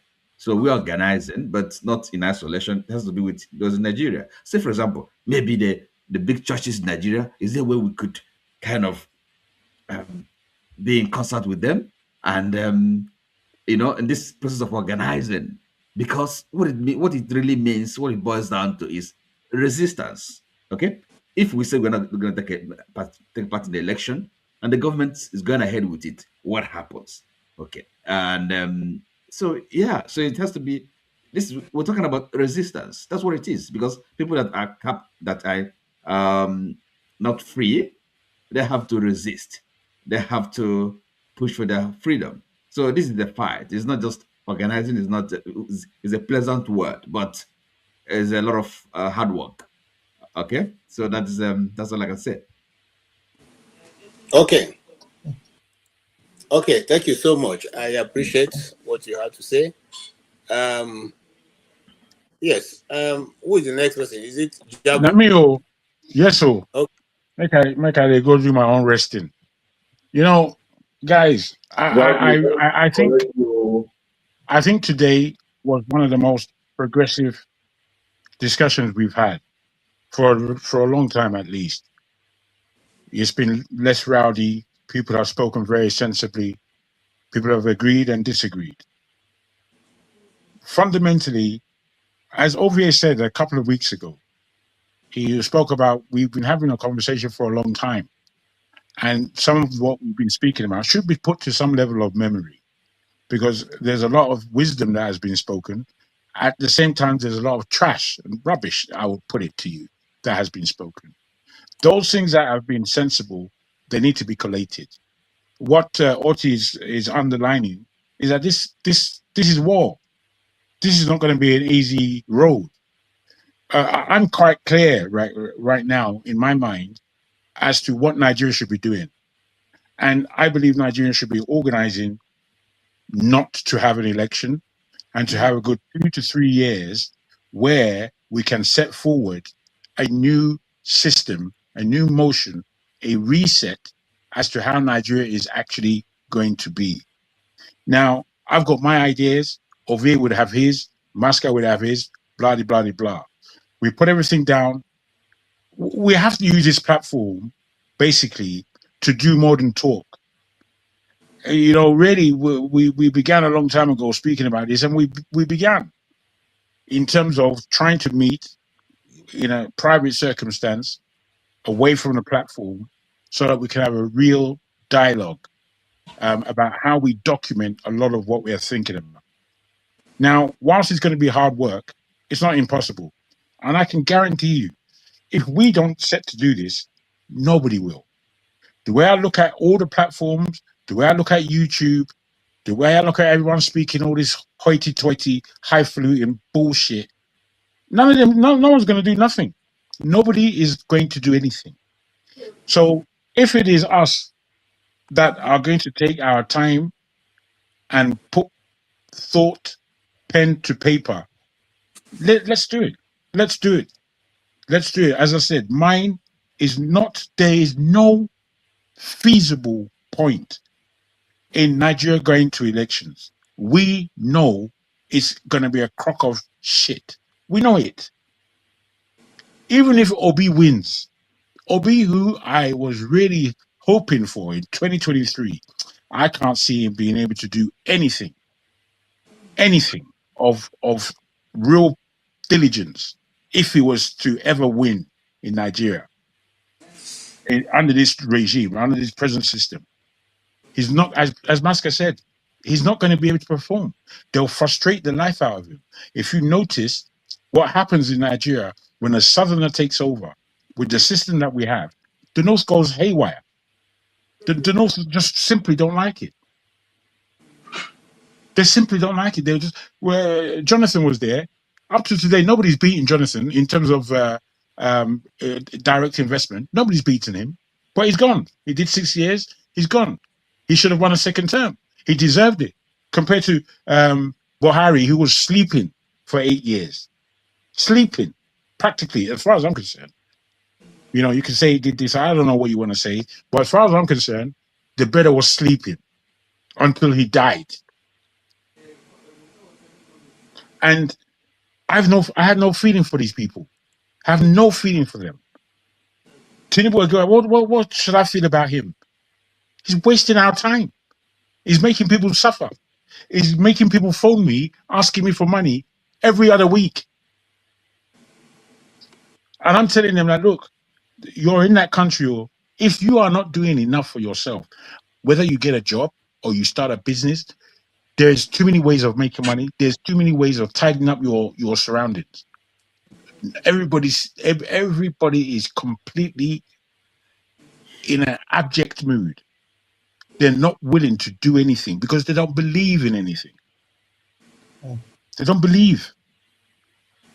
So this is a serious matter, and I don't believe if we don't take it into our hands and pull out what is the responsibility of doing something, I know what I can do in that country in terms Okay. of the economy. And I'm sure everybody here has an understanding of what they can do. So I'll leave it at that. Thank you so much. All right, Jefferson. All right. Okay, let me start from beginning. Okay, go. First of all, I want to correct that notion that we No, you don't cannot have to start from beginning. You are rounding up. You have only 1 minute. Let me finish now. This is my time. Let me just finish up everything. I want to correct the notion that we can do real-time election. Our fingerprint is not for fancy. If they are doing forensics, they know how to do checks down to the last person that voted. That's a story for another day. And the technology is easily deployable. That's a story for another day. There's a very big reason why I was talking about why the armed forces is the problem, because that is where our politicians that's where they anchor their strength on. When people come to protest, they always feel that, when they get the police army, tear gas, shoot, and all of that, people run away. And point of correction here, Nigerians are not, it's not as if Nigerians don't want to protest, Nigerians don't want to die or fight for anybody. And of course, there are some Nigerians too whose mindset are gone. Yesterday or day before yesterday, some influencers, someone dashed somebody's car, and then they started becoming barbaric about the whole situation. So it just tells you how things are, right? So but basically, what we are saying is the system can change. Democracy that we are seeing today, everybody's talking democracy. Democracy started in Igbo land. In fact, democracy was the system of the world was copied from Igbo land, because it was there the whole thing started. Because according to Igbo tradition, we believe in the will of the people. People come together and decide who they want to vote. Unfortunately, in the context of Africa, the democracy has been abused, because it's being seen as whoever gets there, then the will of the people is being manipulated to align with people's mandate, or someone has to make work for the person. So there's so many things I have to say. In terms of the system of government, we all know the issue of funding is a big deal, because even for the local government to get money is a big issue, of which is not just enough to say, okay, let local government, all these small units of governance get their resources. But it is more important that even if they get the resources, everything is being checkmate, because we need to make sure that everybody is doing their due diligence. You understand what I'm trying to say here? And for my neighbor who is talking trash of me about my own viewpoint, that is up to them. Unfortunately, right now in Nigeria, we have a divisive mindset. They are not giving people chance. We have not recovered from the aftermath of civil war. If somebody comes out, they say this person is not good enough or is good enough, and then they start bringing in one factor or the other. And unfortunately, we are not progressing as a nation right now. As it is, just like people have been saying, there's no way forward, because we have a divisive mindset, a religious mindset, and that needs to change. That needs to be corrected, and it's going to take a lot of work to do. And it's not rocket science. It is not rocket science. We just need the right people to get there, and we need to correct the systems.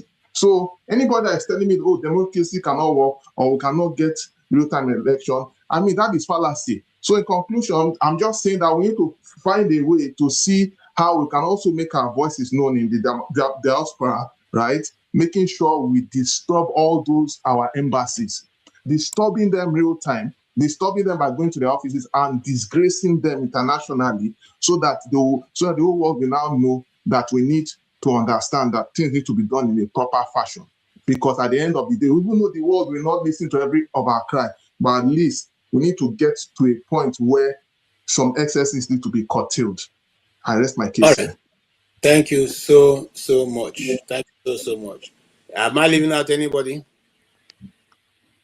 Yes, no. Yes, now. Pablo. Want me for your dream? Okay, go ahead. Yeah, let me just finish with that point. on the magic word, organizing. As terrifying as that word sounds, it means to teach, to educate, to inform, matter of fact, to sell your idea, to sell your vision, to resist, to fight. Because nobody fights, maybe say only you go feel do. That's why you need to go meet other people. That's just a simple layman of putting it across. And people they say how?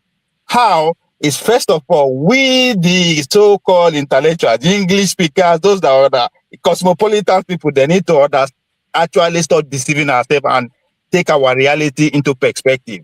Nigeria is still an agrarian society. More than 80% of us they live for rural communities. That's where the populations are. That's where you have to go and work. Now, the how be that? No, before TV, no, we should not deceive ourselves. This thing will never reach this level of TV of talking. And no, go down to the people. We are still an agrarian society. We see they live like this, we see they farm. A lot of us. Somebody say, what for? Why they come here every day? Why are you hungry? Why are you insulting leaders? Is that not a good reason for you to actually organize to be saying what for? Whatever that it is that is making you mad, that is making you to insult of Paulo, go and organize. That's a reason. Good enough. Right? Go and meet the people. Resist. Someone say resistance. You have to take resistance. You have to convince the people what you are resisting, why you are resisting it. Just because it's so clear in your head doesn't mean if you take it out there, you are not going to face the challenge. The only thing I know that comes to human being natural is how to eat and how to shit. I want to teach person now, you want to teach small picking. Every other thing you have to teach. You have to teach people how to be loyal. You have to teach people how to love a nation. You have to teach people that they are Nigerian or they are American. You have to teach them the rules and regulations. All these, nobody go do them. Now me and you. And those that is looking for power. If we are expecting those that is in power to do it, we are deceiving ourselves. Somebody said the main reason of power is to stay in power. I agree. So if you want to take power, you cannot do it yourself. You don't have the money. Go and mobilize the people. Nigeria is 240 million people. You see 5,000 people they shout for Abuja, and you think that those people who are responsible that have done it work enough. Then Oti say it's difficult. Of course, I am so glad that he didn't say it is impossible to organize. It is difficult. It is difficult. So it is not impossible. That's where I agree with you. You never said that it's not impossible. And that's where I say the intellectuals are lazy. They are lazy because they know it's going to take time sacrifice. They know it's going to take money. But most importantly, they know it takes time. And that time, they might not live to reap the fruits of their labor. So we are selfish brunt of a generation that are alive. We think about ourselves alone. You want to build a system, you think about 20 generations ahead of you. So to organize, it is not impossible. It is just difficult based on this simple fact. And we know it.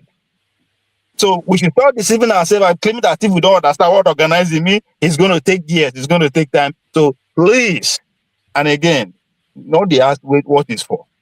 Organize. Instead of insulting me, organize. I go organize 20 people more. You're not going to see me go here again. If I see 100 people like this, stop me, I don't come again. So if you don't know what that organize means, go and recruit people. That's called organizing too. Ladies and gentlemen, politics. Okay. Thank you so much. And last but not the least, we have saved the last for the best. Here is Lokopi. Announced mistake by Rice. Okay. But you see, the funny thing about life here is, I think there's one adage or that. Okay, there's an existing phrase anyway. Like, I want to put it like this: like the most evil people, yeah, are the good men who fold their arms and watch bad people thrive. You know what I'm saying? The most evil people are the good men, so to speak, good men who fold their arms and watch bad people thrive. Those good people are worse evil. Many of us are just speaking, but nobody really want to do the work. Let me just even continue from where Ovie start. Ovie talking to Ovie an hypocrite, a big hypocrite. You know, he's talking like, okay, yes, the people organize. He wants to go organize people, but how can the people organize better when people like you Or you want them to say they give you money to support Okpebholo? Like, is it because of money you are doing it? So people should go No, and no, no, organize. no. It's So the because I only like what he's doing for my village. That's why I'm supporting him. so I'm what? organizing for him. It's because he's doing well for my village. That's why I'm organizing for him. Good, but which is still selfish. But No, it's you don't. part of No, no, you don't, no. I'm not. Hold on now. I'm not saying you should do it. But I'm not recruiting you. I say do it your own way. No, I'm I doing it agree. my No, own I way. know. So we don't Hold have on, to hold join on, first effort. now. We don't have No, to join hold on. effort now. I never Okay, convinced you to that's what vote we'll for him. join. Hold on, that's what we join. So don't That's vote why I for start Monday with the phrase. please. Don't vote for him, Hold on. please. That's why I start with the phrase, say, good people, good men, we naive or pass, they fold the army body to tribe. Because on a very good day, I can be trying to make sure that the governor of your own state, good for everybody, generally, not just one. Why should you work with one? You understand? That is not why it's there. You understand? Because people vote and from the other part of the side. Why is it working in your place? Because now you vote them. So that's why I say good people. So, but it's supposed to be not only your own state. As you work for your state, if it's not working in other people's states simultaneously, it also failed. But you know one thing from that corner, So because it work for politics you, is you also support local. them. Politics is local. Yeah, I agree. But on a very good, if I try, see, it's local as local, but for good politicians, not for bad politicians. That word is not just general truth for platform everybody, both evil politicians. Politics look at local, but for politics that is played normally, the way it's supposed to be played. That's why they've coined that word. Politics is local, it's grassroots, but not for evil politicians. You understand? When people they try, they speak against bad government, yeah. But because of some selfish individuals, for one or two simple reasons, he's thinking about himself or ourselves, not general populace for everybody at a goal. Now then the problem also there. Because if I did fight Okpebholo and say, they work for maybe like Edo Central or Edo South or whatever, you could carry placard the hail and say, no, you gotta try because they work for Edo North, which is not supposed to be so. You understand? He's a governor of a total state, not a governor of a region. You get my point? So by the time they criticize them and you the hail them, automatically do they fight me indirectly. They downplay what they try, bring out for we go benefit everybody equally. But you know they see for my side, you say for yourself because you they benefit, so you they hail them. Automatically, you know they know, but you they fight me indirectly. They water my effort. Because you're hailing him, you don't know the people mindset where they transform. When Jefferson was talking about one stupid nonsense trend when somebody took for the distractors, in my mind, like, see how Nigeria comes stupid. See to non-entity. We know they contribute anything to society for any form or whatever. 9 people, large number of youths, they give credence to now. Now they watch them, they make money, so to speak. Now if they destroy their brain on how to grow in society. People go abandon what they even abandon school. They'll say school and abandon school. Focus on what they do. After all, they not go to school, they make them. Who want to go to school? Because we get bad foundation. And this youth now, they copy those boys. You go see some nonsense idiots who know how to make money, where they call money, where they dash the motor. We know that you carry 20 million like you give them. They do waiting. I don't understand. That 20 million, if you something empower market women or train people, we make them go learn skill for your community. If those 20 will come back, then they go develop a community willingly, trying to give back to society. But you carry motor now, you want to get because you want trend. So you see something, many that we get damaged brain, not even our politicians. Our brain is damaged. People that we see online every day of our face in the name of creating content, they trend. And young people see them. I want to mimic them. Because that's the only thing they see online all the time. The users, journalists or whatever, news anchor people, they don't even criticize our politicians. We can talk what you talk. No news anchor, blast them. You go see people like Asamedi, people like good politicians. They call politicians out. They don't fear. This idiot will get us journalists for Nigeria. We can talk nonsense. All politicians, all the journalists, all the enter house, media house, they keep quiet. They can't even analyze what they talk. Because in Peru.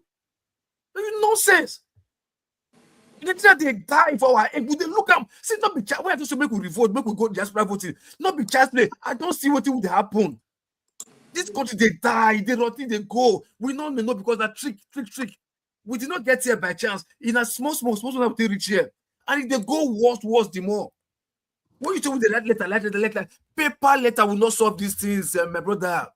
Trust me. If not paper, they get speaker, they get lawyers, they get professors. We go write counter paper to do them. Not alone. Maybe say foreign countries they benefit from how Nigerians they right now. What did that lobby go to do? They pay $9 million to lobby with a lot image for who? for a foreign country where the benefit said Nigeria be like this. 91 not that for. So if you like make everybody, the whole world believes in Nigeria and they're okay, it is what they want and they will believe them. But we will be true blood sons and daughters of that soil. We will not say this is bleeding us. We they die, they go. I don't talk that they wonder what is the worry black race. I go see Chinese children, Indian children. I go see that kids talent. What is they display online? I will like, God damn it. When my country Nigeria, their children go already won't be like this. When? I go see them. So to dance competition, go online, small children, school children, dance competition, how to do a shaking hands. And these useless celebrities that have nothing to offer society, with I like them, they show them nonsense every day.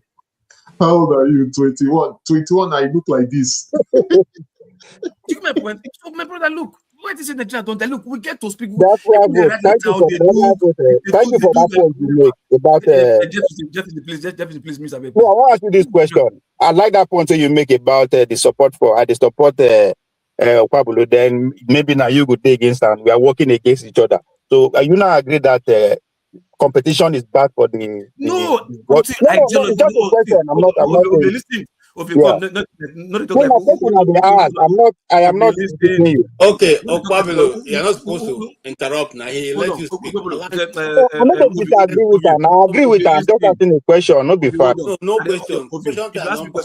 Ask me question like who don't buy ticket, enter plane, stay abroad, travel, go other countries, go Europe, go Asia. You don't visit, you don't stay for like 2 weeks holiday. Ask me question like that. Not ask me question like say you left from Benin. Say whether competition is that. If we argue about better idea, wait now. Nothing know that I'm question now. No. Don't ask him. Let's anyway, guys. I'm out of here. Thank you very much, everybody. KJ, great job. Come on, man. I don't know why they verse. I agree with your point. Now, I dey verse because look, the system they die for my nose. I dey see skills not there, nothing they happen for Nigeria again. Exactly. My question is based on the system. My question is based on the system. So why you call the verse? Now, question is No, Ovie, yes, it's not time for question now. He's rounding up. Please leave him to round up. It's not a question. No verse. Hold on. I'm tired of getting it. Let me round up with this. Okay, obviously, to answer your question, let me round up with this, bros, KJ. Say, look, I don't tell you competition is not a bad thing. There's what they call healthy competition. There's what they call healthy conversation, healthy discussion. You understand? We can be discussing and it's not civil, it's not healthy for anybody. You cancel it. But that doesn't mean we're not having discussions. Any discussion or argument or whatever, it should be healthy. It should be the way forward. Not because say somebody they support what they bad, that they support what they good. You say no, say discussion, na competition. No, just like when they tell you say headers farmers clash. Header farmer clash. Will you call that clash? Headers they kill, they destroy farmers, they destroy them, they go. Farmers not they do anything. You call that clash. It's not equal. It can't be clash because there's nothing to replace that. If probably they do well now, and they say no, it's supposed to do in a better way. It's trying to, but I don't complain. I say well, it's a progress. But not be say person they don't go back. They actually say no, start from one place. You say no, no. But to me, they do well now. To me, they do well. So what you want make I go do now? Thank you, no problem. So you brought out a very good point. I agree with your point. This is my challenge now, brother. No, KJ, maybe next week. Sorry, KJ. Maybe next week we should talk about it because waiting it on a very important thing, right? No. We have spent 4 hours 37 minutes. Whatever important we should have covered it by now.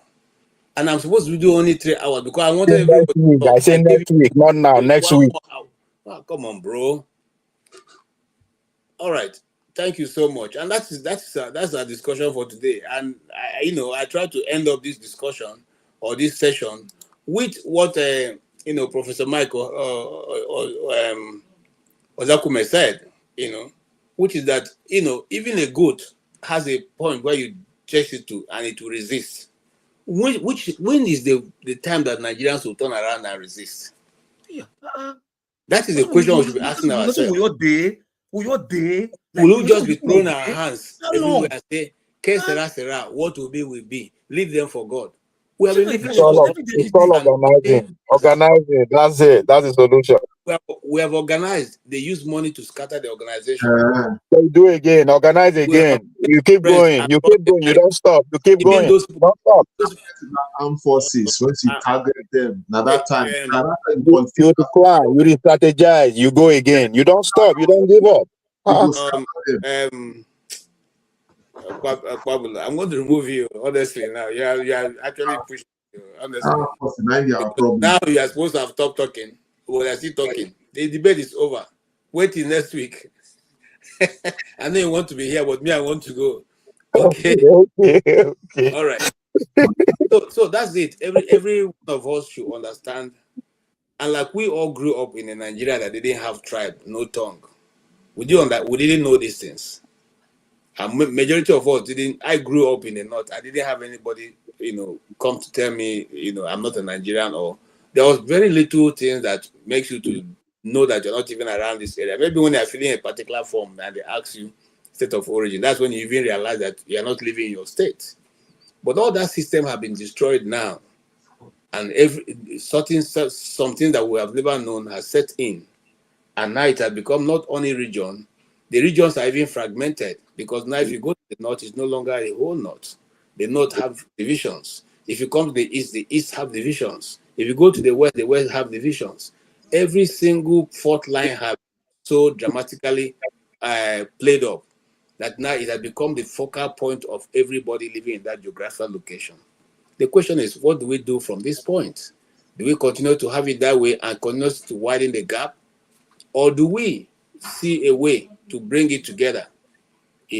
Bringing it together don't mean that we should forget a Hausa man is a Hausa man. No, it's never going to happen. Or we forget that Igbo man. No, it's never going to happen. But looking at what will give us unity and being fair to all. Being fair to all does not mean that if your tribe is 600, then we will say, oh, because they're just 600, we cannot pay attention to them. When we take care of the little ones amongst us, we have more cohesion in our relationship.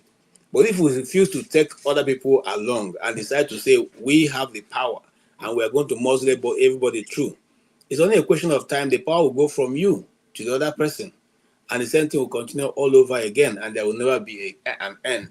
So we need to ask ourselves the critical question as we conclude today. Do we really want to have a country, or do we prefer to go our separate ways? It does not matter. And you see, we are getting to a critical point in history where the world is beginning to fall apart, disintegrate.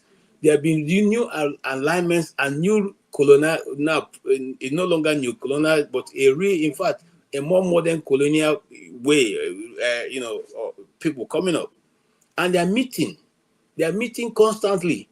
We didn't get the time to play the meeting with where Michael Rubio told them off. He told them to their place that, the world is changing and we have to play up and not allow our own part of the hemisphere to be weak. If that be the case, what is the arrangement we, the African people, who have suffered all the colonization and the effect of colonization and even medicine and every other study, we have been used as guinea pig. What is our leadership doing? Are we just concerned with driving Toyota vehicles from China? Okay. Are we just concerned with going abroad and looking for, going to holidays? Is that what our concern is? Any of those vehicles, I give you a personal example, and I'll close by that. When I was growing up, I used to like Mercedes 200 so well. In fact, to be precise, 200E, because a friend of mine, the father had it. I said, no, once I want to buy a car, this is the first car we buy. And they haven't left the university. I wanted to buy a car. I didn't remember again that I have been telling God whenever I want to buy a car, it will be Mercedes 200E. And I was trying to make the arrangements to buy the car. And the Spirit of the Lord reminded me, oh boy, you say I should give you Mercedes 200E. And I said, no, that's no longer Mercedes 200. That is out of fashion now. This I was talking to myself. This is out of fashion. And then where am I even going to find Mercedes 200E? As soon as I finished speaking that, it wasn't up to 1 hour. My friend called me. Oh boy, there's an expatriate going back. We have Mercedes 200E. Very brand new. They almost brand new. The guy didn't even use it, go anywhere. Do you want it? I want to let him know that you are coming to buy it. Oh boy. I thought that Mercedes 200E is gone out of fashion, man. It looks like antiquity. Okay? I was making plans to buy Rover. You know that time Rover was a crave in Abuja. That was what I was trying to buy. Okay? So I now have to go back and beg God, please forgive me. So why am I trying to give this example? Those things we think as something fashionable, where, very important. It looks fashionable. It is something we see as the brilliant thing. This thing, if we don't have it, in just some few years, the Toyotas, the Avalons, or whatever you are buying right now, will become carton. Nobody wants to even look at it. Nobody wants to look at it. Is anybody now in Nigeria will you give 504? Those days that they used to give to our parents, 504. You remember the 504 saloon?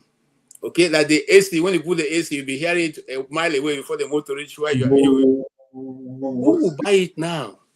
So we need to wake up, Nigerians. We don't stop and we don't take care of our problem. I can assure you one thing on this program today. That division we're afraid to do, somebody will come up from somewhere and divide all of us the way we not like it. That government we don't want to repair. Somebody will come from somewhere and say, you know what, to scatter all of you will be the best thing for all of us. That's the way we can manage you people. And they will do that. It's always better for you to go back, repair your problem in your house, than for you to let your neighbor repair it. Those of us who grew up in the 80s know that program called Jaguar Half Hour. When Jaguar met two brothers fighting, they were trying to share a loaf of bread, and he asked them, what's the problem? He said, this person is taking bigger than me. He said, okay, why is the bread? They gave him the two loaves. He said, which one is bigger? They said, this one on the left. He cut that one from the left, put in his mouth. I said, okay, which one is bigger now? The guy said, no, it's the one on the right now. He cut the one and put in his mouth. And after he said, which one is bigger? They said, this. Before you knew it, the whole bread was finished. That's what they're going to do to us. That is where the world is going. Every reasonable country right now is meeting secretly with their people, trying to find out where to align and who to align with.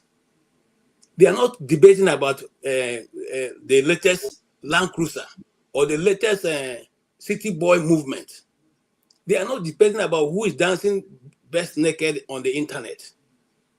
They are debating how their survival will be in the next 50 years. And we are here. We are here. We are crying tribe. We are here. We can't even use our military to stop what is going on, the killing going on. And then tomorrow somebody will use that same opportunity to come in and cause havoc amongst us. Maybe by the time they finish, we'll have 5 different nations, or 6, or 7. We as Africans need to borrow ourselves sense. And I'm talking to those people who are here on behalf of government. Go and tell your principal that we are not against you people. Make una borrow ourselves sense. It is time to let us go back and sit down and borrow ourselves sense. Borrow ourselves sense. Because the thing coming in the next 10 years, we may never be able to get out of it. Based on that, we want to thank everybody who have, in fact, today we have done 10 hours on this program. And I think you guys deserve, a praise. Thank you guys. Thank you, Yakubu, for being here. Thank you. Thank you, KJ. I appreciate, and I'm glad that we happen to have been brothers right from birth. Yes. I'm glad. I'm so glad. Yes. I'm so glad. Good to hear you. Thank you so much, everyone. Thank you. I'll reach out to you the next time we meet here so that we can. Sure. All right. Thank you so much. Thank you, Oti. Out of that 10 hours, how many people think they are convinced to vote for Monday Pablo and Tinubu in 2027? We're not looking for people like one. We're here to discuss how Nigeria will move forward. Anything listen in Nigeria. We now discuss it here. Listen, my brother. In a great nation like Benin Kingdom, it's Monday Pablo now that put for us. No man, figure dead guy. I don't want to talk to you. If not, I would have said anyway, they tried. Thank you guys. Thank you everyone on the comment section. We really appreciate it. Una know this. Why una quick the best like this, eh? The truth is all here. of I am from Edo State. I am voting for Monday Pablo. All those are where they talk on your own. I'm not No. going to vote against my interest because you know like that. Forget that thing when you talk. I am not voting against my interest. That thing you should know. I am voting for him 100%. I am organizing for him. If you will do us a favor, please like the channel before you My go. guy, I am organizing. I dey spend money to make sure he come back. All this one way they talk with your own. Stop campaigning. They are campaigning for police are happy. That's your people of you go run like rats. All right, so that we is go how meet, we go meet 2028. We go meet. The game is these on. boys, these people's plan leave us here till the next 6 hours, and I will not allow them to do that. So we'll give you guys a break, and then we will meet again next week, where we'll discuss other issues. In fact, let me tell you one of my pain. I almost stopped discussing politics on this channel. I wanted to switch to discussing soft issues like love, marriage, heartbreak, because it's not making it, it's not adding up. After the last election in Abuja, I lost hope, I must confess. I told Rudolph I want to start a program to start discussing love. So know that I'm not contributing anything to the political frame. It just tells you the situation that we are in. It tells you, and it's a very big issue. The more we drop out, the more we get more power lose. That's the I will see. Mr. KJ, you know my anger. And the more the people is destroy the country. There's a method to the madness. You know my anger. You know my anger. My anger is 2026. Yeah, people because the way they train me. I be like I like to like one of the people who call the shots, who directs. If I know they call the shots, I like to like, as in maybe they board with the disciplined people. If you fall foul, no mercy, get you down. So something to straighten up, that they have. So if I look at say 2026, I like, why be say my race? Now be my own race. Me would like to be say I did proud of my race.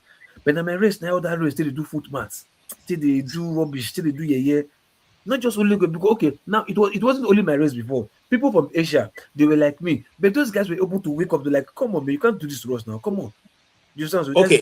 they were able to put their eyes together and look at where they are. But let me say it's supposed to shame every time. Okay, let's end it. When I was in primary school, an uncle of mine bought Toyota Corolla. We were all laughing and shouting. This one a moto. Okay, that Toyota Corolla. Today, you see what the Toyotas have taken over. We have the same brain in Nigeria. Our people refuse to invest on our people because of tribal sentiments. When we are ready to be a nation, we'll put away every tribal sentiment and we'll build a nation that will work for every one of us. On that faithful note, I say thank you so much and have a good night, everybody. 1,911,844,833 naira and 46. I'll take that again. 1,911,000,000 1,911,844,000,000 1 trillion. This money is too much for me.